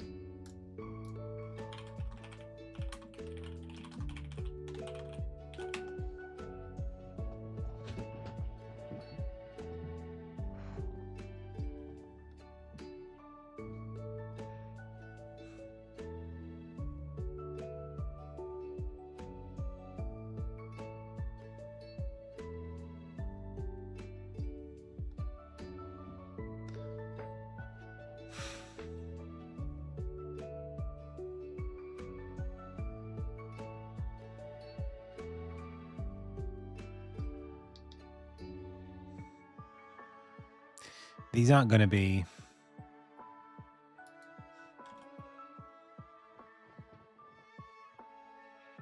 Well, let's just look at all the stages.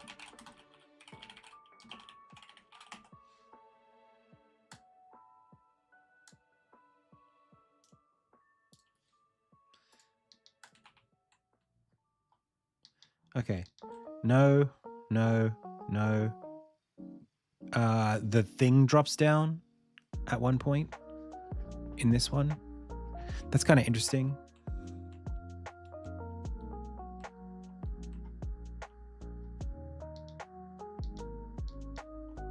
It's literally a drop the chandelier, but it's drop the platform. What else? No, I don't like that.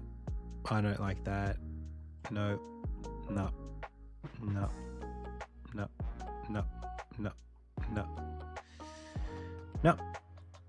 Lava rises, don't care. This one you get bombarded by stuff. Nope. Pilot Wings is kind of interesting, but it's a moving stage. Nope.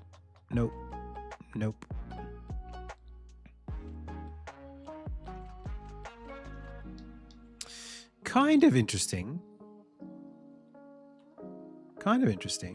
Let's take that. Like a stampede is happening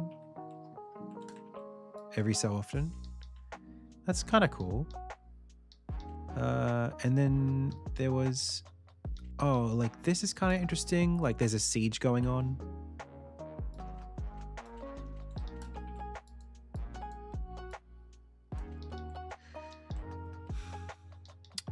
What was the other one I was looking at that I thought was okay? Oh, the Little Mac stage is pretty good. The way that the lights drop. That's pretty good.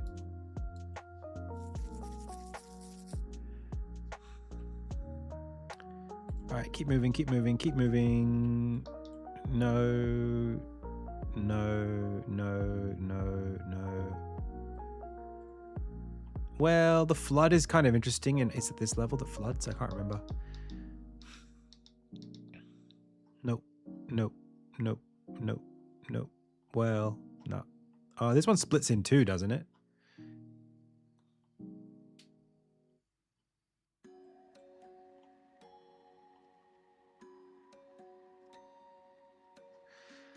I kind of like this one. It's just, there are just platforms that come in and out of view.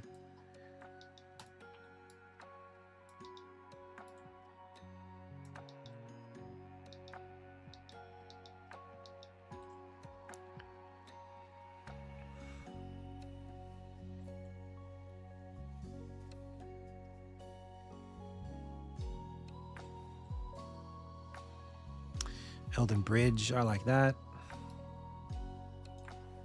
Gets destroyed and repaired.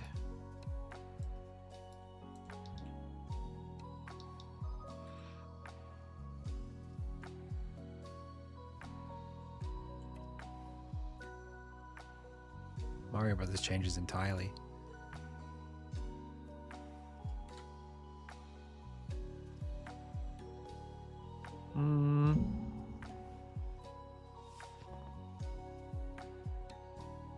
I don't think I remember anything with the Sonic one.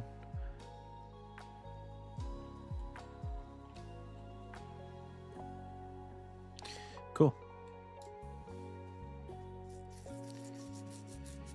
Pokemon Stadium does change entirely, but I'm trying to think of a context where that would actually be functional in my game.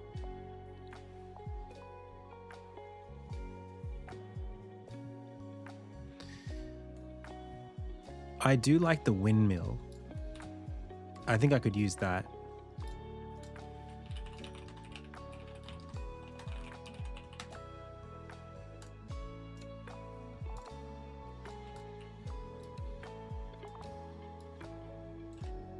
Like, literally just that. I don't know how I would have enemies, though, fight along that. I mean, it's kind of, yeah, it's tough.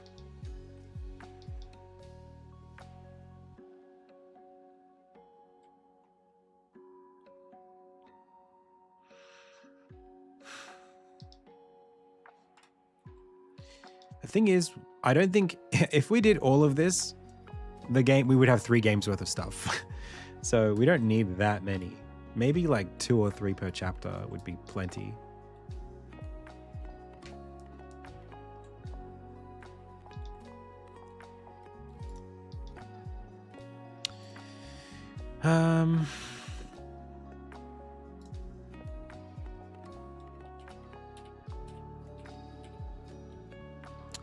What else am I thinking of? Subspace.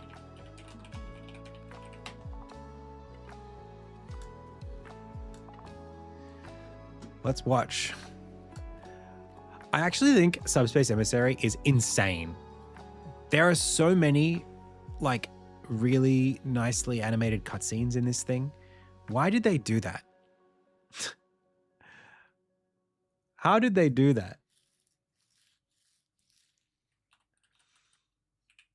Like, look at this. They put so much energy into it.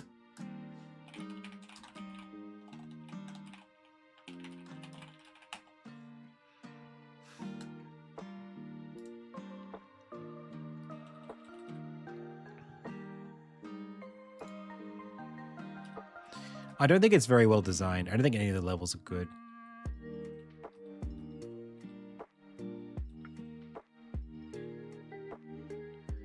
It's just a bunch of random nonsense. It's kind of like an extended break the targets.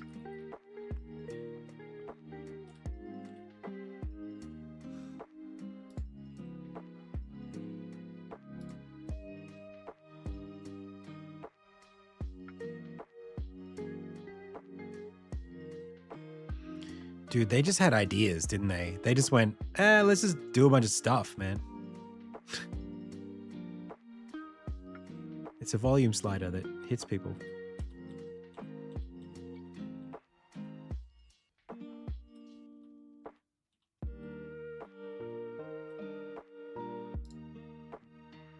How big was the team that worked on this game, man?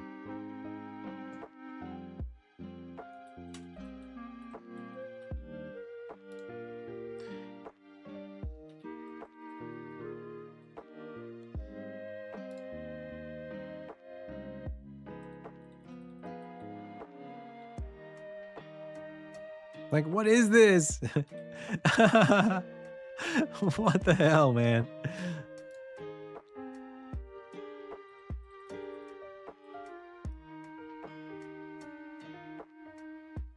And all the enemies are unique.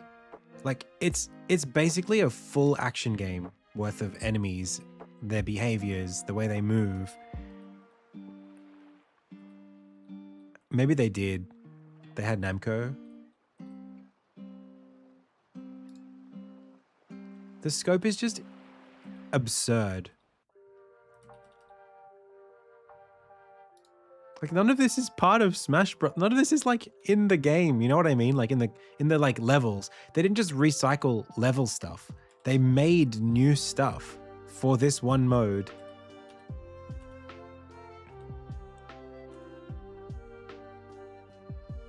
Like, what are these puppet things? What are they from? You would think that they would just do a mishmash of all the different enemies inside of the levels they've already got. Like from the IP, you know?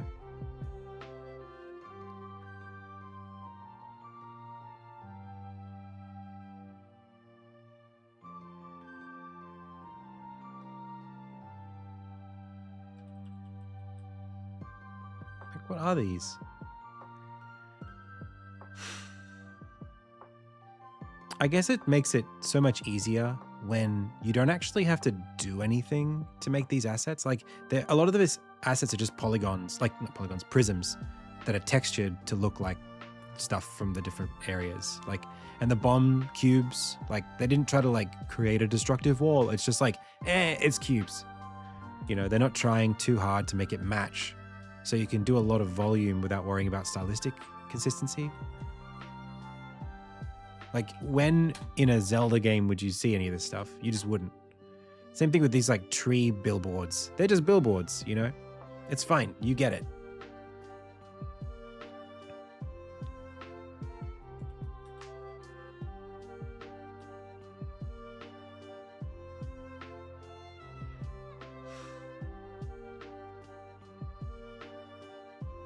Like, it's crazy, man.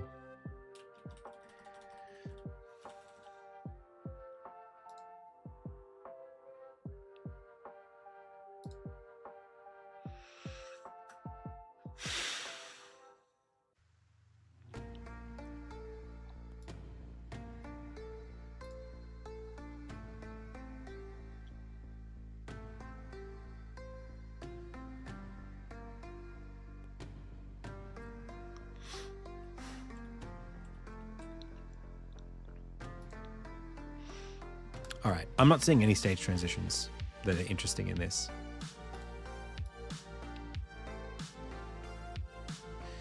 So, have we exhausted everything?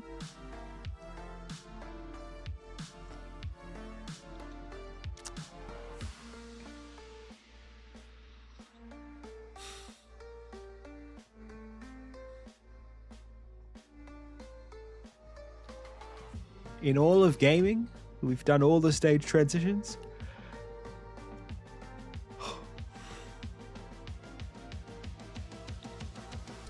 What about like basic stuff, like knock out the supports? I love that idea.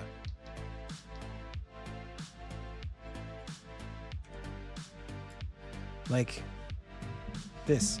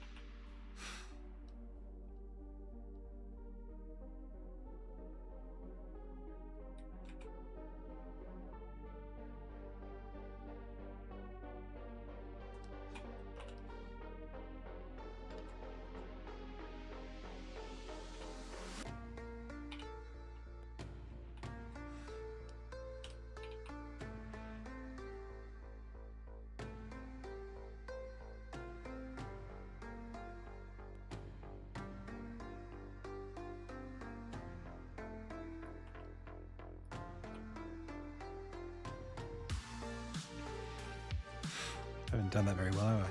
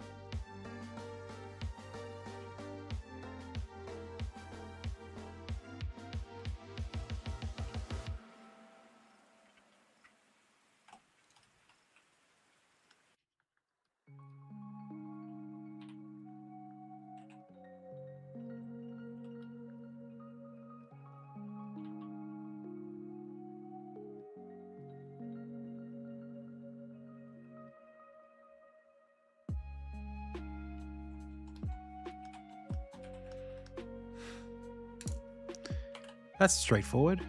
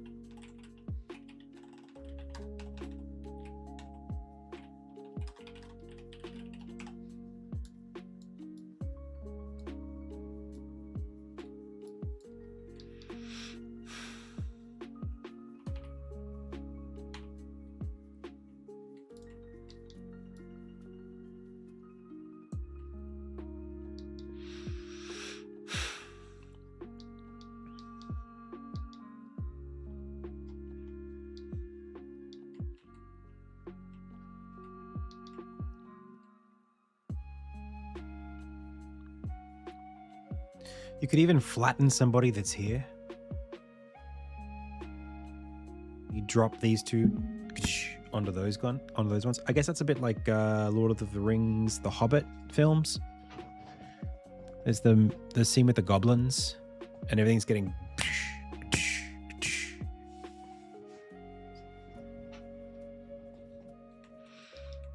What else?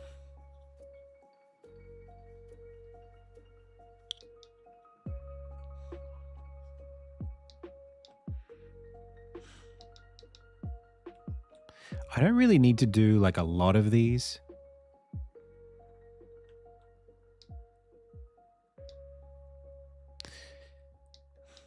There could be something with like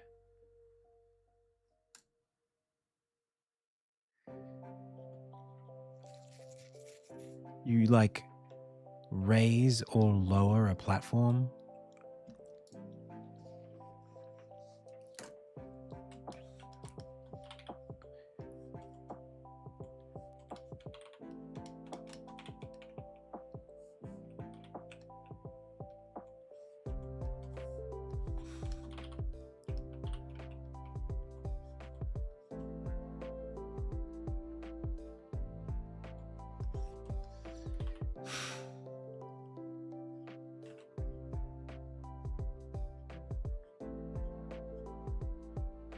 I need more pirate ones anyway.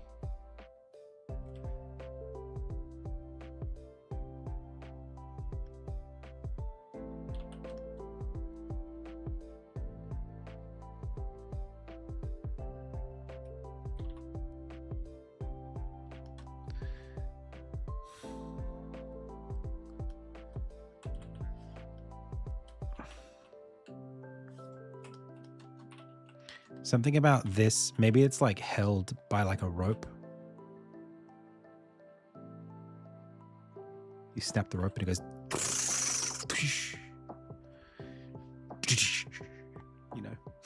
You know what I mean?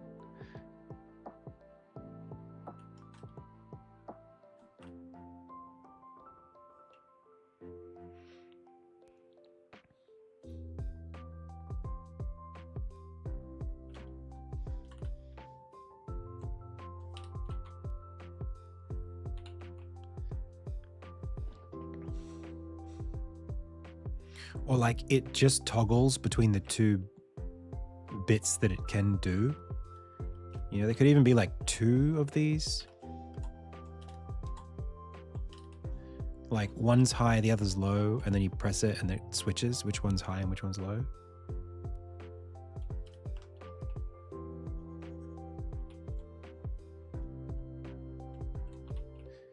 This is Leonardo. And I don't use Notion or Obsidian.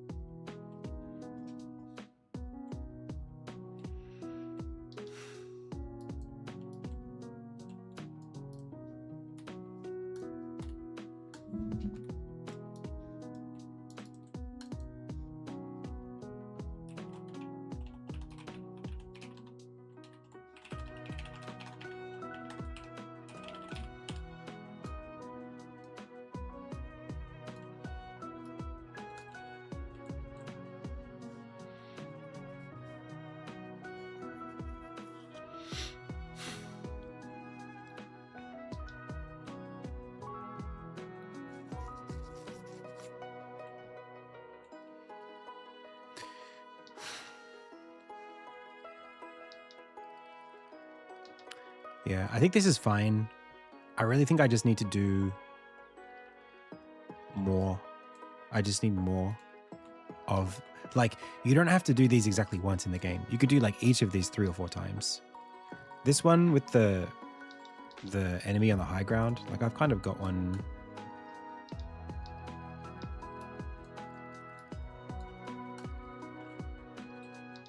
This moment, like this moment is totally valid and compatible in this concept.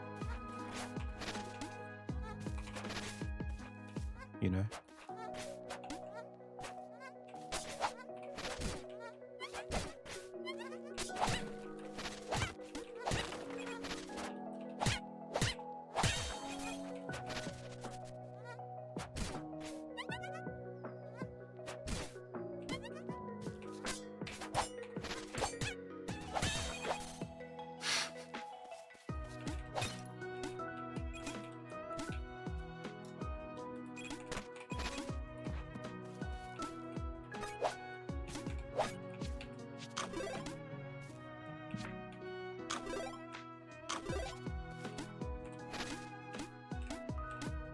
I could probably put a second guy there. I could afford to make that a bit harder, right? Why not?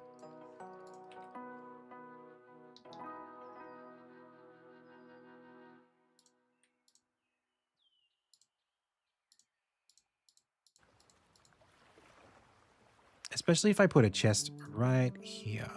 Why don't I?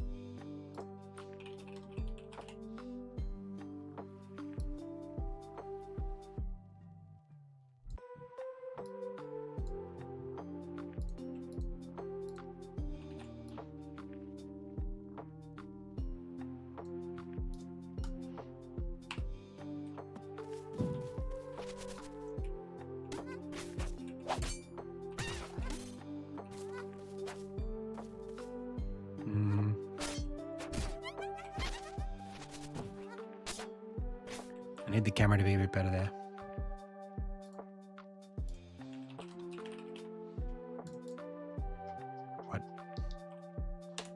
Useless.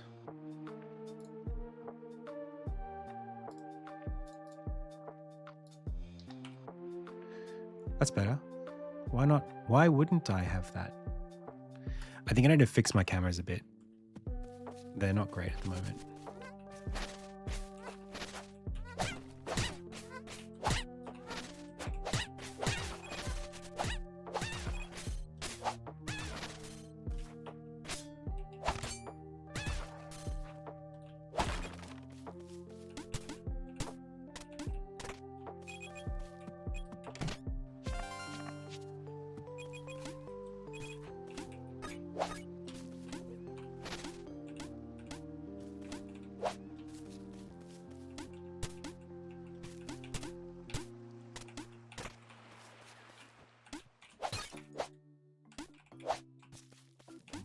That's a bit annoying, isn't it?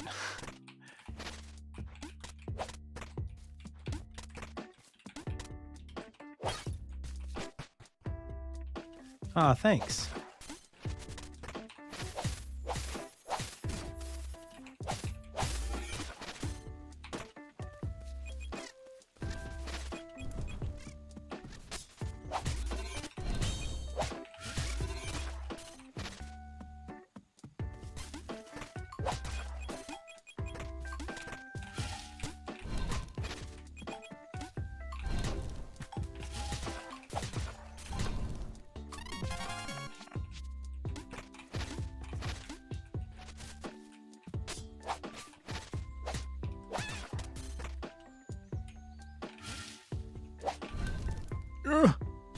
Oh, I don't think I can get back up there now.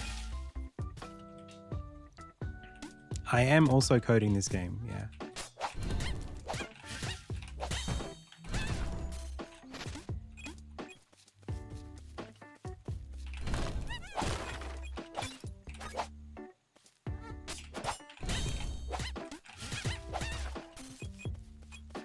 Sweet. So yeah, I think this is great. I think I'd like to see more from it.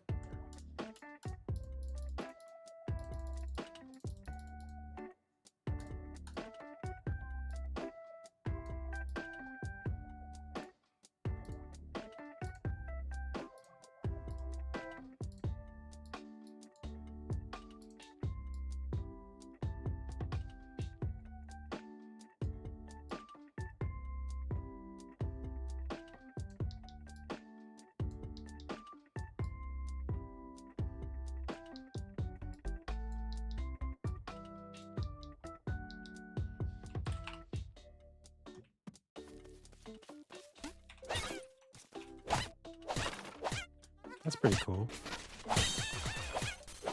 Oh, big parry.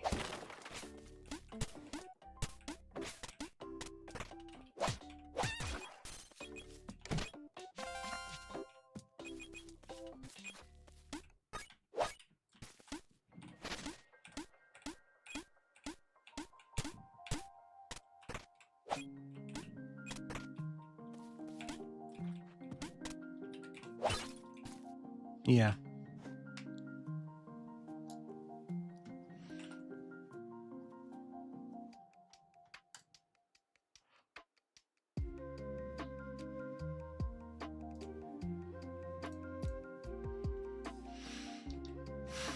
Could I like...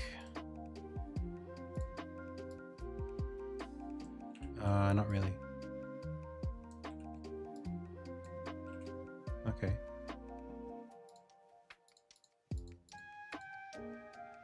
Can I just do that? No.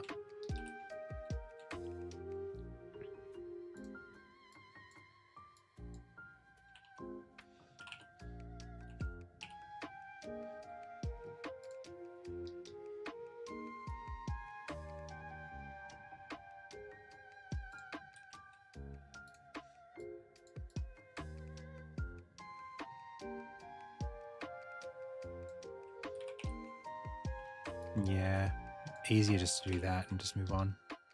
I think long term it would be nice to be able to arrange these more without the auto tile turned on. Like if I turn off auto map while drawing and then just go over it once over. Or even just,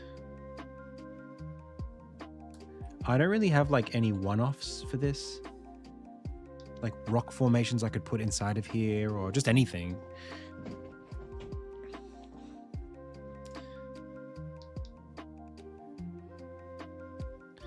And I want more like castle geometry. I want more like structures. I think I'm missing that across this whole space. It was such an enriching thing to add literally just these. Like literally just that added so much. Watchtower set dressing background. Like, I bet you I could just add it here as well.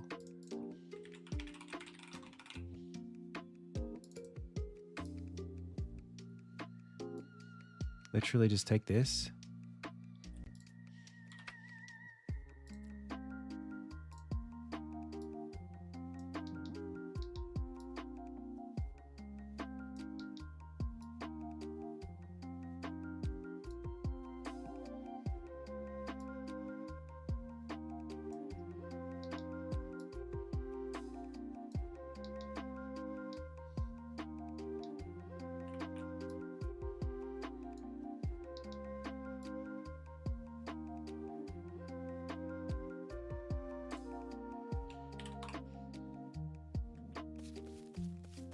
I think it just does something different to the space.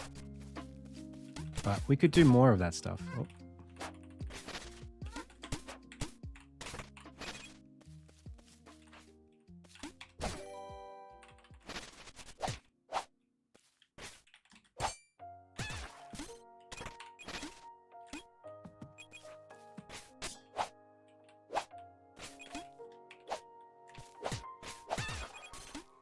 When did they get 100 HP? They should not have 100.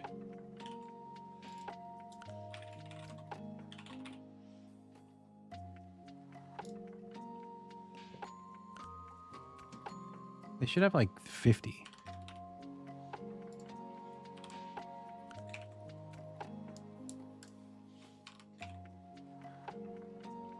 No, not this year. Sorry.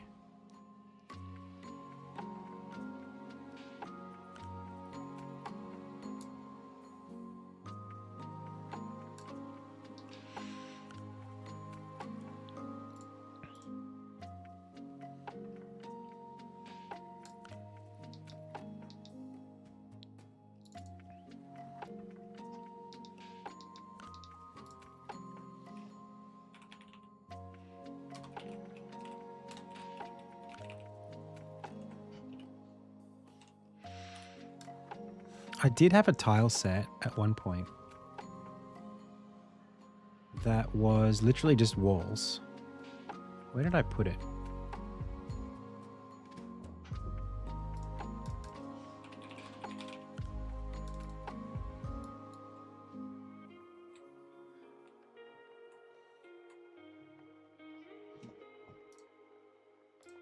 Nope.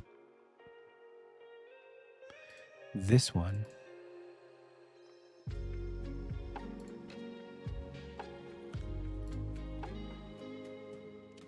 What is this? Where are the tiles? Okay, not that one. But I can see that's rocks.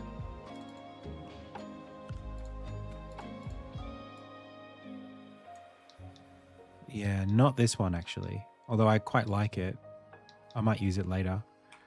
It's not this one. It's this one, Ruins Brickwork. I want to redo this.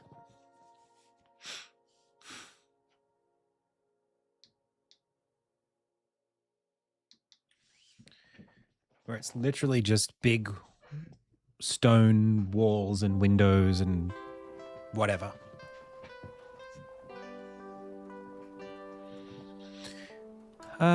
It's a little exhausting sometimes, but it's not always bad. Yeah, dinner time soon.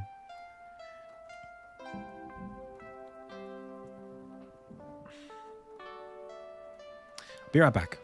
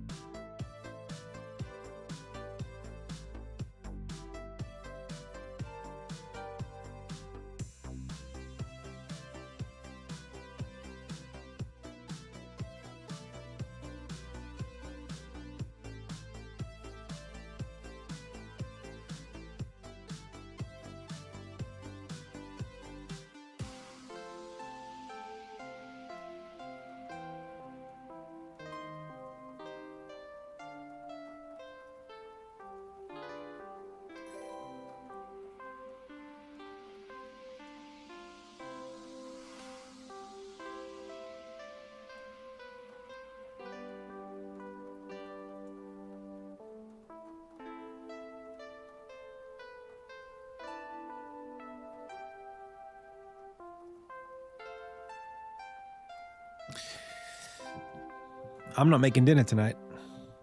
So, bro, when is the game dropping? I've been waiting for over a year. Only one? Dude, you should talk to the other people in chat. They've been waiting a bit longer than that. Add translation to Brazilian Portuguese and port to Nintendo Switch. Yeah, of course. I certainly will do that if I can. Okay, so yeah, I do think there's a couple of things here. I do think that we get more value out if we add another background, but I don't know if that's something that I want to do like right now or even right here. Like, I just feel like, I mean, it's nice to just add something, but I don't know. Maybe that's fine to do that. I don't know. I love what I was doing here. This was such a cool little thing. I want to do it a little bit better and a little bit more. Just as something to do.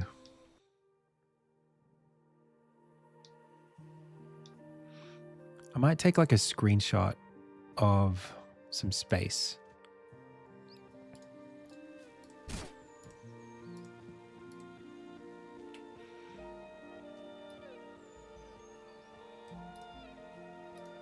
Put it in 640 by 360 mode. Pause it. Take the...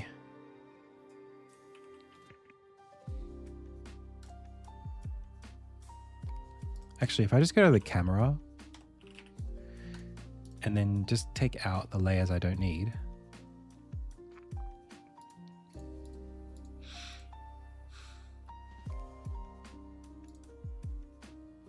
Oh, that's not going to be great. Does it have sorting camera layers? I guess not. I don't know why I thought it would.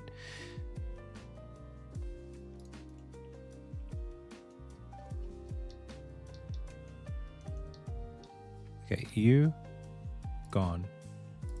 You, all of this, gone. Well, I didn't do much. You, gone. That'll do. That'll do.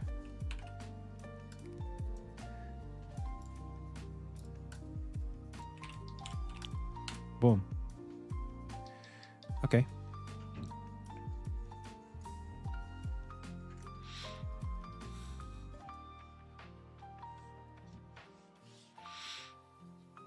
No, that wasn't from that. That was from even earlier than that.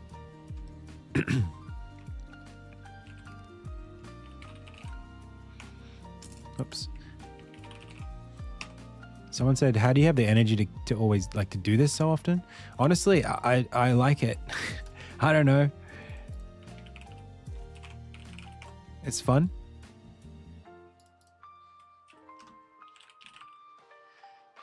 I do it because I like it.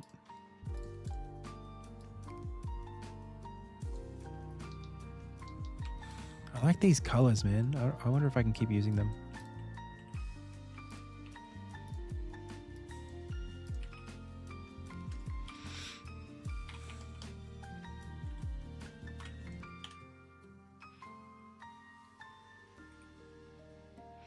You know, things become routine if you do them long enough. Let's go have a look at that other game.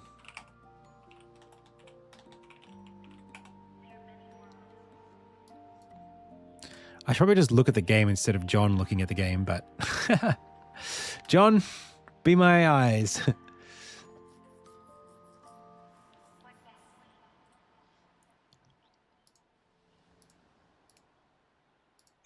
I think I'm just biased.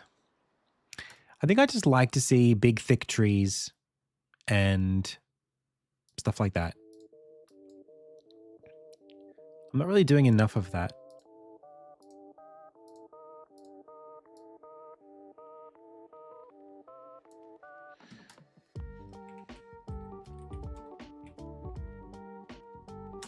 Like, that doesn't really add that much.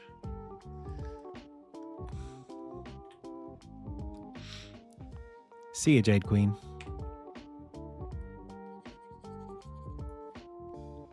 Thanks for watching.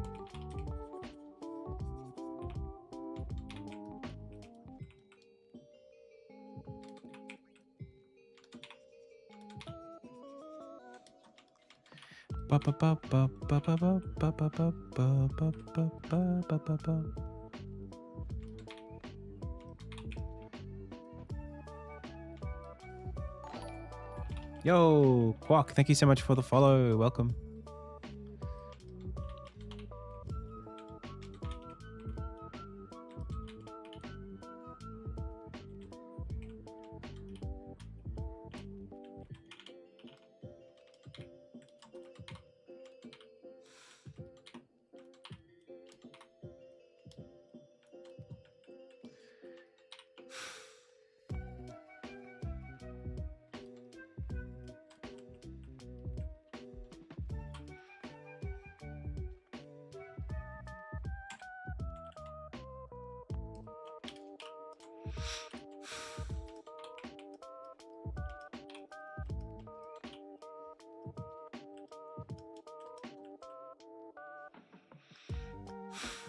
I kind of like the way that he has sort of different textures inside of this. I like that quite a lot.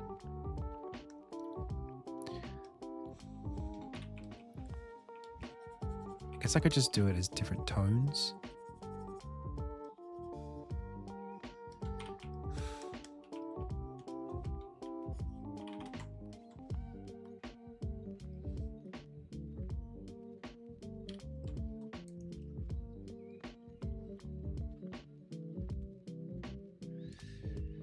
Well, you know, I actually left the brown like that intentionally. That was actually completely on purpose.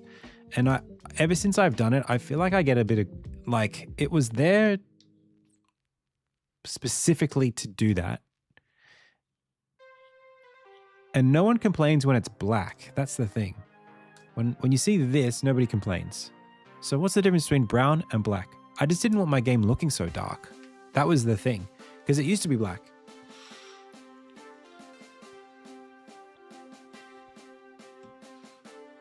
Because I really don't want to do anything with this. I mean, something, maybe like some sort of structures, but I don't need it to be busy. I don't even need you to be looking at it. Do you know what I mean? But I get it. I get what you're saying, obviously. You know, if I was to take everything that's this color and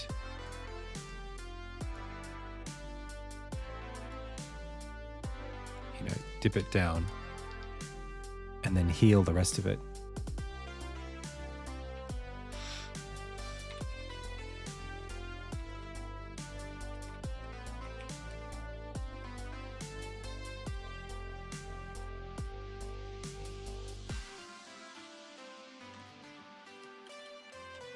Like maybe, I don't know.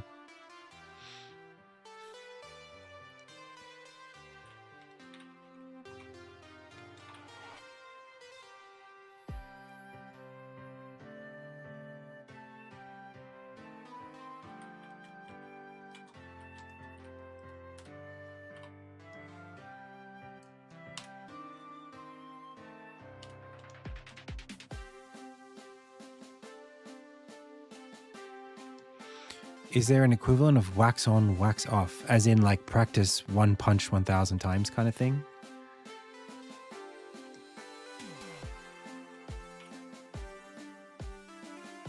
Like do the same exercise every day to get a little bit better every day?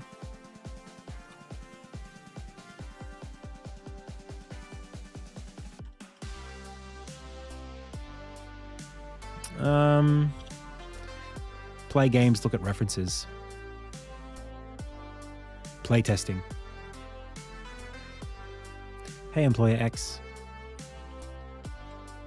Play lots of games, look at lots of references. That's a big part of it.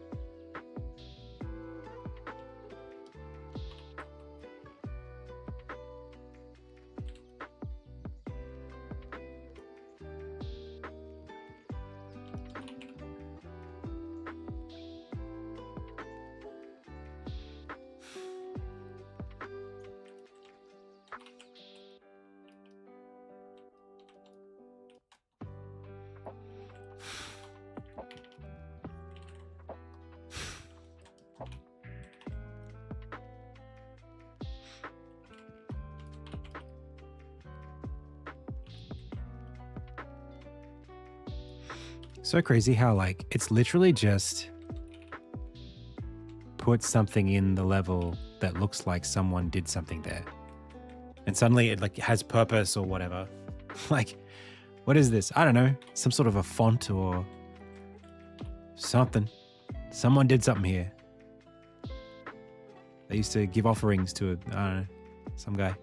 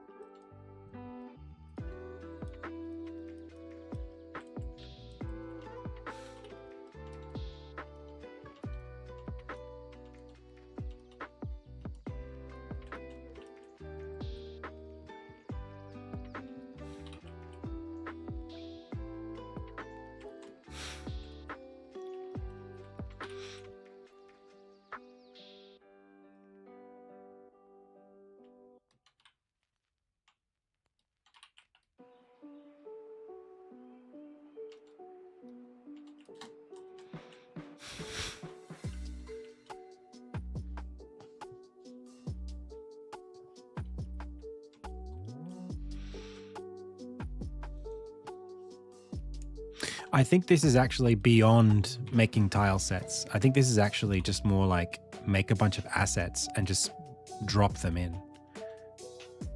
I have tile sets, but the tile sets it's the opposite of what this needs to be. This is not trying to be like, oh, I can just make lots of space and it sort of feels like a specific thing. It's instead like, oh, I can add specific things in the area. Like I can literally add a fountain or a wall, retaining wall. It's not like make a bunch of tiles that look like a retaining wall. It's just draw stuff.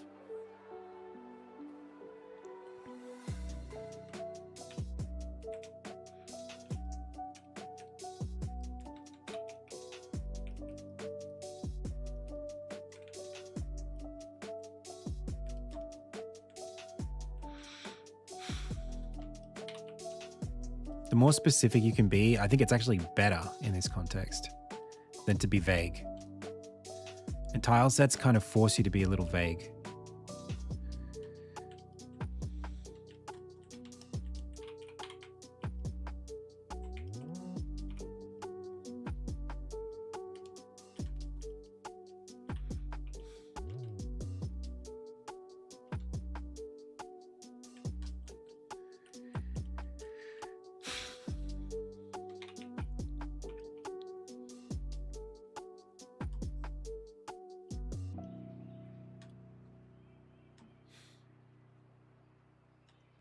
Because the idea behind a tile set is that you can reuse it. You know, it's like, oh, I don't know if I want to do this because I need it to behave the same in all these different contexts, and you sort of get a bit conservative. I feel like that's the mindset I go into when I'm using a tile set. Trying to say less.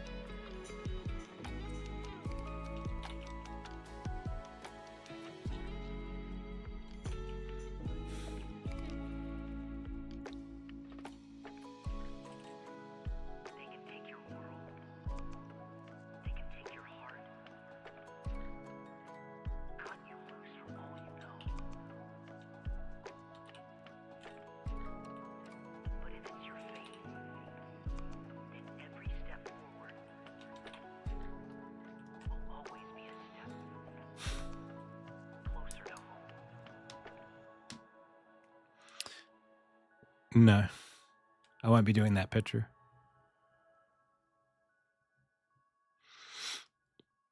Let's think about...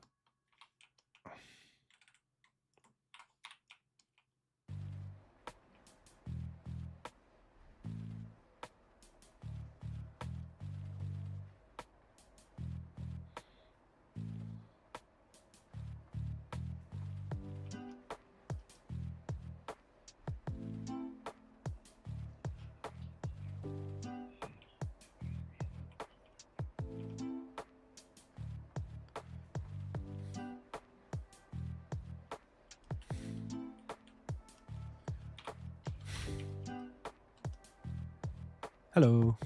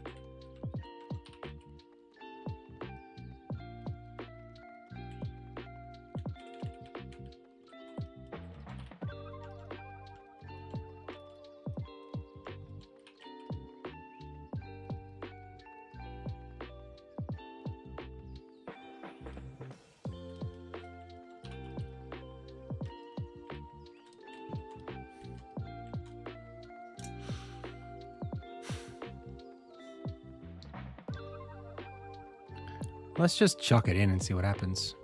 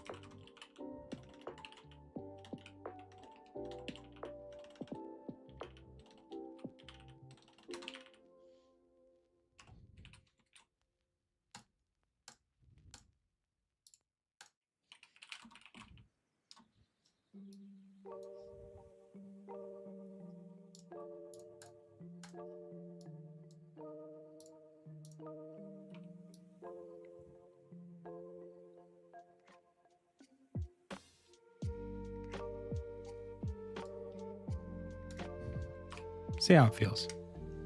Whoop.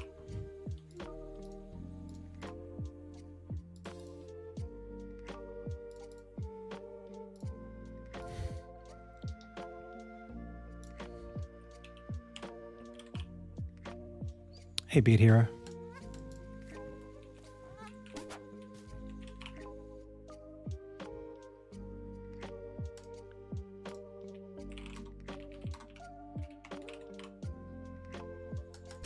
Probably wouldn't put it there exactly because it sort of doesn't make sense for there to be stone there. But, I mean, it does make the space more memorable for sure.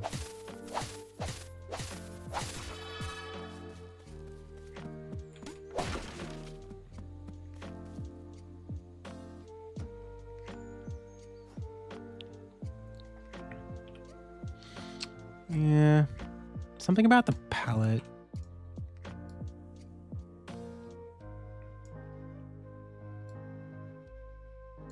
I think I want to be able to do more like, I don't know what the word is, like sense making in this space. I think it might actually be just how big and ant-hilly the space is. There's just a lot of stuff here.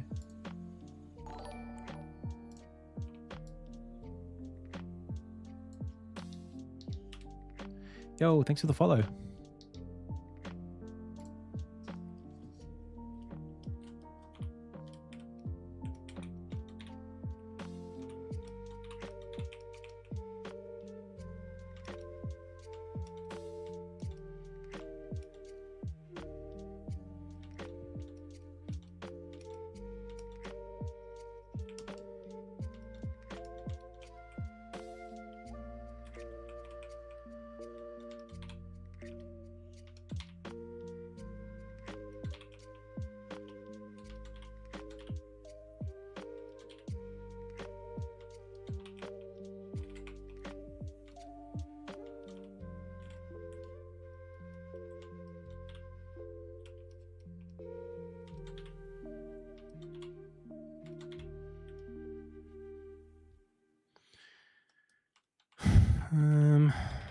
What are we doing here?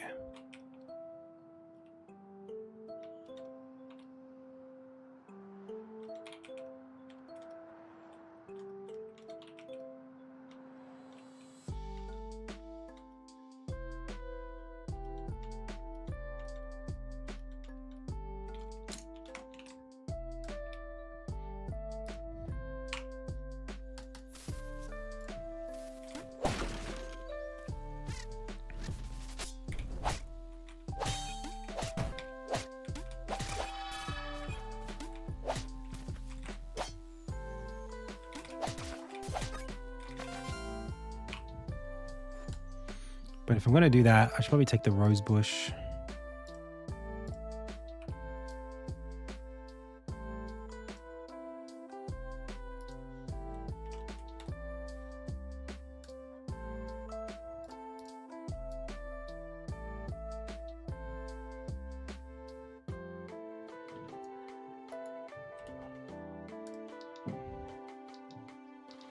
Bring this stuff out of the way.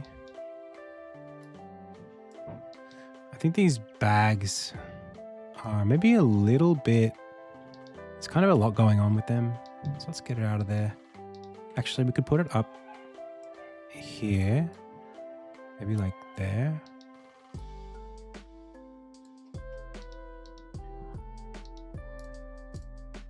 Could even just like bring this down.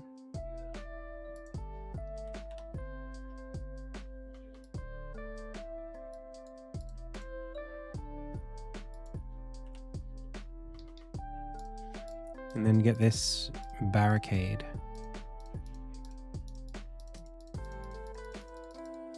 Okay.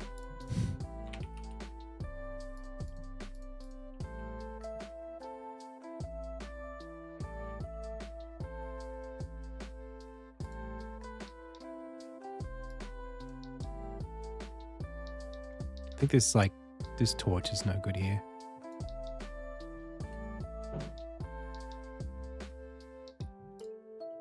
Let's get this little guy here. This guy can be, in fact, you know what? I want this kind of maybe here.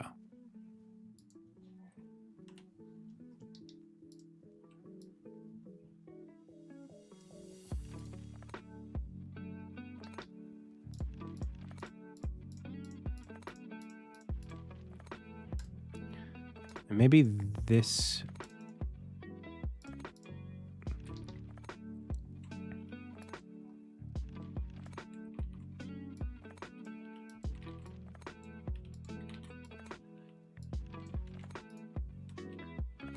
Whoops.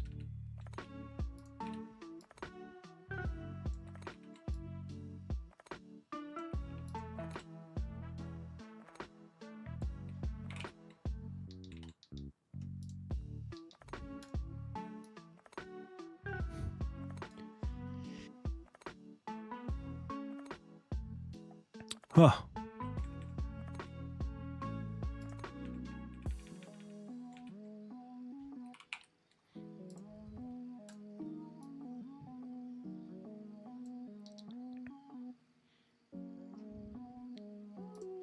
Maybe it's looking a little desaturated or like a little low contrast.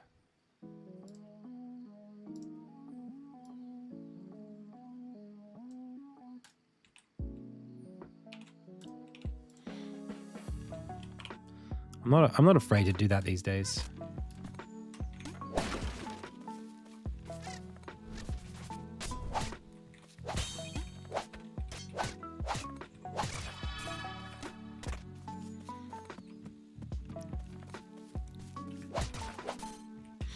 And even like something that I would do very comfortably. Can I do that? I'd have to maybe do this first and then that. Can I do that? Yes.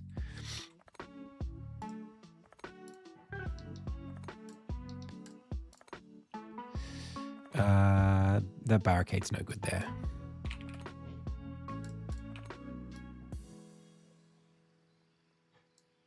Do you know what? I'm putting the barricade there and I'm taking the rafters away.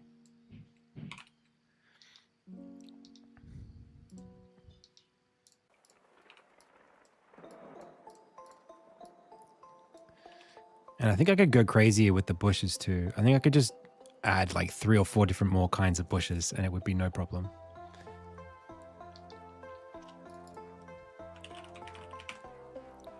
Then on this one-off, we chuck a zone camera on it. Put it there. Make it a 1.35 camera.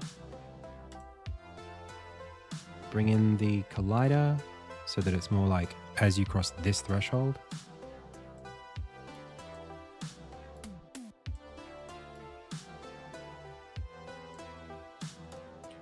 And watch this.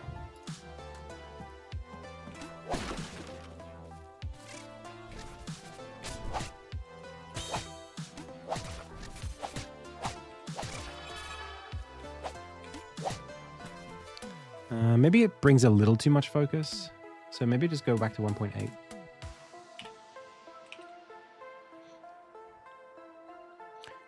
And then I thought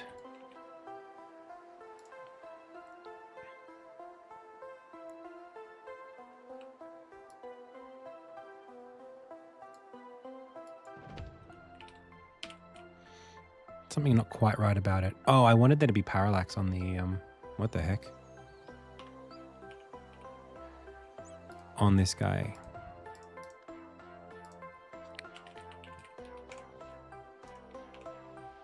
Give it some depth.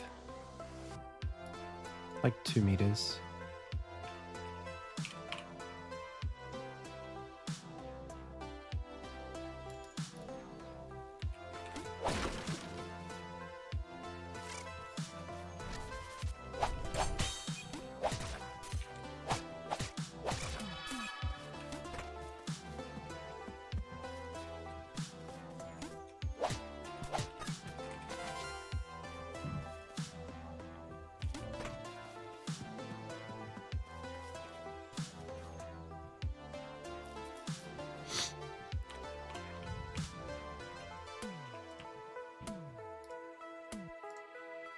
I wonder if I could even do this.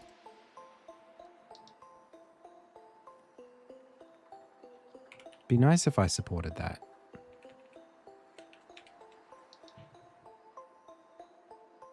I do support this, I think.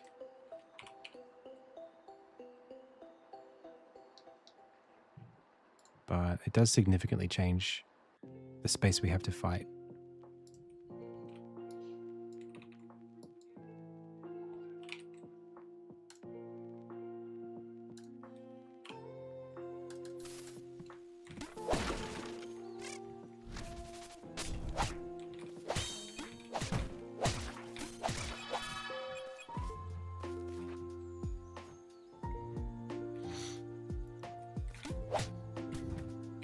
And if I put an NPC there, I think that'd be awesome. Like something. Should we go a little darker? Oh, wow.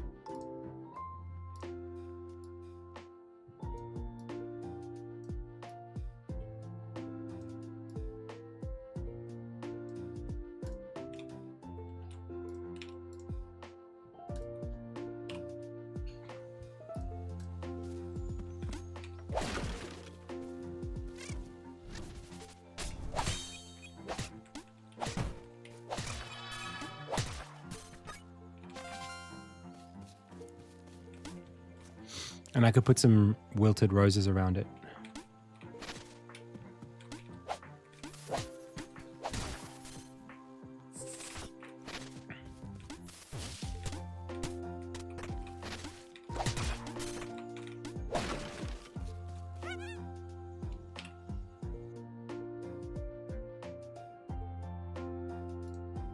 I mean, I have squirrels here.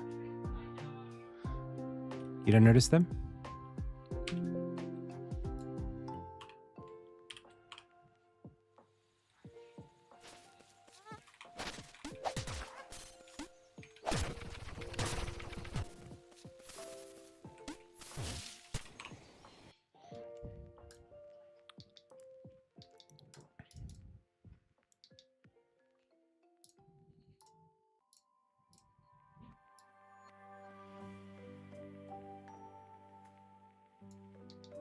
Maybe just dim it back a little bit.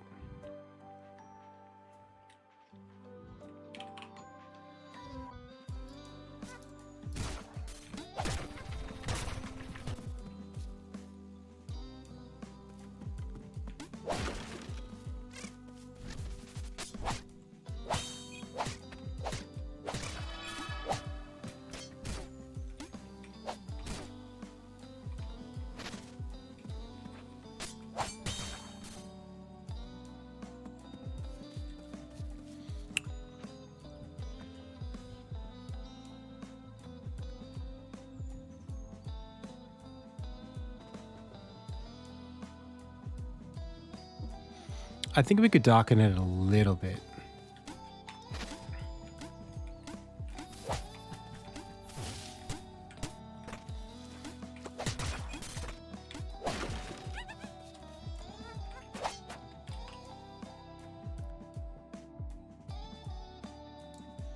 During the playtest, I mean, mostly like enjoy it and then give feedback if you can. There are feedback forms that you can fill out through the playtest. One in the player select, like the save select screen, and then a number of them in the additional alpha test menus.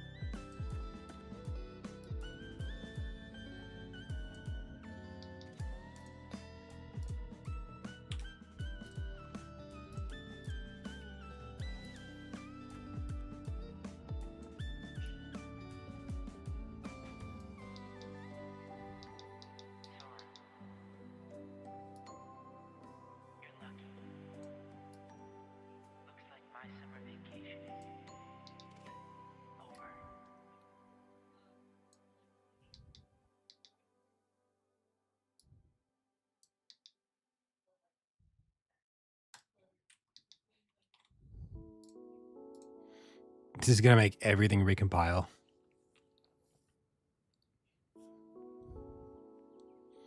But I want to see it.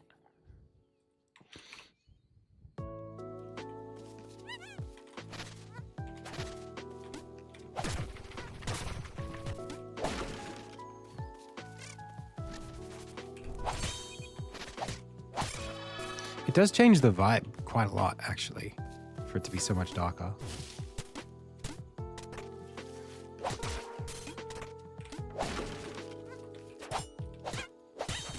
What are your thoughts on that? I don't know if I...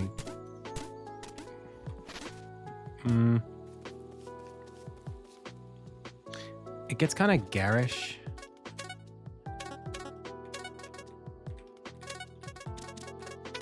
As you do this, it kind of helps a little bit, but... Nah, it's too dark.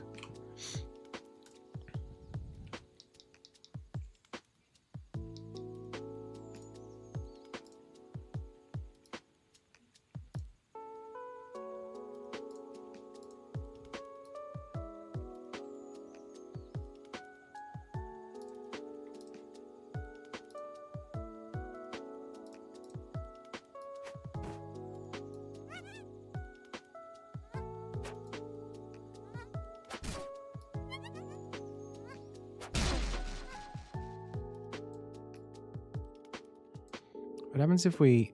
No. You can't up the contrast and the brightness.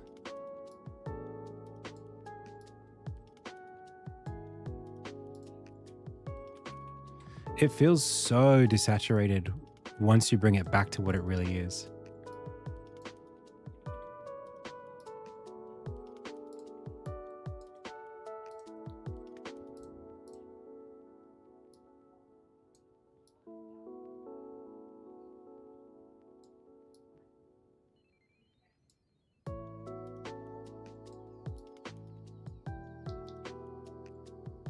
I don't think I could look at it like this, though, if it looked like this.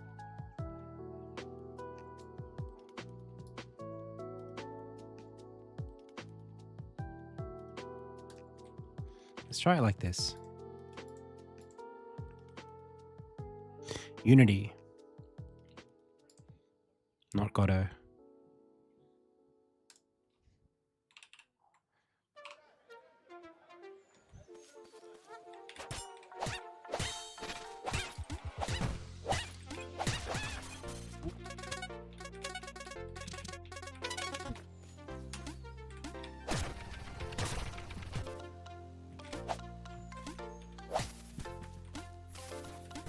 This is not bad.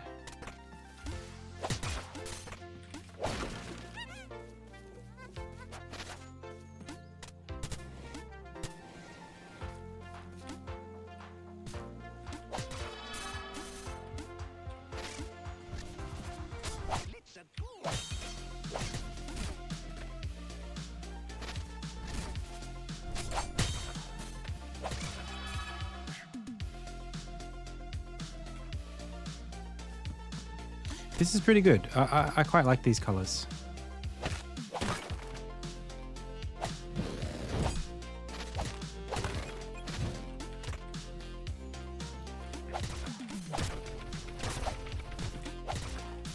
I think what it's missing now is a little bit of variety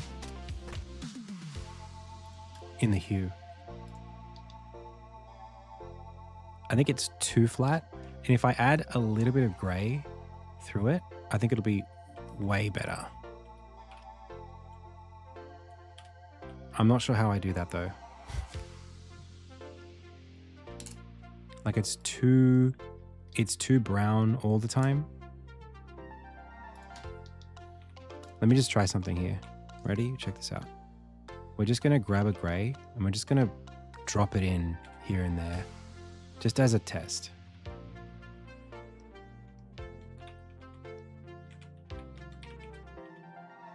Wait.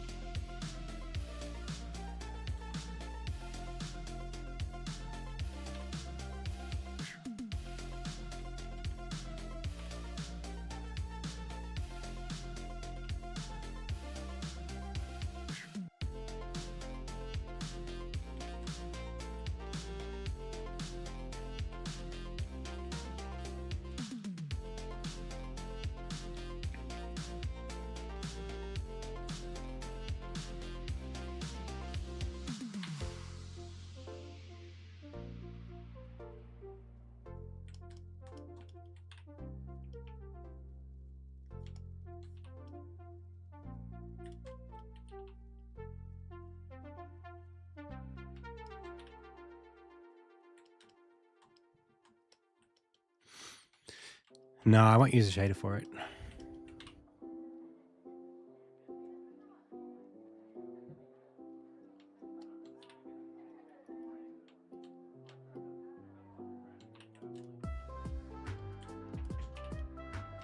Hello? Hello.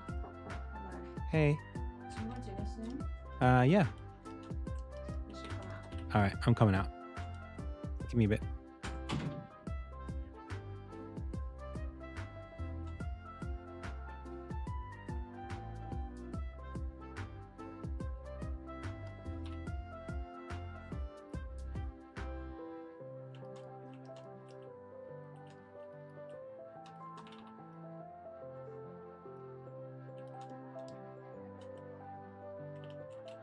All right, let's see what happens.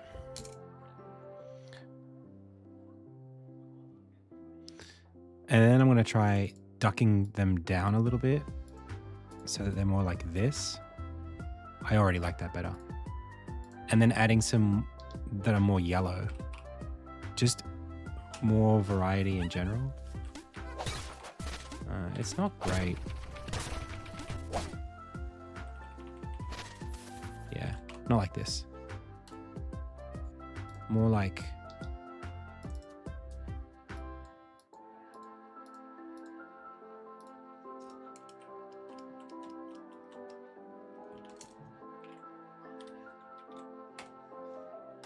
this.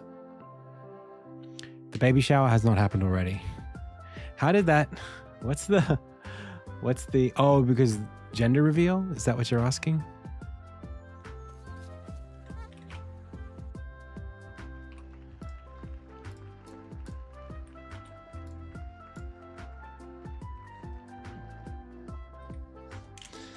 All right.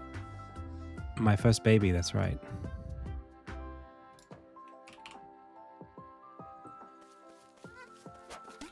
That could be okay.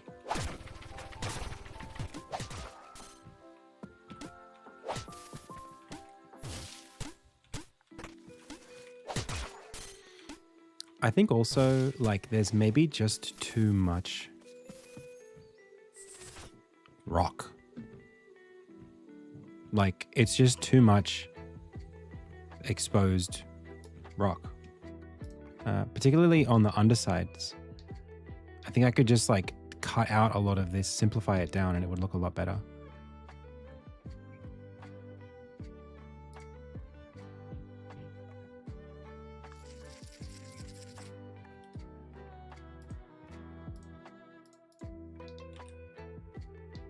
All right, well.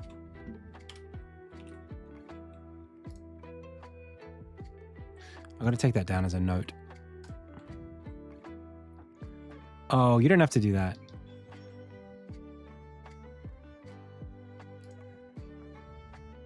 Just help me really scene map. Okay. So, this is for...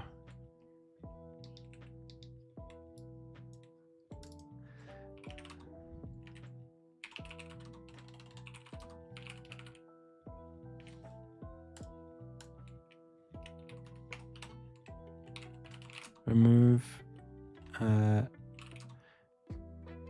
so much, not so much rock on the underside, more hue shifting. Oh, thank you so much for those subs. Dude, you don't have to do that. Thank you so much. Thanks, buddy.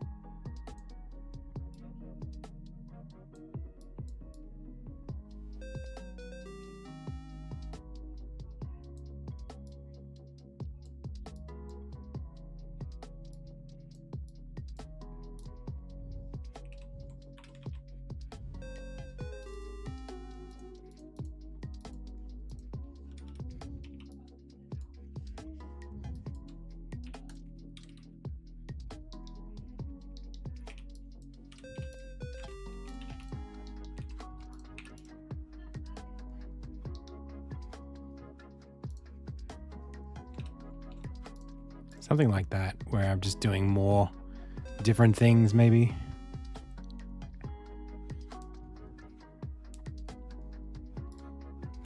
I don't know what we're seeing here. Dude, it's not even the same kind of thing. Yeah,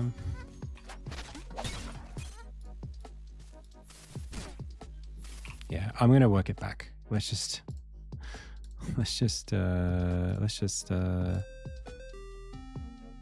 golden tile set, golden. Adds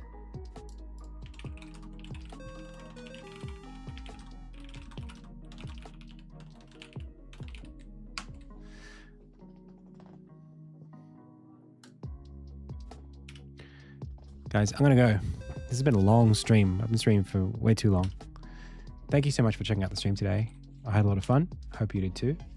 I'll be back tomorrow. Same time, same place. You know where to find me. You should definitely wishlist Insignia if you haven't already and join us for our playtest.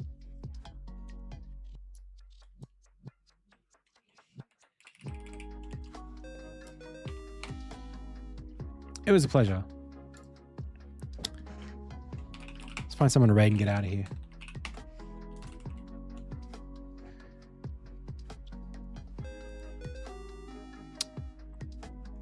Let's raid Kebab Scout today. Hey, Soybean. Thanks for the sub. Thanks, everybody. That's the stream. As always, I've been Adam. You've been the Pixel Pals. This has been the Indie Tales Game Dev live stream. Until next time.